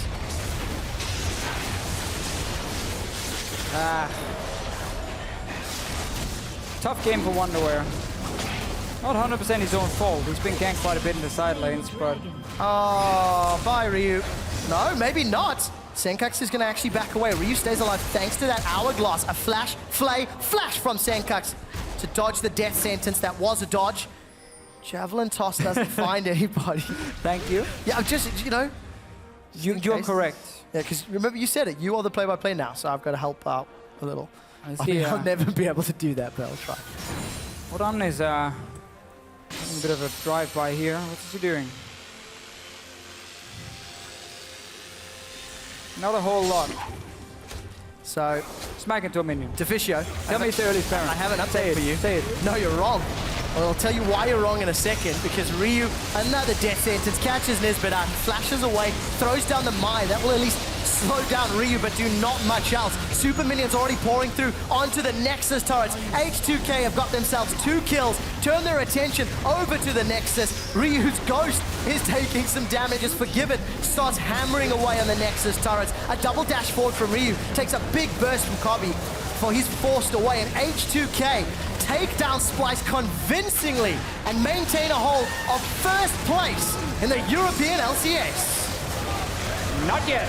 Oh, it still counts. It'll finish shortly. Now they've done it. Yeah. Get some funky techno music in here.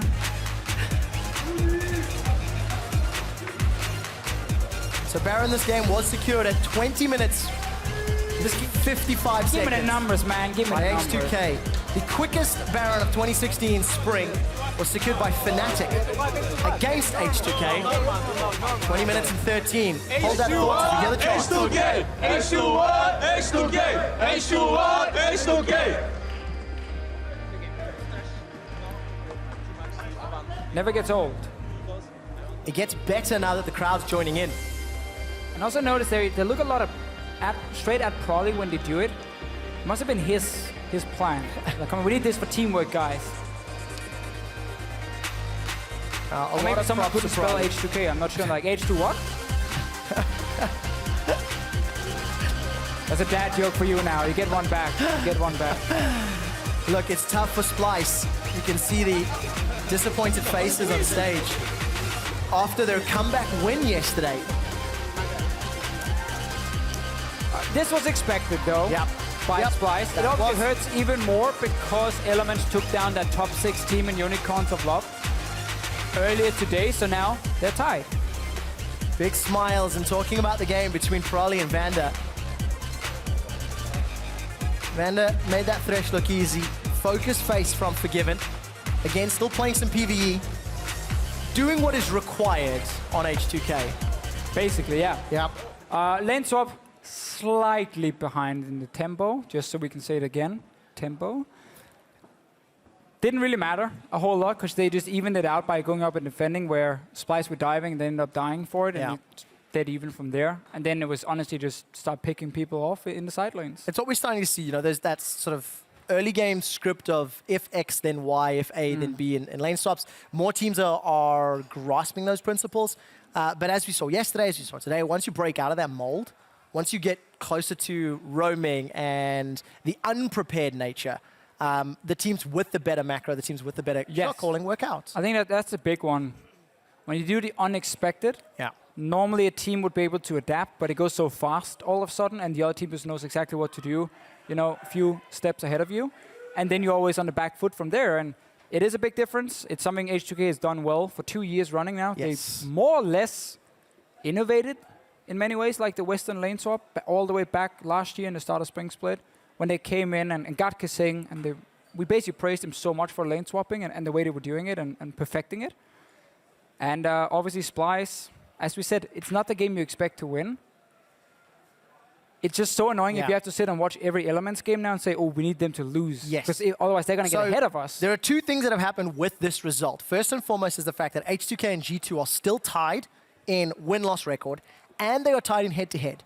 So when it comes to first and second seeding, another tiebreaker. And with the fact that Splice lost, they are tied in head-to-head at 5 wins, 11 losses with Elements. And their head-to-head's 1-1. So you've got these tiebreakers for very different reasons. H2K and G2 potentially on course for a tiebreaker to see which side of the bracket you go. And for Elements and Splice, it's a matter of playing for your lives without the promotion tournament. So we'll have to see. There's still another week of games for these two teams. For now, we're going to head to the analyst desk to talk about H2K's win. Thank you so much, guys. Odawamna has joined us and will do for the rest of the day. So thank you and congratulations on a 2-0 week. Thank you. Very intensive Rammus, by the way. A lot of mechanical play. So hard. Is your wrist hurting right now, just from playing? From like controlling the Powerball, it's so hard. I can't believe it. Overall, though, not much to really talk about this game. So I just one question: we see so many lane swaps every week, and it feels like Europe's finally perfecting them. Every team seems to start playing well, and very rarely do we see somebody not mirror but defend. Why did you guys go for the defend this game? I mean, we had our invade level 1 where we just invaded and we blew Lee Flash and Chunk Fiora super hard, and that's because we invaded with AD carry as well. So we started being behind on the lane stop just because they had their AD carry in the lane already prepping the wave and pushing faster. So we were behind in the lane stop. They took the tower faster, the first tower, and the second one we had to pull jungle to help us. So we took referral after, and then when we wanted to go bot, they were already like faster with their waves. So we were like, if we go bot, our lead is not going to be that big just because we have referral. Yeah, we're going to push faster. The minions are going to do more damage, but we're not going to really gain anything. We're just going to trade. So they went top really early, so they couldn't really pose a threat to dive. So we just decided to just defend and leave Forgiven alone to just push bot and get solo XP and just get leads from it. Yeah, you guys as a team control the lane swaps, and as Crepo alluded to, it seems that a lot more teams are catching up and of course doing better than in the beginning of the season. We saw between Fnatic and Vitality, they were completely even. Do you think the rest of the teams have caught up, and how does that change the situation going into playoffs? I mean, the core is there for every team to how they perform the lane stop. There's like that decision tree, as Crepo says, that if you just react to whatever happens, but there's still my casting. That's nice. Yeah, and but there's small things that other teams haven't really catched up to, and I notice them on other teams, but they don't really go punish just because other teams don't notice it themselves. Yeah, you don't have to. Okay, that's cool. That's looking forward to playoffs to see the lane swap cheese. Obviously, you guys have Prolly. He's always been really very macro-oriented. Is he like perfecting the lane swap in his little laboratory, or I mean, is that a joint effort, or like who comes up then with? You don't have to say what the adaptation is, but who points them out to you? Is it you guys or just Prolly? I mean, sometimes we notice it in game because it just doesn't feel right when we do it. It feels like we could have done something better, or it's not optimal, or we give up something. But yeah, probably just sitting there in his little laboratory, just giggling over there and just coming up with master plans to perfect the lane stuff. Fantastic. Well, finally, maybe you guys 2-0 week. Obviously, you guys had a lot of stress to deal with in the beginning of the season with Ryu. Now we know that there's a temporary deferment of military service for Forgiven. Is that kind of freeing you up? Do you play in a different way now because of that news? I mean, when it hit Rio with the visa, it struck us really hard because we found out one day before that week, and we had Vitality, and we just pretty much just played with Selfie 3 games, and then we went into Vitality game. So it struck us really hard back then with Rio visa, and we're happy that he's back now. But when the thing happened with Forgiven, we were like, oh, whatever. I mean, we are already so unlucky with Rio, and then it happens with Forgiven, and we were like, we didn't really like care anymore because we were like, oh, whatever, we're done. We're gonna fight through it. Yeah, so we're like 0-8 in solo queue, just like whatever. Yeah. No, but congratulations on getting back on there and going on a 2-0 week in week 8. Congratulations, and you will of course be joining us for the rest of the day because we have got one more game left to play out this week. With the fight for position in the standings continues in just a few with Roccat versus OG. But first, we'll hear about the pros' approach to one of the most important skills in the game: staying alive.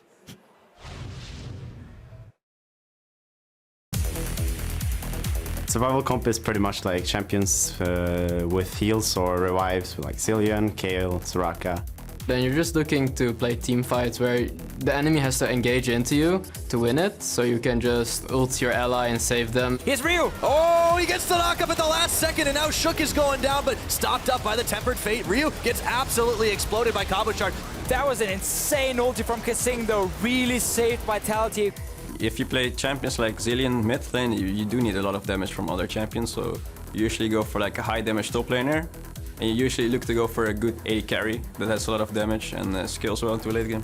And if you run Soraka, for example, it's better against a team that have sustained damage and not burst damage, so you can heal. Tam Kench is really good against Thresh, because you can just eat whoever gets hooked. He's also good against Nautilus, I would say, and Lissandra, because all these champions have single target lockdown. It's like really strong in the late game because you have so much survivability for your carries. And if your carries manage to farm well and go into late game, like there's almost no way you can lose. 일단 보통 서포트형 챔피언들이 초반에 약해서 그 이점을 살려서 초반에 강하게 해야 될 것 같아. We just never team fight, just a split push, and if they engage it to us, we just disengage and go back. Or you can play a comp that has a lot of area of effect spells. You say like Galio and Gangplank, and then the whole team will be taking damage because Sion has to choose one person to save. You want to capitalize on the fact that they have either a lane that can't really do much, so if you can either punish them for going a lane like this, then you can get way more than what they get on top. Kasing, the flash, he got the lick! Those champions bring so much utility, so if you don't coordinate your attacks and blow the champions up, it's gonna be really hard to kill the opponent. I think it's serious comp for sure.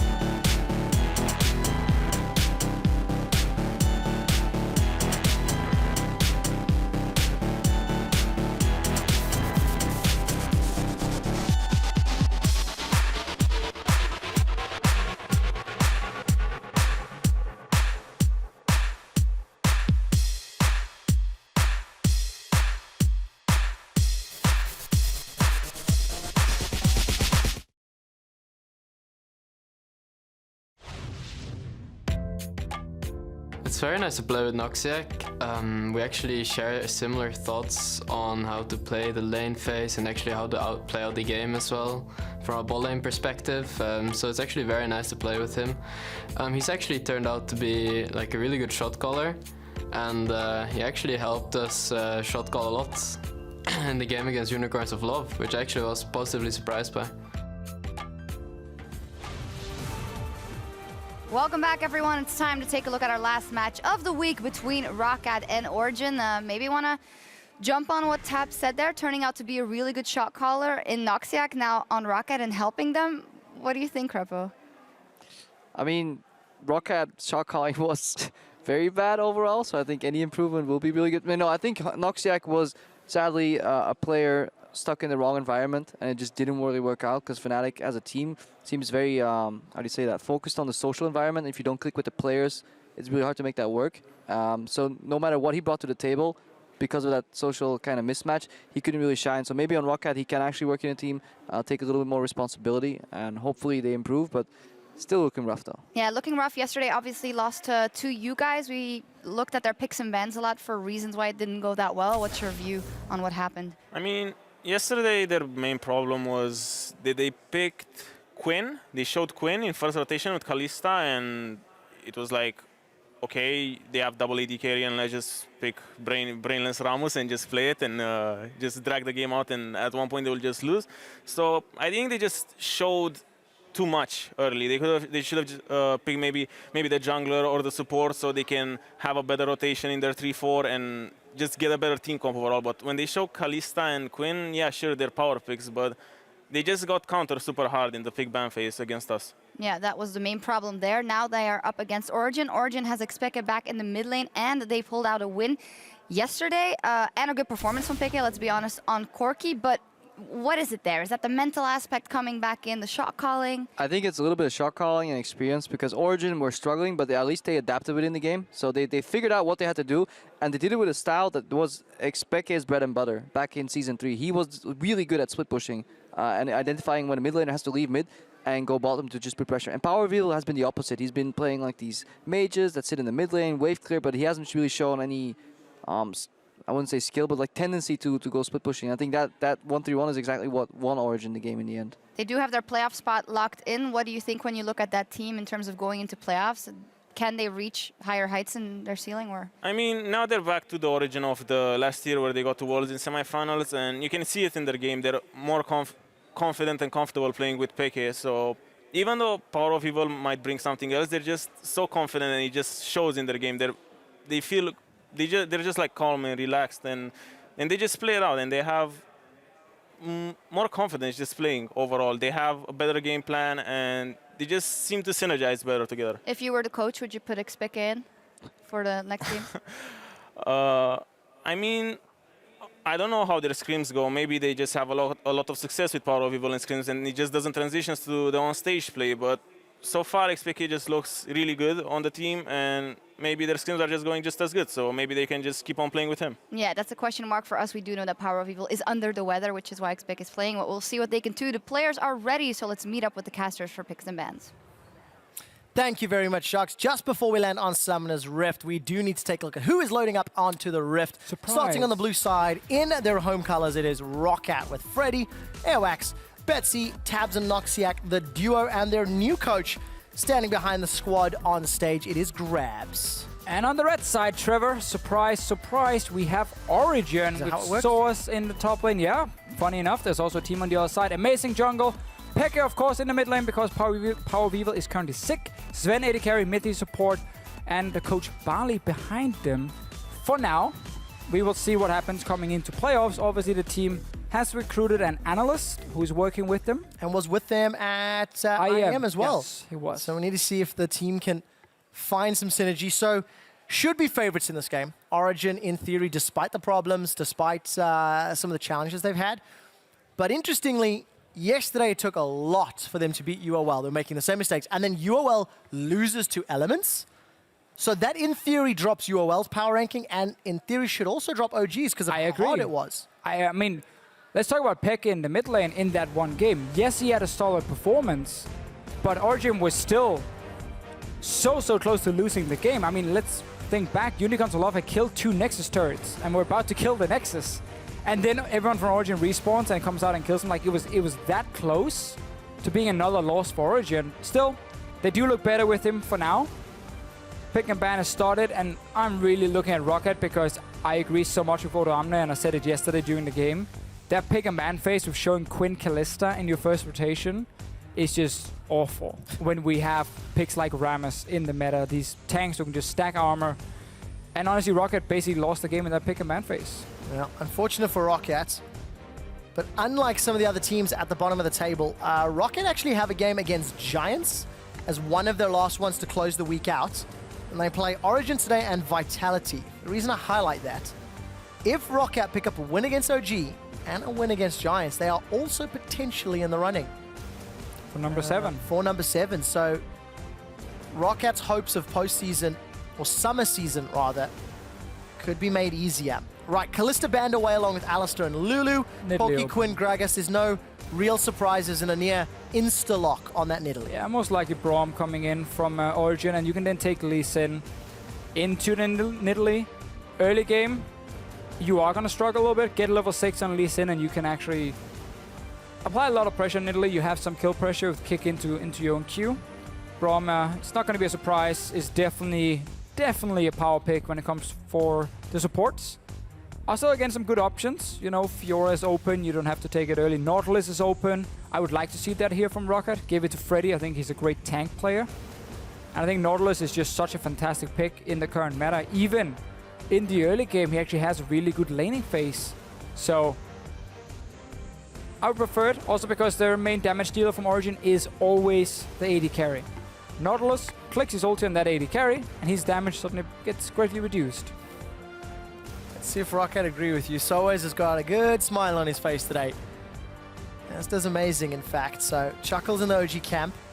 Maybe PTL crew will have to listen in and give us some insight. But for Rocket, a couple seconds left. Yesterday, they picked up that Nautilus Braum combo. Can't do the Braum today. And hovering the Rammus, I mean... I think Nautilus is just so much better as a blind pick as well. Okay, that is smart though. They take away Trundle as well. So that kind of makes up for it, because I was about to say Source can take Trundle into Rammus, and you have a really good matchup for Origin. But by taking Trundle, yes, you show he's going to be support already, but you basically remove that potential counter pick for Source up in the top lane. And he is the kind of guy who plays some weird stuff from time to time. And Rammus is not the strongest laner, especially not against ranged champions. No, definitely not. But what does this leave for Tabs as far as AD carry is concerned? Sivir would probably do very well with this team comp. If he's a Jhin player, aim for that one as well with the Nidalee. Land Spear into W from Jhin. Very long-range poke composition. You got disengage from Trundle support as well. But yeah, assuming Sven doesn't take it away, if memory serves correctly, Sven had pentakills on. He's on Lucian Reddit a little while ago. Oh, thank you. See, look at me now. Yeah. I'm the play-by-play. You are the play-by-play.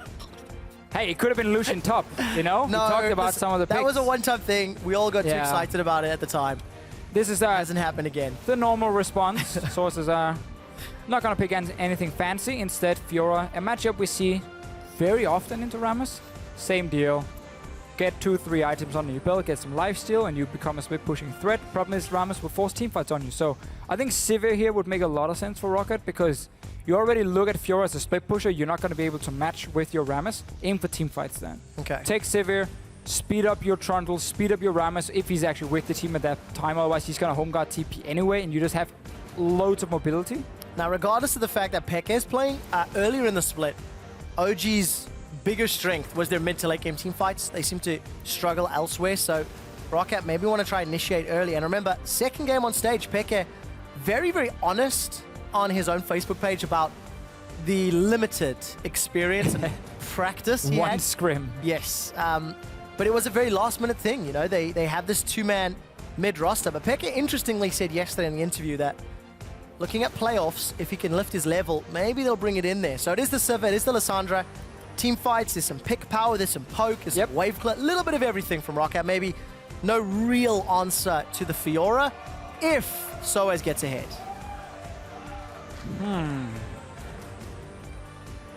What are you hmming? I mean, the Kassadin hover, we don't normally like to talk about the hovers, but in a game like this, where Origin is very clearly aiming to split push with at least one player, and that is Soaz in this case, you can go for full 1-3-1 and put Lucian mid lane as the wave clear in the mid game. Obviously, Rocket is aiming then to very quickly come in and punish that Casterden in mid lane and try and push in his tower, but that's very difficult when you're against even lanes, because you gotta like win that bot lane matchup with Sivir, take tower, and then rotate mid. So I think actually it could have worked, but instead, Peck is boring. I probably should have said this at the beginning of the discussion. In the pre-game lobby, Rocket was saying, why doesn't Freddy play Aatrox and Peke play Cassidy? To go back to the old days when it was SK Fnatic and they were the players competing. Aatrox is a sleeper OP pick. Sleeper OP? In the top lane with Titanic Hydra.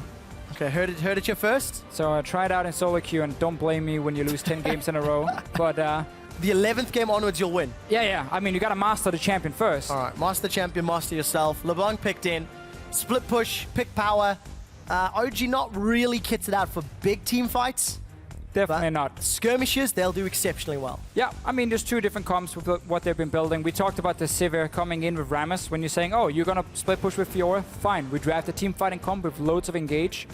Lissandra engage, Sivir speed up, TP from Rammus. There's a lot of ways for Rocket to force team fights here. Obviously, as you said, Origin are aiming to play the 1-3-1 game, get Sven in the mid lane as fast as possible, but then you get that fantastic AD carry duel where it's all about who can push the minions fast. Sivir should have an advantage in that one. Yeah, boomerang through it and one ricochet and the wave is gone. Yeah, should work out. But then you go static shift on Lucian and you say, aha! Q, static shift, and then you match it. All right, I'm going to see if I can get you to do that sound effect again once we see static shift picked up. But you guys at home, for one last time in Week 8 here in the European LCS, will Rocket follow Element's lead and pull off an upset against a top 6 team? That top 6 team is Origin. Didn't know it was coming back to us. This is hashtag OG win. If you guys think they're going to pick that one up.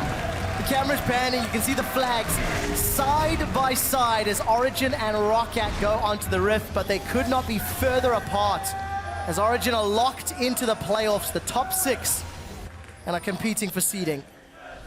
And Peck in that mid lane feeling a little bit ballsy as well with this LeBlanc pick. Often, teams like to take Lissandra into it. Very easy to lock her down when she distortions on you with W, and then you can even ult her after. Obviously, that's why Peck is running Cleanse.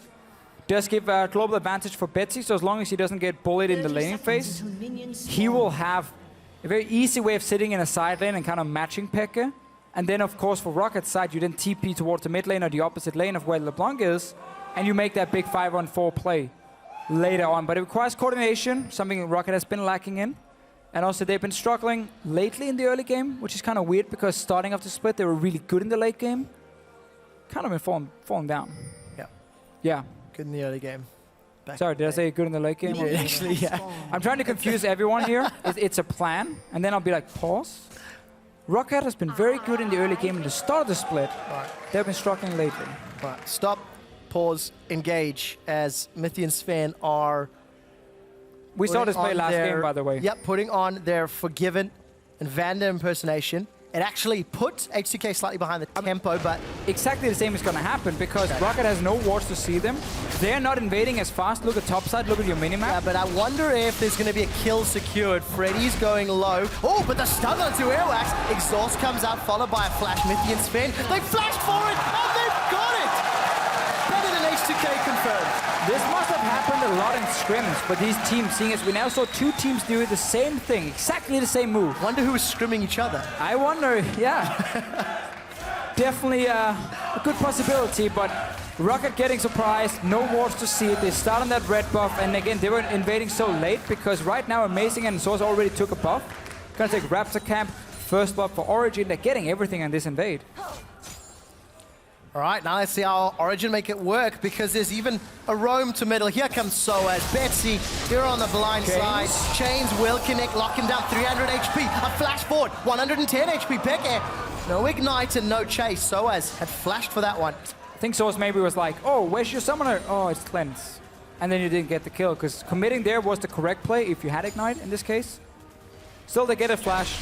Blown from Betsy. Airwax no flash, had to use it before when he gave up first blood, and then we're just in this lane swap now. where you already built an almost 1,000 gold advantage if you're Origin before we even killed any towers. Yeah, but Origin have killed the champion. That's way cooler in my book. Oh, something's gonna happen here. Look, they're recalling. They're not gonna opt in to play this standard swap here. They're gonna send Sven and Mithy to top side, but they're gonna lose the tower for it no matter what. Okay, so advantage Rocket there when it comes to objectives. They've defended their bottom turret while simultaneously almost securing top, although... Oh, not even gonna get it. Right, so both teams have opted into not killing the towers in a lane swap. Yeah, the reason Tabs and Noxiag are recalling here is because they know if they push in this wave and try and take down tower, first of all, there's a chance they might not get it down in time. Second, once you killed it, you're still sitting on just a Doran's Blade, where the enemy's coming with a second item, the call in this case for Sven. So you don't want to put yourself in that disadvantage where you have to recall with the enemy already in the lane, because they can then push it back into your tower and deny a lot of farm. But very interesting, because Origin spent so much time chasing for that first blood, they were later on that push in the bottom lane and said, you know what? We might be able to make it top in time, and we just kind of abandon the lane swap. Difference. Sven is saying, I'm going to go call second item. Tap saying, oh, we're going to 2v2. Doran's Blade instead. So small advantage for Taps right now. Right now. And in a little bit, in theory, an advantage to Sven. We'll see how the itemization works out. Already got a CS advantage and actually has first blood. So that's going to play into Sven's favor. Big minion wave. Pushing into Noxiag and Tabs. And what do you this think is of the this 2v2 now? This is the wave they would have lost if they tried to commit for that tower. Without even being 100% secure, they could actually take down the tower.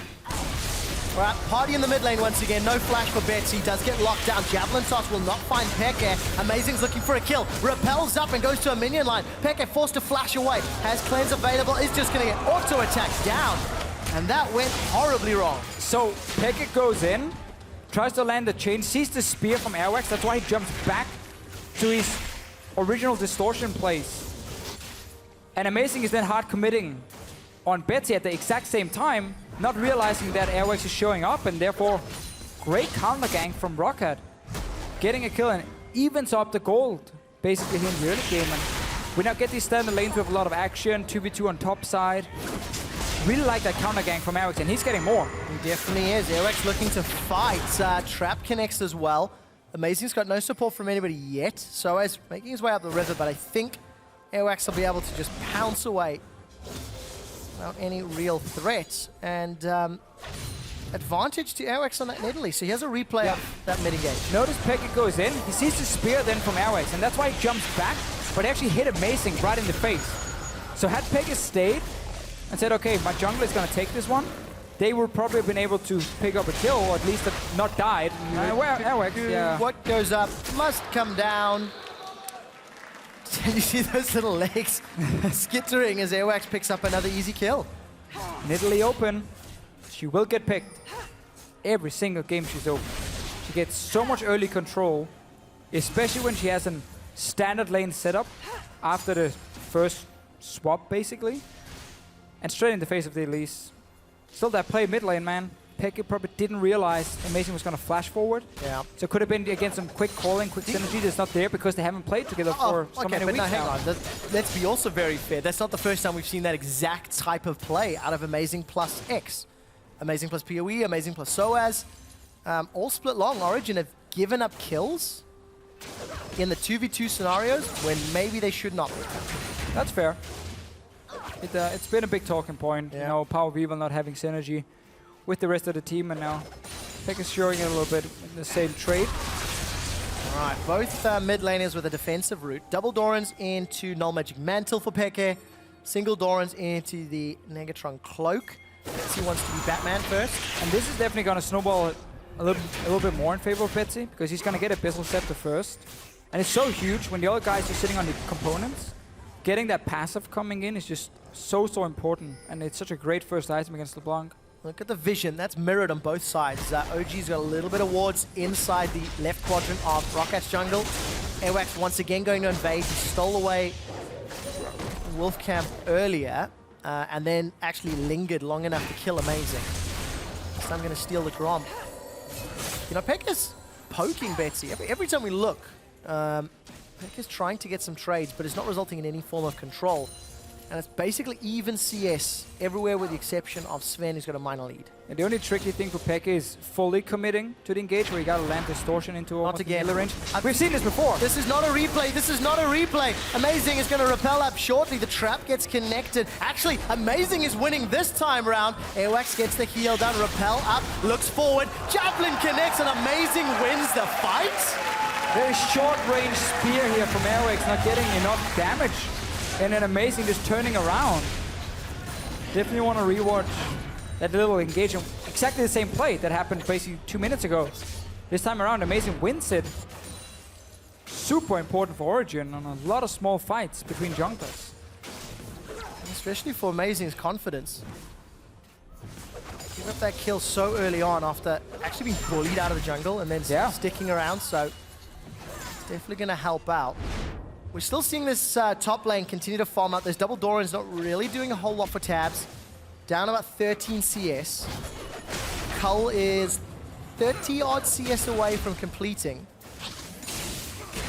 And I can catch a glimpse. Tremors has been used by Freddy, so he's trying to shove the wave out, try to deal with some of the pressure that Soaz is putting down.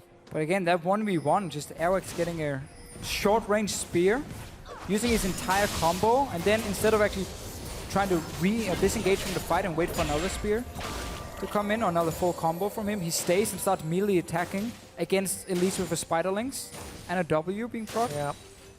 Then you lose out on the 1v1. I think Amazing at red buff as well in that trade. So, few super small important. things. Yep. Some very small things, obviously. That was a longer range. This early game has been defined by how many times Airwax and Amazing can fight.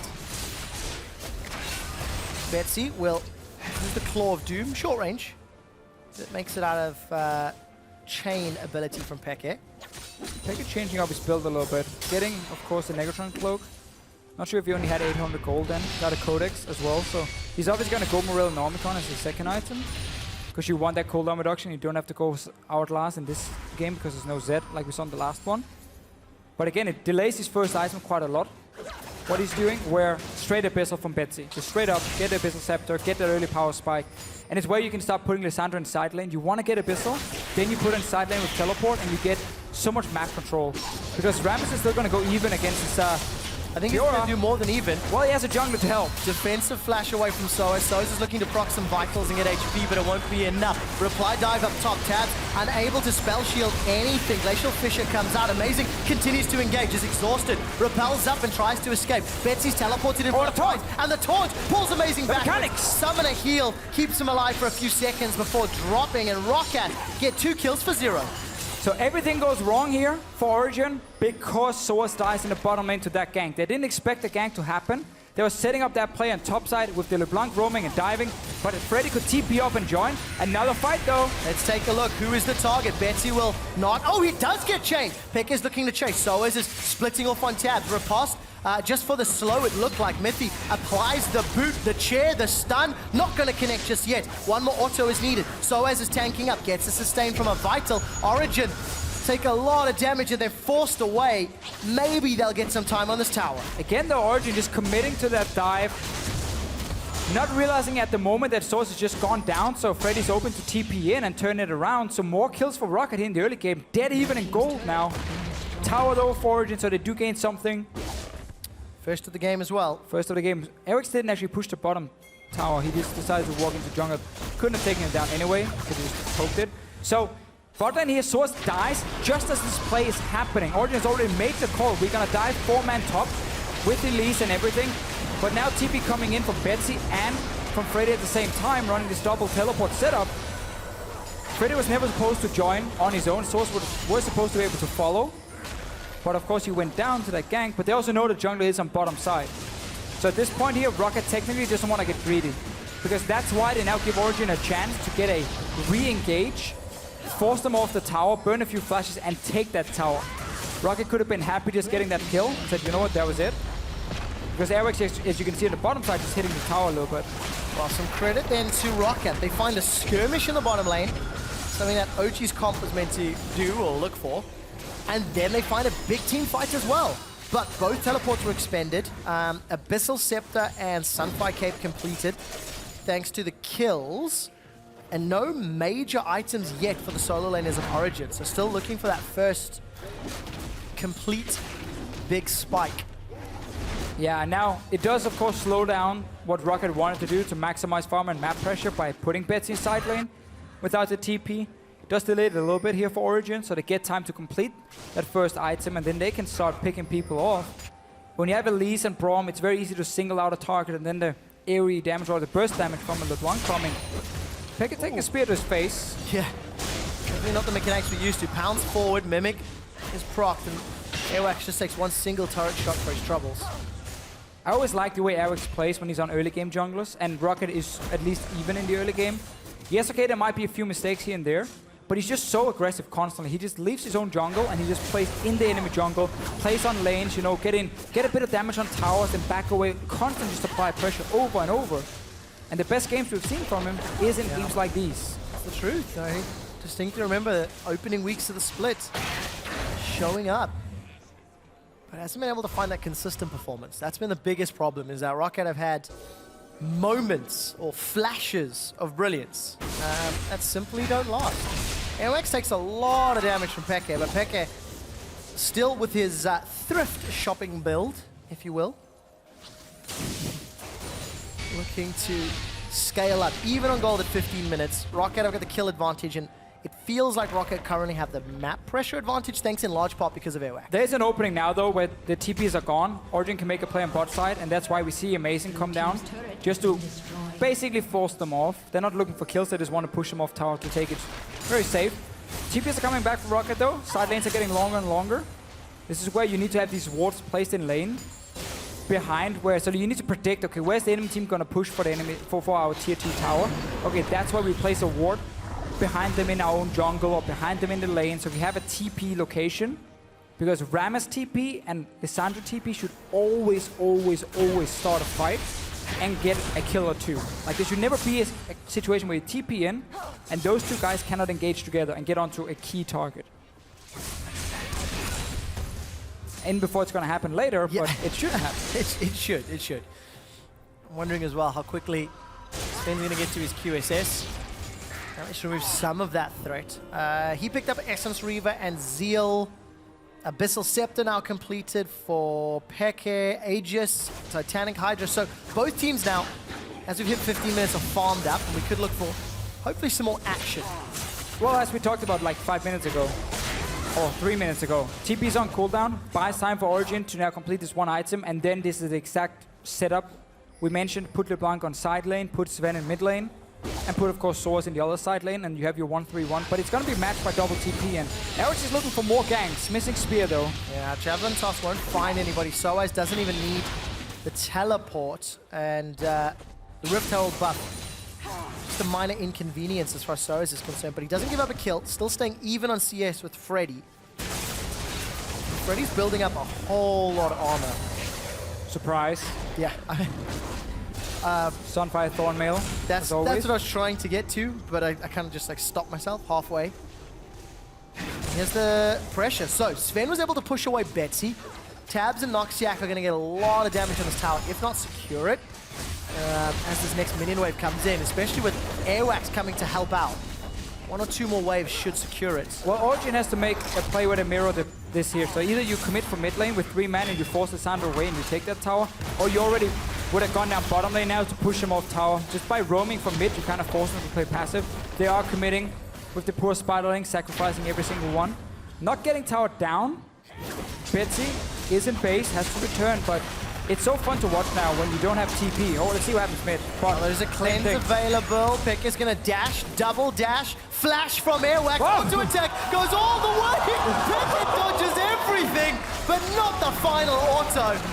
Takes everybody from Rocket on a do-si-do. They're going to trade towers shortly, actually, but Rocket are way behind. Becky's trying to defend versus 3. Glacial Fisher knocks Becky up in the air, but he doesn't go down. Throws up the eye shot, a flash forward from Freddy. Repel up to the Wolf. Soaz will be waiting in the wings, and it looks like Amazing has got away. Rocket do take the tower down bottom. Again, so many small things happening. Rocket investing everything on bottom side. Betsy not using TP back in lane to defend mid because there were 3 guys standing there with CC, Braum, and Elise, so they had to give up mid tower, gain that 1 kill though on Pekka, will of course get a tower mid because it's been low for quite a while. And Origen are losing towers, but also gaining a few towers. Like, both teams are just trading. You can see in the minimap, 3-man committing mid, 3-man committing bot lane for Rocket. Pekka then getting a bit surprised that Airwax is coming from behind, and then a lot of juking going on here. The auto attack that Airwax throws sideways. I mean, it kind of disappeared even, but both of our heads just flung to the right of the screen. We're like, what? Wait, what? Still though, because Rocket were able to get a lot of damage on mid tower, they can now trade it completely even and stay ahead and goal with more kills. Remember Airwax, how he was jumping around enemy jungle into mid lane, getting a few hits on tower, went back into the enemy jungle. He kept doing it over and over. Slowly, you just grind the tower down. Very fun mid game we're having here with these teams. Both teams want to 1-3-1.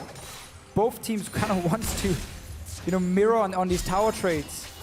Funny thing for Origen though, because they don't have this double TP, they always have to be the ones pushing the lanes first to make it work. Because if you ever get to that point where Peck is pushed back on the bottom side, Rocket will just force a player on the opposite side and TP in with Betsy, and Peck is forced in a situation where he can't do anything. Because he can't push a tower and he can't join the team fight. So Origen always has to commit to lanes first and meet the lanes very early. You gotta meet the minion waves before they get to river and clear them out. So you push Rocket back on the map, and it makes it very difficult for them to make TP plays. And that's where we gotta see if Pekka can still split push. Back in the days. Find out. He can also fails the wall. distortion, will do the mimic, a pounce over from Airwax. Airwax eats a chair from Mithy, and as we get closer to 20 minutes, Deficio, right at the beginning of the game, we talked about how Origen, well, maybe gifted a victory against UOL. UOL taken down by Elements. Origen's level is debatable. Questionable. Questionable is the word that I'm going to use. Okay. Because, I mean, that's very fair to say. Yeah, the performances are showing. Static Shiv was picked up by Sven, so I'm waiting for that sound effect to pick some bands. I forgot the sound effect. I know. I saw. It was something, I don't know, you're going to have to try Rackle. I completely forgot what it was. We're looking for a Piercing Light. Let's see it. Piercing Light and Static Shiv proc. Oh, already happened. It did happen. Okay, but all right. Again, it's the reason you go Static Shift is again because, as I said before, you need to be first on the minion waves and push them in instantly. So Rocket is always forced to defend, and you can then actually get into the enemy jungle and you can kind of play against the TPs. You can attack the TP side lanes. Yeah. You never want to just attack mid lane because then TPs are going to happen behind you, and that's why Static Shift is so good for him. Even though it is kind of annoying for him because you want rapid fire cannon versus Rammus normally. But yeah, for that range. And of course, you know, I think it has to be fair that Origen are playing without Power of Evil, the guy that they have played with for 8 weeks, including... Wait, it was supposed to be the other way around. Now I know. They are playing with Pekka now, who is no practice, no scrim, so it is obviously going to have an impact on the team. This game, though, does also tell us a lot about Unicorns of Love current level. Like, the current power ranking, where the Unicorns are losing 2 elements. And the Origen with the sub. Yeah, again, should have won the game yesterday, but then ended up losing it anyway and made a lot of mistakes. So they are looking, together with Origen, like the 2 weakest of the top 6 teams. Yeah, beyond a shadow of a doubt. And Origen playing defensive, 1 teleport shy, so as going to be Powerball down. There is a flash available. And now look at the map here. Origen are forced so far back with expected that he's not going to have an impact on the map. And Rocket can start making plays against Source because worst case you can always TP in with Betsy and there's nothing Pekka can do in return. He can't take a tower. That's why Airwax can play topside as well. Secure blue buff, but also say to Source, if you're pushing any further now, I'm just going to go gank you. And your team can't help. So Rocket is in a very good situation when it comes to map control. And this 1-3-1 with the LeBlanc and no double TP is losing a lot of value because you can't make plays when only one guy can push forward and you can just get ganked. So how do Origen make plays then? How do Origen get back in this game? You've touched on the fact they have to push the waves. You've touched on the fact they have to play the map. Is it then Deep Vision and Baron, which has been available for a few minutes? A little bit too early for the Baron, but obviously, yeah, you want to set up, you know, just have that pink on the Baron so you always can threaten it potentially with the enemy team not having vision. But there's 3 blue trinkets, so it's very hard to do now. I think the thing for Origen is that you commit to one side at first with your jungle support and you say, this is the side we push out now. Seeing as Source can push out on his own, obviously that's not the side you commit to. You help Pekka push it out. You show on bottom side, you tell Betsy, back away. That's exactly what they're doing now with Mithy and Sven. They're showing bottom side to force them away, allowing FLICKR then to potentially push this wave earlier and try and get it at least across the river. But it's so difficult to do. It's so much easier to say it, but actually doing it when you're against so much engaged. This is why the Saber pick also was so good for Rocket. It's so hard because if you commit 4-man bot lane, there's a chance your top laner dies. There's a chance Rocket just hard commits to mid lane, or they follow you. And you have a team fight down this bottom side with now 2-item Lissandra. And you can see Freddy on top side. He can trade with Source easily. Yeah, really, really easily. QSS is secured as well. That Tremors is on a 1-minute cooldown, so you can just throw that out. AWAX was forced to flash because of the fact that Mithy had thrown down the Glacial Fissure.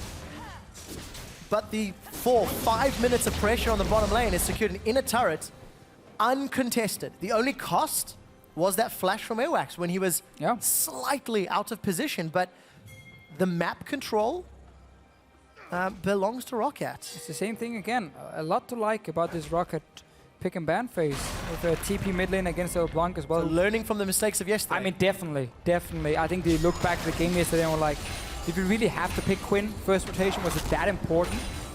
Obviously not.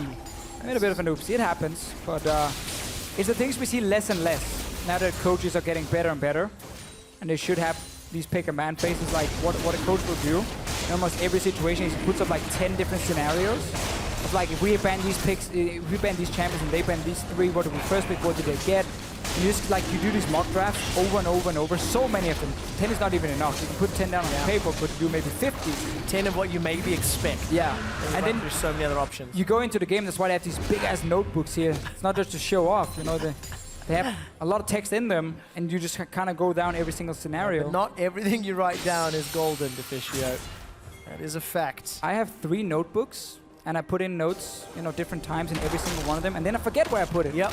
I just found one now with notes from Worlds. I'm like, why am I standing with this? That's phenomenally useful 6 months down the line. Yeah, I'm not sure why I have it here, but... Well, Deficio, Dragon number 2 was picked up by Rocket, so this split push power will become a little bit more enabled. Damage over time. Allow them to knock over the turrets, and Rocket have been playing the map well, but Origin are playing a little more positive, a little more aggressive. Pushing out the waves, getting some wards down. Again, it's for Origin about push mid fast, move to the lane where Peck is so he can push out his lane by forcing Betsy back. And then you go into the enemy jungle, exactly where you just moved your AD carry, or sorry, your jungle and support. So the jungle basically between the 2 lanes. But now we might get a TP play mid. Let's take a look. Very forced. Floor comes in. Mithy throws out the Glacial Fissure. No. The Javelin toss is broken by Unbreakable. Origin sense there's a chance. The giant cone comes down from Noxiac, but he has no power here. Soaz continues to push down bottom against Freddy and Origin. They thwart the TP engage. Freddy and Soaz. Oh, Airwax is coming down. Very exciting bout. Flash is available for Soaz. Javelin toss connects from that one. Grand challenge comes up. Soaz gets 1 proc. Airwax realizes he's in trouble. Flash was too late, and Soaz goes down. Oh, he riposts for a few seconds. 1 or 2 more autos, but the Baron is being pulled. I don't think Origin are tanky enough or have enough damage just yet. And they are forced to back away. So Soaz goes down at the cost of defending the mid lane engage. Again, another situation with a lot of small plays from each team. Rocket, in my opinion, never have to engage mid here with TP. You're winning the split push war. Keep pushing in these side lanes then, and wait for Origin to overextend. They were standing in a pretty safe spot, and they just ran back, and Betsy couldn't get onto anyone. But also for Source, as soon as that fight happens, Source needs to just back away from the bottom side, because if he stays, no one can help him, and it's too early to rush a Baron with 4 members for Origin. This is a classic Source mistake we've seen so often this split. He's staying too far up when his team can't get anything on the map, and then he gets ganked, and he's like, team? And they're like, Source? And he then ends up dying for nothing, basically. That will give the 6th kill of the game over to Rocket. This is a replay of the engagement. Look at the minimap. Yeah, I mean, Origin panicking towards the Baron. It's too early for Origin to go Baron, and it's still 3 members alive from Rocket on this top side, because no one died from the previous fight. So Source is just putting his team in a situation where they can't really make a good play. They can't follow, and they can't punish. So they will just lose Source no matter what. Almost managed to flash away, though, with Yeah, I felt like it was quick just flash, but then he got pulled in by the taunt. Like half second too late. Super small mechanic there. Taunt coming in just when he flashed. Timing window so tough. Piercing Light comes out from Sven. I think that didn't even connect with Noxiac. He was level 11. Got that locket completed. Amazing's built one of his own. Aegis for Mythy at the time being. QSS picked up for Sven. I think that's a big deal. When you consider the threat of the taunt, the threat of the tomb from Betsy. Betsy's just going to go into fights and ulti himself. He's just going to reach the back line. And the thing about Rammus as well, his taunt is super strong, but just the AoE damage he's dealing when he's walking around you, Sunfire, ulti, Thornmill if you ever hit him. So just by him actually being in your face is enough to be a threat, and that's why you have to deal with him. That's why teams struggle to just run past him, especially on an AD carry like Lucian with his low range. So it becomes fairly tricky for them. Damage pings. FLICKR forced to cleanse. Hourglass not used. The trade may continue. Mythy and Amazing now will spot Airwax. Winter's Bite comes down and a pillar of ice comes up from Noxiac. FLICKR gets a good chunk of damage, but they just trade basically ultimates, and actually FLICKR's the one that used the summoner spell. Yeah, still in favor of Betsy because he's the man pushing the lane. You see again how early Sven is reaching the minion wave here. He's moving past the river to kill Leia as fast as possible to open up for a potential play. Because then now suddenly you can roam from mid lane, you can fight. Again though, it's difficult because FLICKR is being chunky, he has no mana. So he's losing this 1v1 again and again and again. And that's why Betsy has so much more impact in this game. There is a teleport available from Soaz. No wards very deep though, and the vision from Roccat is currently all over the river, but it's not particularly deep into Origin's territory. No. So that's I think why we're feeling a lot of the slowdown. The vision, the safety is not deep enough to allow either team to push. Roccat forced a play they shouldn't have. They put the TP on cooldown. That basically means Roccat has slowed down for the next few minutes, because for them it's all about pushing up together and then using that TP on the opposite side of the map if you want to force something. Or you go down and gank Soaz and you know you can always send even a third member if needed. But yeah, game has slowed down. I want to see distortion enchants for both Freddy and Betsy, because this TP is so important in this game. Yeah, especially with the wanna go fast Dead Man's Plate. I mean, we're going to extra speed here. I can't wait. And you know that LeBlanc is not really looking to burst the Rammus, so just stack full armor. Like, Sven is going to struggle so much when it comes to dealing damage in these late game fights. And that's why, again, Roccat is in a very good position. Sivir is definitely stronger now in the late game fights compared to what she was before with that crit from her W now. Yeah. And overall, I think Roccat is still in a good position. Another ping of damage. Betsy's actually lost more than FLICKR in that particular trade. I think a fair amount of respect being given what FLICKR can throw out, and the fact that there was support coming up top. Try to undermine that value. Dragon number 3, secured by Roccat, uncontested. So this will go 12 minutes away from Aspect. If Roccat want to play to that. Baron is also a possibility. We're late enough, tanky enough damage, really for both squads. Yeah, I mean, not enough vision. We're at the point, again, the longer death timers and everything, towers are being fairly weak, where one big team fight can basically lose you the game. You might not lose your Nexus, but you will lose 2 inhibs potentially, or the Baron and an inhib, and then suddenly you're too far behind to do anything. When it's 1-3-1 comps against each other, it snowballs very quickly out of control. But Origin also, again, it's a simple thing. You keep Source on the bottom side, because if you send FLICKR down on bottom side, Baron is a play for Roccat all of a sudden. And that's, again, why everything is slowed down. There might be a commitment in mid here. Now Betsy can actually TP in if he wants to commit for this fight. Because now Origin is overextending. Look at Sven in mid. Betsy, where's the TP? Soaz is keeping Freddy busy. FLICKR's backed away from Betsy. Airwax jumps onto Mythy. The Fissure comes out before Betsy can even arrive. There it is. Almost a kill. Teleport coming down. Tabs has dropped Mythy. The Claw of Doom jumps across, and Betsy unable to find a follow-up target. Amazing, unable to find the cocoon either. Big burst of damage. FLICKR is locked down. No cleanse. Oh, it is available, but they have just come up. It's a kill to Betsy. 2 very easy kills for Roccat. Again, I know the game has been slowing down, but this has been the play we were waiting for. It's why the first TP were not that great for Roccat. This time around, Origin were overextending mid. The reason Betsy didn't instant teleport was he was missing a ward in the mid lane itself to go to. They had to take a ward really far back. It did join in the end, take over to rope down. one fight. Baron is on here. Culling going nuts though from Sven. 3,000 hit points, 1,000 hit points, trying to get in, secured by Rocket. Now Amazing's in trouble. Sven's trying to get away. Freddy will cancel the teleport, or it was ended by Soaz. At least one kill. Soaz gets taunted under the tower, continues to trade back and forth, but Rocket string together 3 kills and Baron at the cost of only Betsy's life. And it's what we liked about this double TP with Lissandra in mid lane against LeBlanc to stay even in lane, rush Abyssal Scepter, and just control her in side lane, just constant push wave over and over. Origin are getting a little bit desperate. They're like, we need to do something here. Like, we're just losing the map. And they start rushing down mid. Instant. Obviously, Rocket is reacting, TP in, even though it was very late. So here, if there was a ward in this mid lane, Betsy would have TP'd in already by now. But there's no proper ward. You can see he's pinging really far back. Luckily, Rocket is winning on his own because Sven right now was at the tower. And the 2 other members from Origin were in the mid lane. So just super uncoordinated. Origin, and here FLICKR is trying to burst down Airwax. Flashed on by Betsy. Super good flash from him.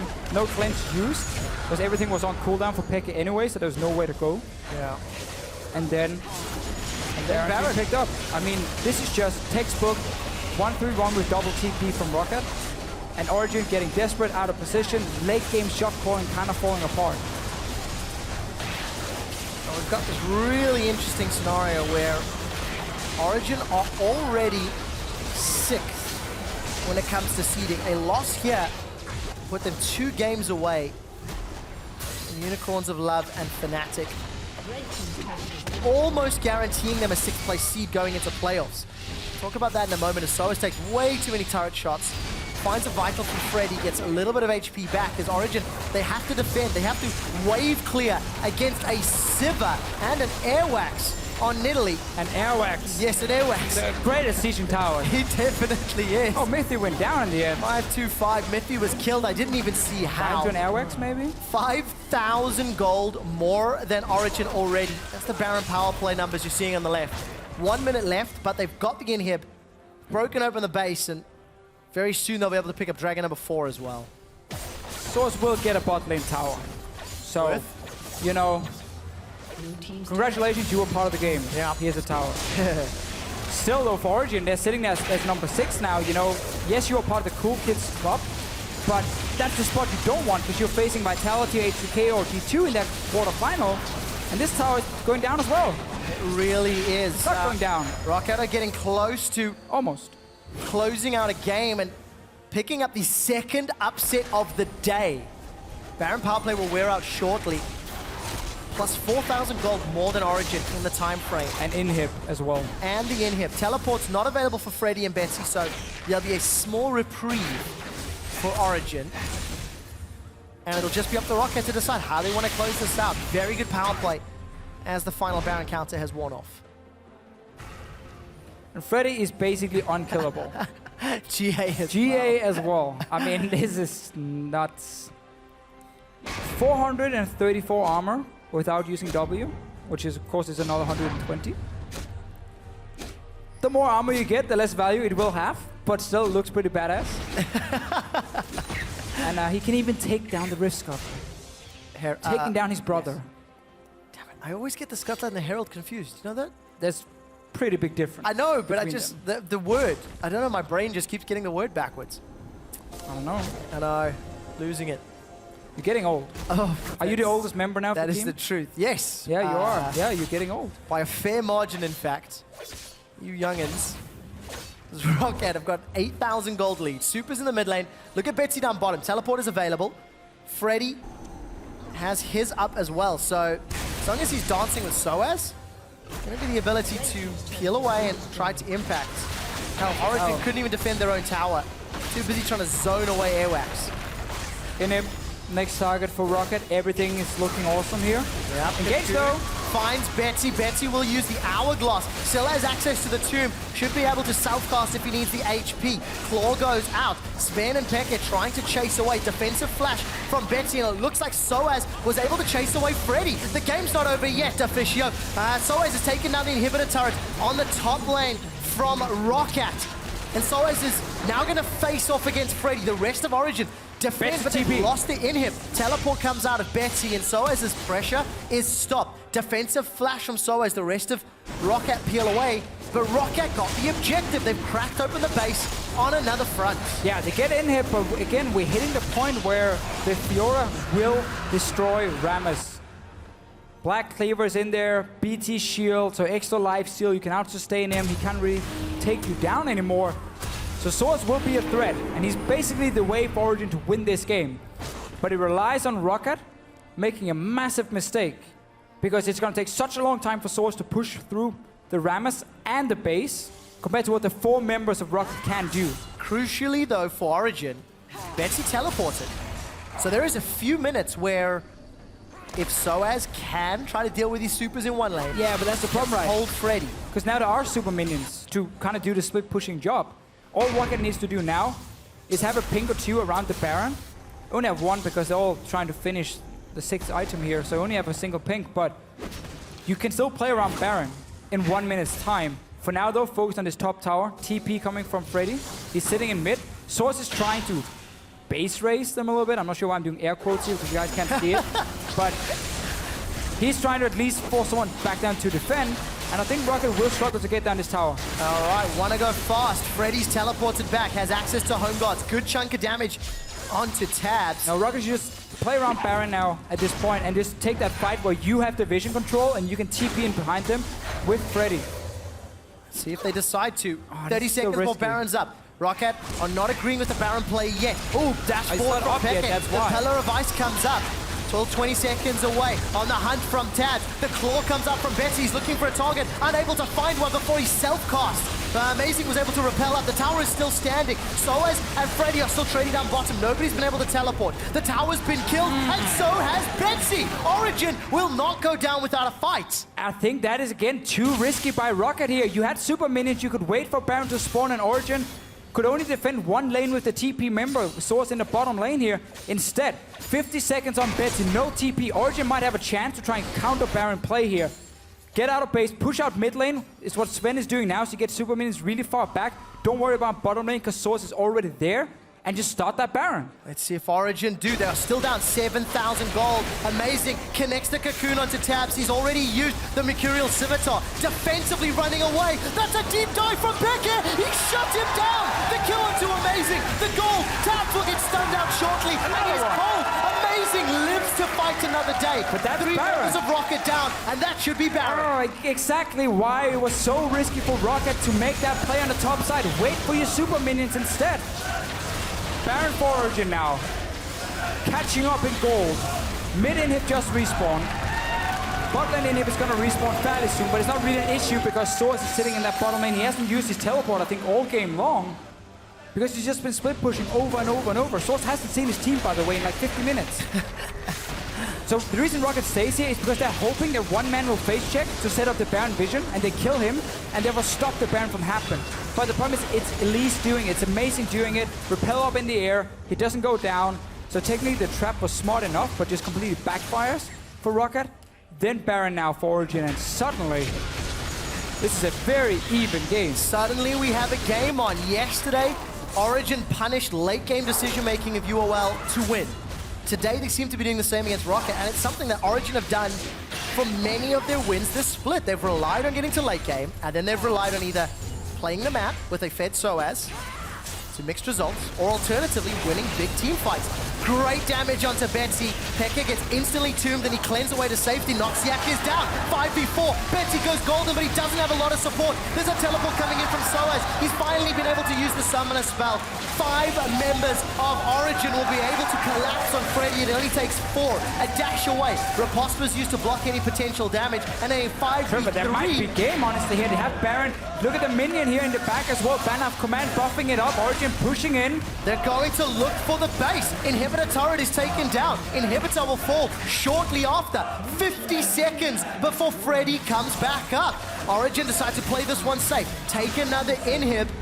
And they're going to back away for now. All right, playing it very safe. Still some good wave clear here from Rocket with Tabs and Betsy alive. A lot of gold, though, from that one Baron. And Origin, they waited a long time, but they did decide to show up in the end. And like, this is just a team fight where suddenly we've hit that late game point where the damage from Alessandro is very difficult to get off because there's cleanse and QSS, so you have to be very passive from Betsy. Also, Tabs couldn't even join the fight. And then we see the TB from Soas. He really wants to join. But he's not even going to be allowed to join this fight because he didn't even get an assist. Poor guy. Insta cleanse from FLICKR. He's, by the way, 0-2-0. Yep. No assist at all. 460 CS in 42 minutes. Bet you'll have most damage to turrets. Yes, and minions. He's been... They count. Still underfarmed in comparison to Sven. Oh, we may have another fight here. Although Amazing's not with the team. With 464 CS. 500 CS has been picked up by Sven very shortly. He stopped the Powerball. Soaz does stop the Powerball. Taunt comes out. The support comes in from Origin. And Soaz finally gets a kill. 1v1. The Armadillo can be taken down. Tabs and Noxiok are running forward. The dash backwards to the Distort. FLICKR is taking everybody on a run. You can't catch me, he yells as he dashes away. Another Pillar of Ice comes up. There's 54 seconds before Freddy comes up. Origin have got supers in 2 lanes, and this could be the final push. Yeah, another push from Origin. Super minions coming. No Baron buff anymore. And again, they're playing it safe. It's only Freddy down, so the wave clear is still there for Rocket. Take a dragon. It's gonna be your first. You deserve it. We're now 44 minutes in. Get some stats here. You deserve it. That's such a good line. Finally got their piece of the cake. That's it. So should not have been pushing here, though. His team is doing dragon. He's gonna be okay because Fiora late game. His Fiora late game. But again, it was just pretty easy for him to run away. I got scared. Oh, get very scared when I see Soaz in lanes. A lot of the time these days. This time around, it works out. And it's also not the first time that Soaz, once he's hit level 16, once he's hit level 17, 18, has pulled so much threat. Oh, yes. That Origin can then claw their way back in. Tabs is very fortunately outplaying Siva for Rocket. The Crotochet, as it is become so well known on 6.4, is clearing up those waves quickly, but he's got a lot of work ahead of him with Soaz and supers in 2 lanes. Yeah, Origin is just trying to pull them away to take tower. He's engaged potentially. Glacial Fissure comes down. That will split the team up or buy some time. FLICKR is deleted. Rocket may be winning, but look at Soaz. Soaz is on the Nexus. He's taken 1 turret. Teleport's coming out. It may be interrupted or cancelled. The Nexus turret's dropping very, very lowly. The minions will almost take it down. It lives to fight another day, but 2 members of Origin are down for at least a minute. Origin are now undermanned. Soaz is just that kid that no one wants to play with because he's so annoying. And he just takes everything away from you because as soon as you leave him alone, he's in your base at your Nexus turret. The second Nexus turret now is down to just 8% HP, 450. That's 2 hits from Soaz and that tower is gone. Exceptionally impressed. You figured that was 8% a minute. Well played. Crazy math going on here. Let's take a look. Soaz throws the challenge onto Betsy. Almost 3 shots him. Teleport comes down from Freddy. There's a kill already onto Betsy, evening out the numbers. Gonna continue the pressure. The repulse comes out. Stuns down. Sven's jumped on, but he's in trouble. Forced to flash away. Culling in retreat. Freddy's chasing him down. The AoE is up. Amazing. If he finds a cocoon, will stop Freddy where he stands. Sven cannot really auto attack. He's got lifesteal, but not that much. Sniped with the javelin toss. A recall comes up from Soaz. He has teleport available. He can backdoor. FLICKR's back on the team, and Origin are looking for opportunities. Oh, there's such a problem for Rocket. They want to push into the base and get inhibs, but you have to respect Soaz's TP. No one can respond from Rocket in time. I agree with the picture-in-picture, by the way. Betsy on 30 seconds here. Concerned faces. Oh, very concerned faces indeed. You get your inhibs back, though. That's what Rocket gains here by getting that kill. So Soaz, again, late game here, he's an absolute monster. Destroying Betsy. Tower is still alive, so that's defensive TP use. Get him away. Sven's trying to help him get the tower down and then see if they can maybe finish, but everyone already recalled from Rocket. So this buys a bit of time. Mid inhib, respawning very soon. Top inhib, take a bit of time. So 2 inhibs are back up here. No turrets left in the game for Rocket. 2 Nexus turrets for Origin, and that is it. See who wins this match. 1 mistake will decide it. Teleport advantage to Soaz. 50% cooldown available for Betsy, and Soaz has returned to lane to go toe-to-toe in the most exciting matchup we've seen. Fiora into Rammus. Baron is now live. Not much Freddy can do at this point in this one-on-one. If he gets an ulti from Source and QSS, it actually helps Rocket because then they might try and force a team fight. Freddy will have so much more impact in a team fight, but he's been stuck in these side lanes against Source all game long. And Rocket only got that one engage in mid lane. Oh, Soaz has positional advantage for now. Support from Betsy coming in. Oh, we're gonna get a big Baron fight. No TPs at all. So Freddy has no TP, Source does have TP. Origin should be able to secure this one, or at least take a 5-on-4 team fight. As long as Source keeps the push going bot lane, or the pressure from it, Freddy won't be able to join in time, because if he leaves, Source takes your entire base. Rocket is in an almost impossible situation where Source doesn't even need minions to win the game. Yep, He no can towers just walk standing. by. Absolutely no tower standing. Only one other game in the split has had this many towers. Oh, Rocket has to surrender the taken Baron, down. honestly. They just have to surrender Baron, because if they commit to it, Source again wins the game.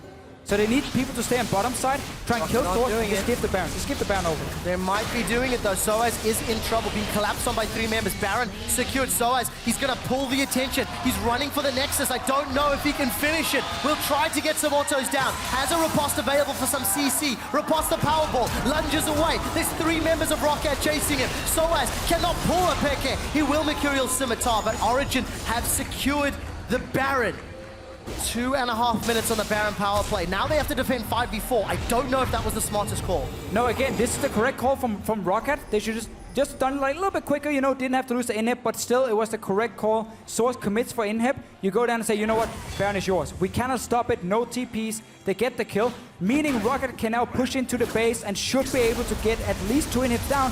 Alex is trying to stop recalls. Oh. Succeeds so far, but oh, you gotta always be careful here because Origin might try and backdoor. Good damage from FLICKR, forcing out the Hourglass from Betsy. That is a very, very big cooldown. Baron empowered minions. There's 2 gigantic siege cannons lined up. Oh, Airwax gets chunked out. FLICKR is showing that even as an old dog, he's still got the tricks. Cocoon connects onto Freddy, buying time for Sven to push onto the inhibitor in the top lane. And Origin, they fended off the threat. Noxiac, I'm not sure you want this fight. Buying time. They're trying to collapse on him. Source's TP alive in 6 seconds. There's minions in the base, but no wards from Origin. Rocket as well should have put a ward in the base of Origin right here, so they could potentially backdoor later. Sven will get in him. There's the teleport from Soaz. The taunt comes out from Sven. He turns to the Nexus. The passive, the Light Slinger continues to shoot. The rest of Origin, they're gonna get it on. The Nexus is going down, and Origin finally close out the game.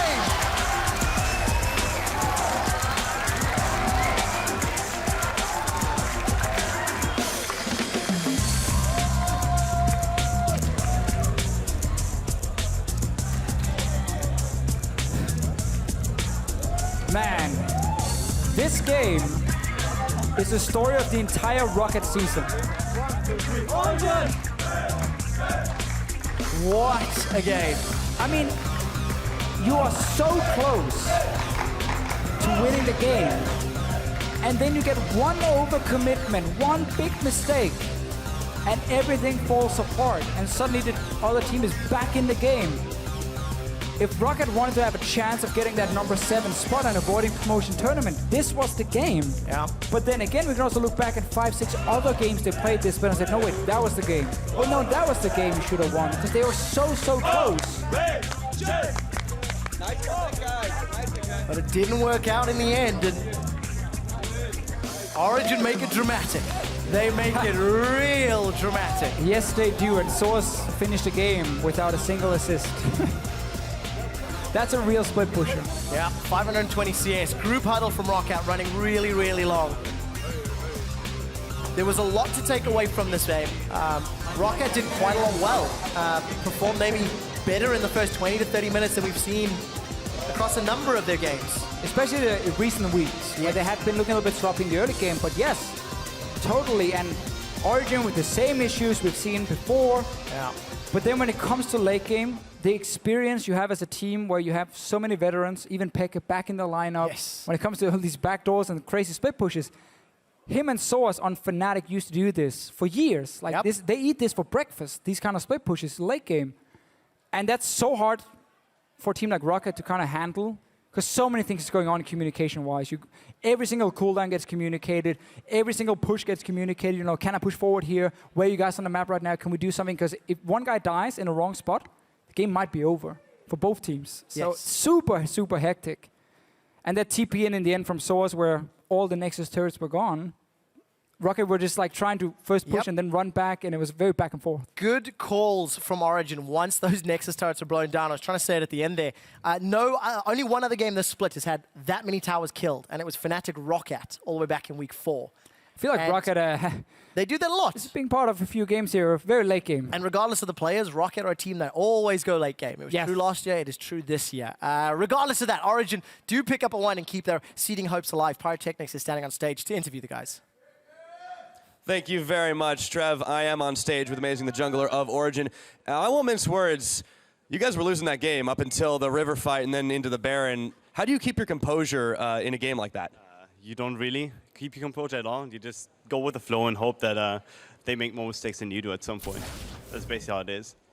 Well, clearly that was what happened this game, and you guys did manage to take it after a really, really long, drawn-out, crazy one. I want to talk a little bit about going forward into playoffs and looking back at the games you guys have played. Definitely been a rough road.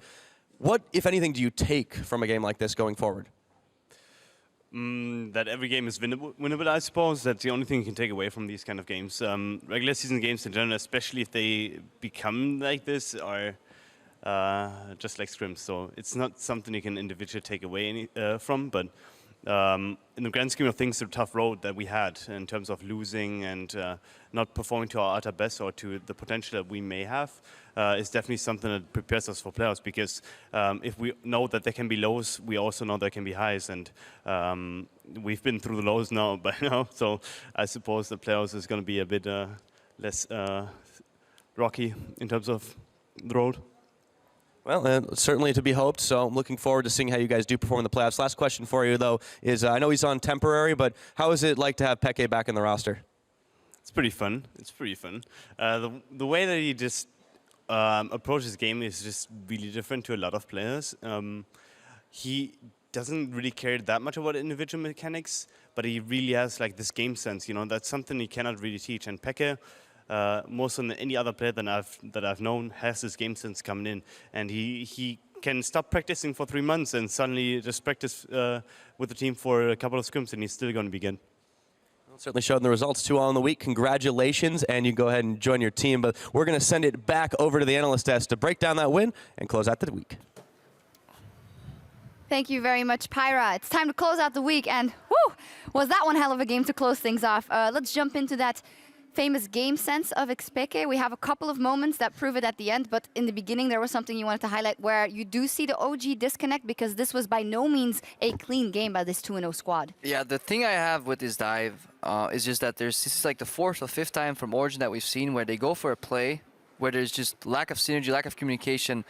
We had the jump from Amazing in the mid lane too. Right here we'll see it too. Like we're rolling the dive. And Odoamne, you got something to say about like target prio here as well? I mean, we see the Braum multi landing, and this dive is really good because it's a 4v2, and then the Braum multi lands on Sivir, and then they miss the Q, and now they just overextend because they switch targets, they don't land the CCs, Ramos gets his TP in, and then they just are caught in a really bad spot because they used all their cooldowns for a failed dive, so it didn't work out at all. And now they even overextend to go for the tower. I mean, Rocket goes for the tower, and the OG thinks they can get a really good TP flank here, but they just don't have the CC to land, and they just pretty much waste their summoners, and they just keep losing tempo from this. Yeah, in this one, we thought, okay, good for Rocket, and sadly more of the same for OG. Yet in some way, Rocket didn't end up winning this game. Another replay we want to bring up is the Baron face check, where OG rightfully catches some of the members out, which is a big turning point in this game. I do believe this is this one. This is like the end of the previous one. I mean, this is the end of the previous replay. Yep. Anyways, let's roll it, see what happens. Yeah, come on. You can roll this clip out. Something's wrong with the mystery clip. There we go. There we go. Yeah, it's a fail pickoff. So they go for Amazing, but they forget that he's Elise and he can survive. And this kind of pick turns into baiting your entire team into like Champions like LeBlanc, and then eventually Origin get the Baron, and that's kind of the turning point of this game. Yes, it is. You started seeing the damage that Sivir had there, though. Not that it was enough to win the fight, but Sivir throws one W out, a couple of autos, and bounces through. It's like, maybe if that had a little bit more there, but the positioning was too good for Origin. The problem for Origin right now, you've got to look at it, is both games, they should have lost this week, both of them. The Unicorns game should have been a win for the Unicorns. Roccat should have been able to close that out, you would think, with the inhibitors being down, so it's a little worrying for them. So I have a question. I think you are right. They should have, obviously, if they could have lost both those games. Isn't this the best case scenario for Origin? Knowing that they are already in playoffs, and now having Xpeke seen the shot calling issues firsthand, not from the sidelines, in the game, and they still get a 2-0? Or is the mental issue that, of course, Power of Evil now maybe is questioning his play? Is that important? Like, what is the end result here? I mean, teams can request VODs or at least the audio from the LCS stage. So if there's shot calling issues, Xpeke can request the audio and see, okay, who's shot calling? Nobody. I don't think they even need the audio to see that it was just a complete mess. Well, they had that the previous weeks, though. I think having Xpeke on stage, guarantee you that he made some of these clutch decisions, and that Baron backdoor wouldn't have played out the way without him. So I hope actually that, sadly for Power of Evil, yes, he's sick, but that they just keep Xpeke in playoffs, because I don't think Power of Evil brings anything to the table that Xpeke can't bring. I mean, I think they did really well with Xpeke, because I think they only had like the same as we did with Ryu, only one day of scrims with him, and it was good. It seemed they still were kind of lost in the early mid game. They lost. They got outplayed by the enemy team, but as soon as it hit to mid and late game, they just seemed more confident in what to do. They managed to get picks off, win team fights. So I don't really know what to say if they should keep Power of Evil or Xpeke, but so far it just seems a lot better with Xpeke on the roster. Somebody else that was kind of lost in this game was Soas. For the longest time, it was 0-2-0. And I want to pick your brain on the one. What do you think about Titanic Hydra?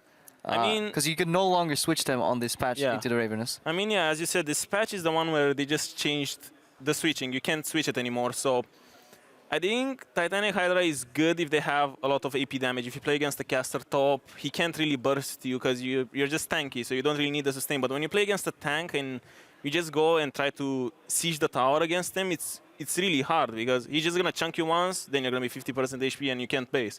So I think it's just a lot better to just sacrifice your early and mid game tankiness to just get the lifesteal Hydra, be weak for another 5-10 minutes until you start getting Black Cleaver and then just more tanky items or just more damage overall, and then you can be a bigger split push threat, because we saw this game, he had only Titanic Hydra, Black Cleaver, and then he was forced to buy Vamp Scepter. Yeah, he went Hex Drinker after. Yeah, he went Hex Drinker and then had Vamp Scepter, so he was trying to split push, but with only 10% lifesteal, it's just really hard, because you can't really trade the tank that much, because you can't lifesteal after. So I think just go Ravenous Hydra, Black Cleaver, and then you just start scaling. You keep on scaling. With Titanic Hydra, if you go Titanic Hydra, Black Cleaver, you hit a spike, and then it takes you like 10 more minutes to get your lifesteal item. Yeah, the top lane, I love hearing the different interactions, especially with Rammus, a champion that's fairly new. It certainly bought them a little bit of extra time. I want to shift a little bit away from Origin, because obviously we saw Roccat in that game as well. I feel like for them, Airwax landed a lot more this game than I've seen him in quite a while. He had a better performance in the mid game. Early game, maybe not so much, but how do you feel watching that game of Airwax performance and the rest of Roccat specifically? I mean, I think Airwax played really well this game. He got invades off in the bot lane, he killed Amazing, then yeah, he overextended and died once, but he just invaded so much this game. Most of the time he was in the enemy jungle, he was pressuring Amazing a lot, so his mid and bot lane could play a lot better. Yeah, the other Roccat members, I think they did fine, but they just couldn't really find a solid plan to close out the game, because they had good leads, they had the Rammus. I don't think they abused Rammus as much as they should. They just kept matching Fiora with it, when I think they should have just looked for more team fights, because Rammus just hits the spike with Sunfire Tournament. They were really ahead in the game. He had Sunfire Tournament at like 15 minutes in game, and then if they just like group up and force team fights, then I don't think Origin can do anything, especially with Fiora that early in the game. Definitely agree on Airwax playing well. However, I like seeing on these invade champions where you can actually go into the enemy jungle, but Nidalee kind of has to make sure she keeps farming. I think his decision making could be a little bit better.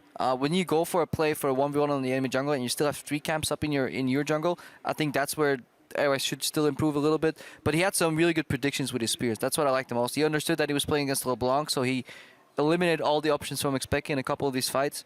But Roccat, the problem doesn't seem to lie within the players. it really is a team play, and whenever they get a lead, they fail to snowball and close out the game. Yep, still seems to be the problem for them. Final question about the game. No Nautilus, picked nor banned. I mean, so as always goes back to that Fiora, but what did you make of it? Would you have picked it up? I mean, I think ever since Sunfire got buffed and Iceborne is just being a really strong item, I think just tanks top are super strong. They just have like a safe, reliable laning phase. For example, I think Nautilus would have been good into Fiora as well. Nautilus would just like bully Fiora for the majority of the game. Even Nautilus would have been good into Rammus as well, just because Nautilus is just the strongest early game tank in the laning phase. So he can just have a lot of pressure. He can push the wave. He can make plays with the jungle. He has really good roams made. He has really good TP plays. So I think Nautilus should have been most likely picked in this game by either side. But Rammus is good as well. But I think on the OG side, maybe Nautilus would have been a lot better. Maybe it would have been. OG still managed to pull out the win, and with just 1 week left in the spring split, there is a lot on the line. G2 and H2K are fighting for first. You guys are sharing that spot for now. And Fnatic, UOL, and OG are tied for fourth. And of course, Vitality is right under that top one for you guys, and tied for that race for seventh place, Splice and Elements for now. Let's look at the top of the table. G2 obviously making a big statement in our minds, especially with that win over Vitality yesterday. What do you make of their progression and what they will do in playoffs? I mean, they've been consistently good. They started off the split off strong. They play really aggressive. They win most of the games. And even now, they keep showing somewhat of a growth. They keep playing better and better. So I think playoffs will be really interesting because I think this team has a lot to show. Why do you giggle when I bring G2? No, I wanted to point this out to Odoan later. Now I feel bad because he starts every segment with I mean, and I was going to tell him later that I had to smile. Anyways, I agree with your point.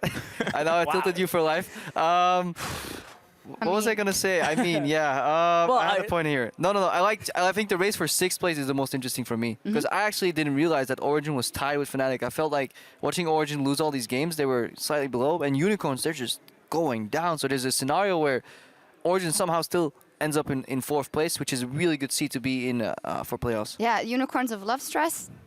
We were singing their praises so much, and what has happened? For weeks on end, we're like, best Unicorns, shot calling, it's great, everything looks so good. And now a couple of weeks have gone on and the luster has started to kind of dull, and the Unicorns right now seem to be a little bit clueless late game. That is their biggest issue right now, is late game decision making. Twice this week has cost them games. And I mean, it's now kind of this tumbling race for 6th, right? Because Vitality at a minimum a 3rd, and that's not an opponent I want to face in the first round of playoffs. So Unicorns have got to do something to pick that up. Maybe it's the jungler shot calling. We know Lulex's strength previously hasn't really been his impact on teams as an individual player. And they also lost with Rammus. I don't think it's the problem of the jungler of what he brings. It's just they play the first 4 or 5 weeks with Diamond Procs, then they bring in Rudy, and then they play 2 weeks with Rudy. They go 3-1, and then they swap him out, bring on Lulex, and it just doesn't seem like they synergize too well, because if you don't play that much with a person, you can't really build up team play. So even though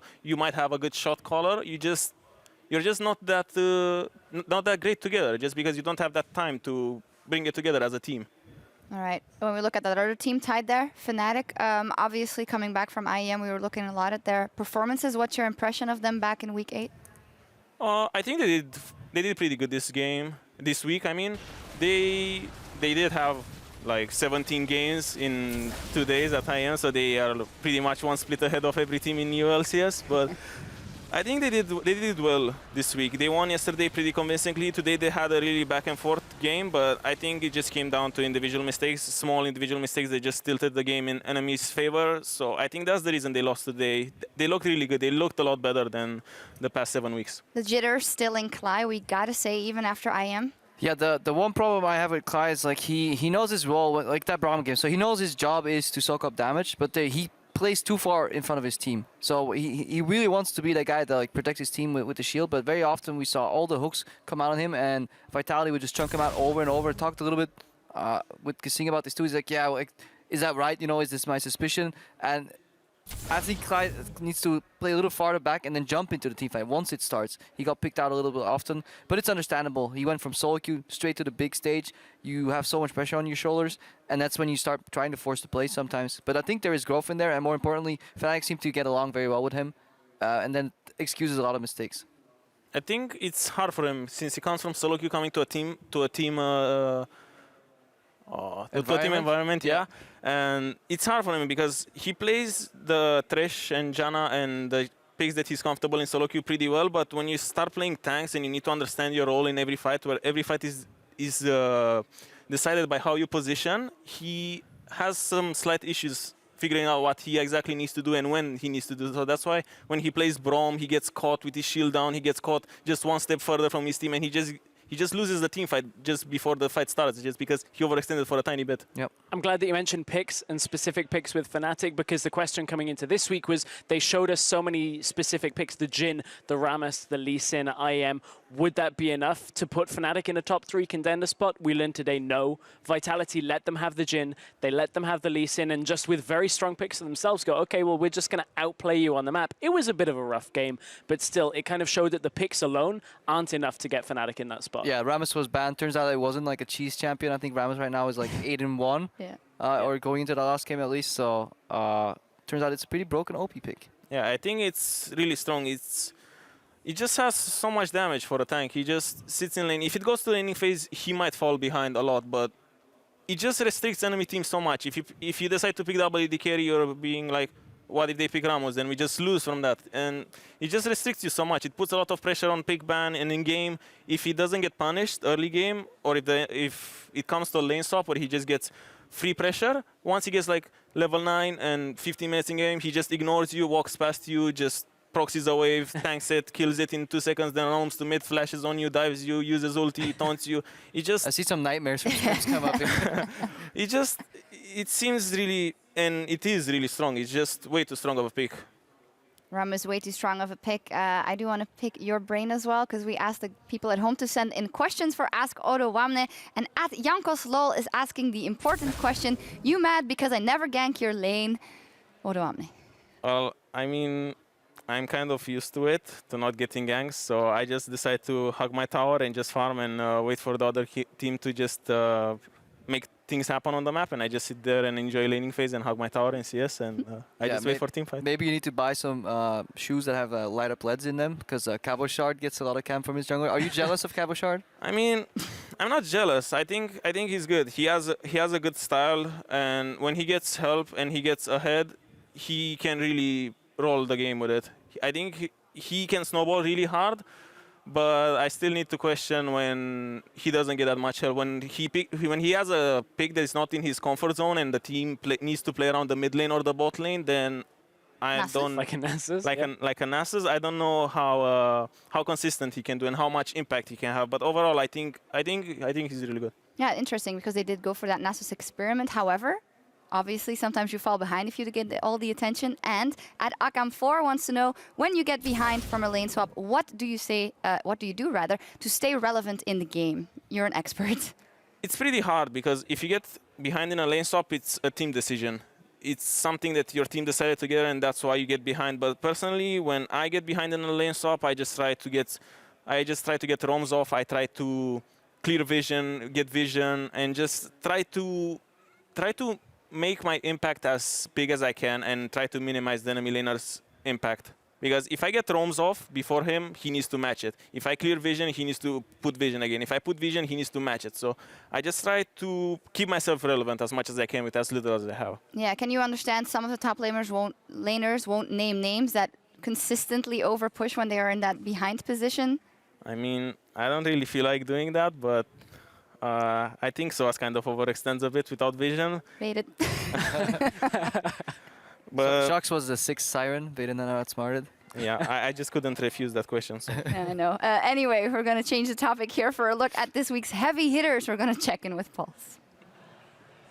Thank you so much, guys. And in the world of fancy LCS Vitalities, Hjarnan is the one that's going to be helping you through the home stretch, doing incredibly well. He picked up 11 kills, 6 assists against Fnatic for a total of almost 38 fancy points, which is a whole lot. Unfortunately, he's not on my team, but hopefully he's on yours. And in the very real fight for the Spring Championships, 5 players truly stood out as OP as the split comes down to the wire.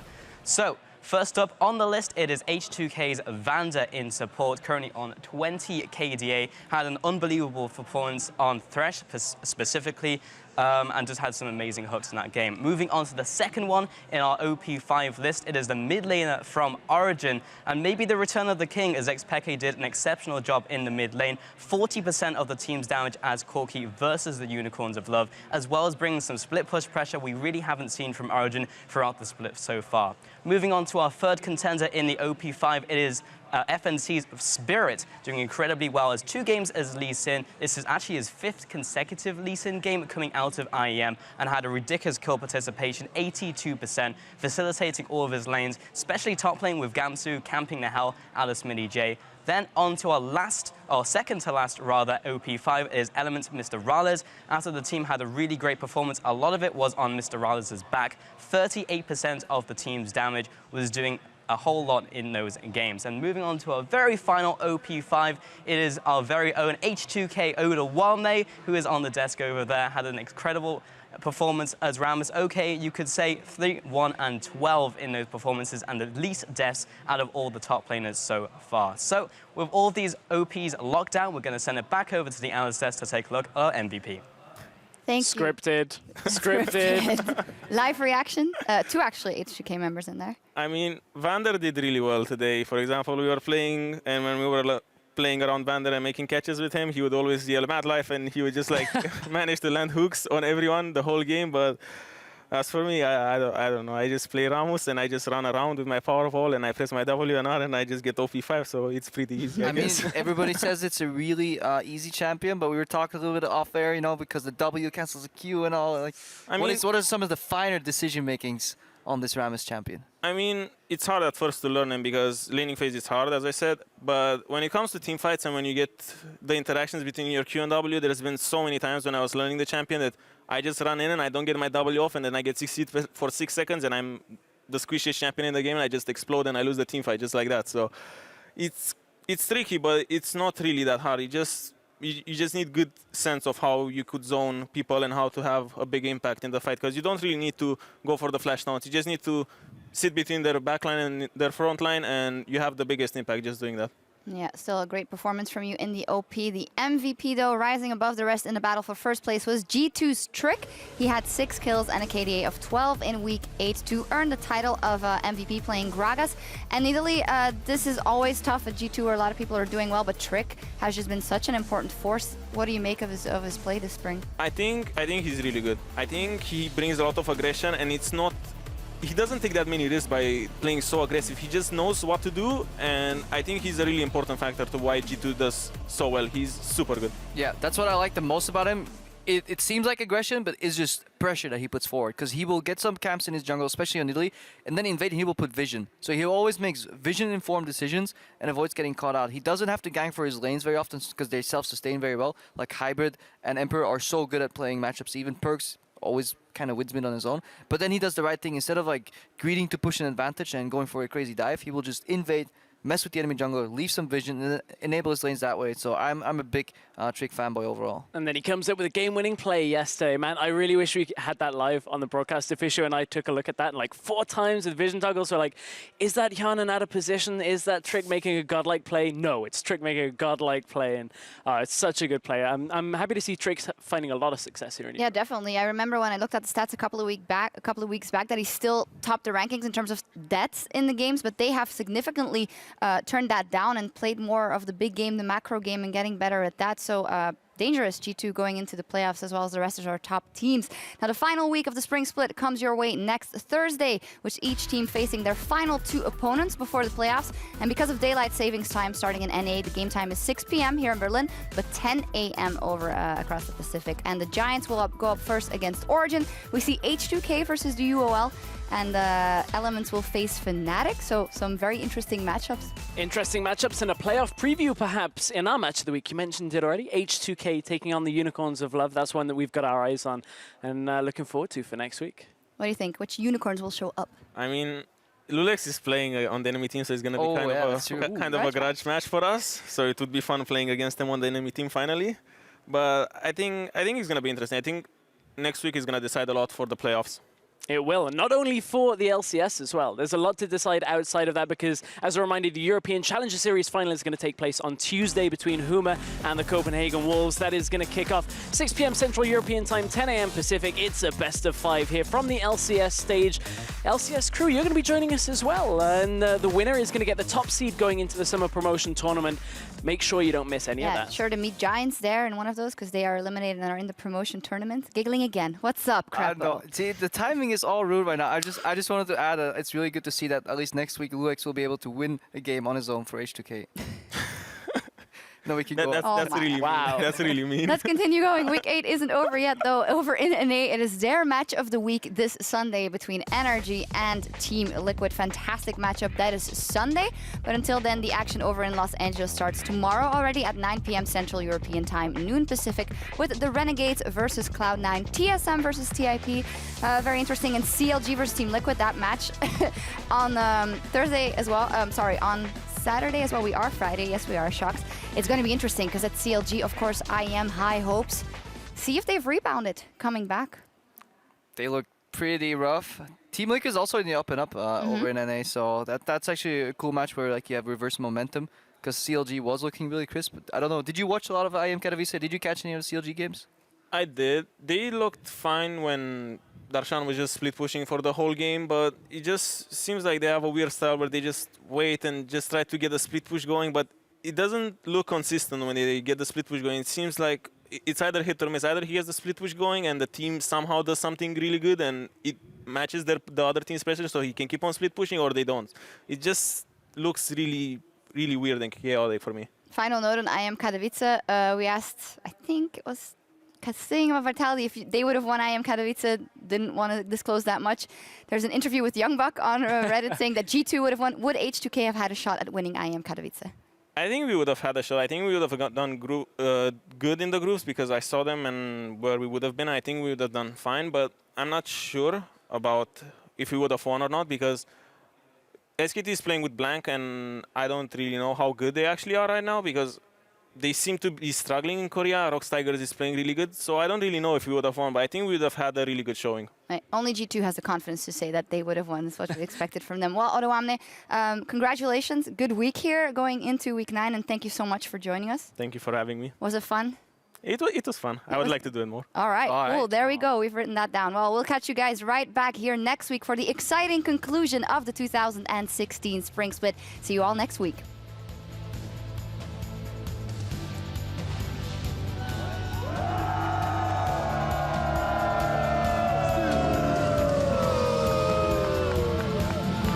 Teleport coming in from the backside, and Teleport coming in, another one from the backside, but the fight has already started. His kick gets knocked out by the Bramble. Trick takes out Peppy, but he's trapped in the Emperor's Divide, just having a laugh of it all. The fastest game we have had this split. G2 Esports, they're gonna end it out just under 21. There's a fight on two fronts right now. We can't catch all the action. As Chachi goes too deep, he gets some help to get the kickback from Luex, but Ica comes around the side, and Steve continues to poke down Chachi. This is a lot of damage. Oh, flash forward.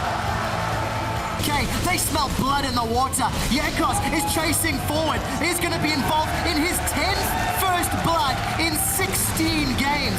ITB? Go KZ. I'm here. Zed is dead. Goalie. I'm on Nautilus. Goalie or not. Lily. Good job, guys. Can we Nash? Yes.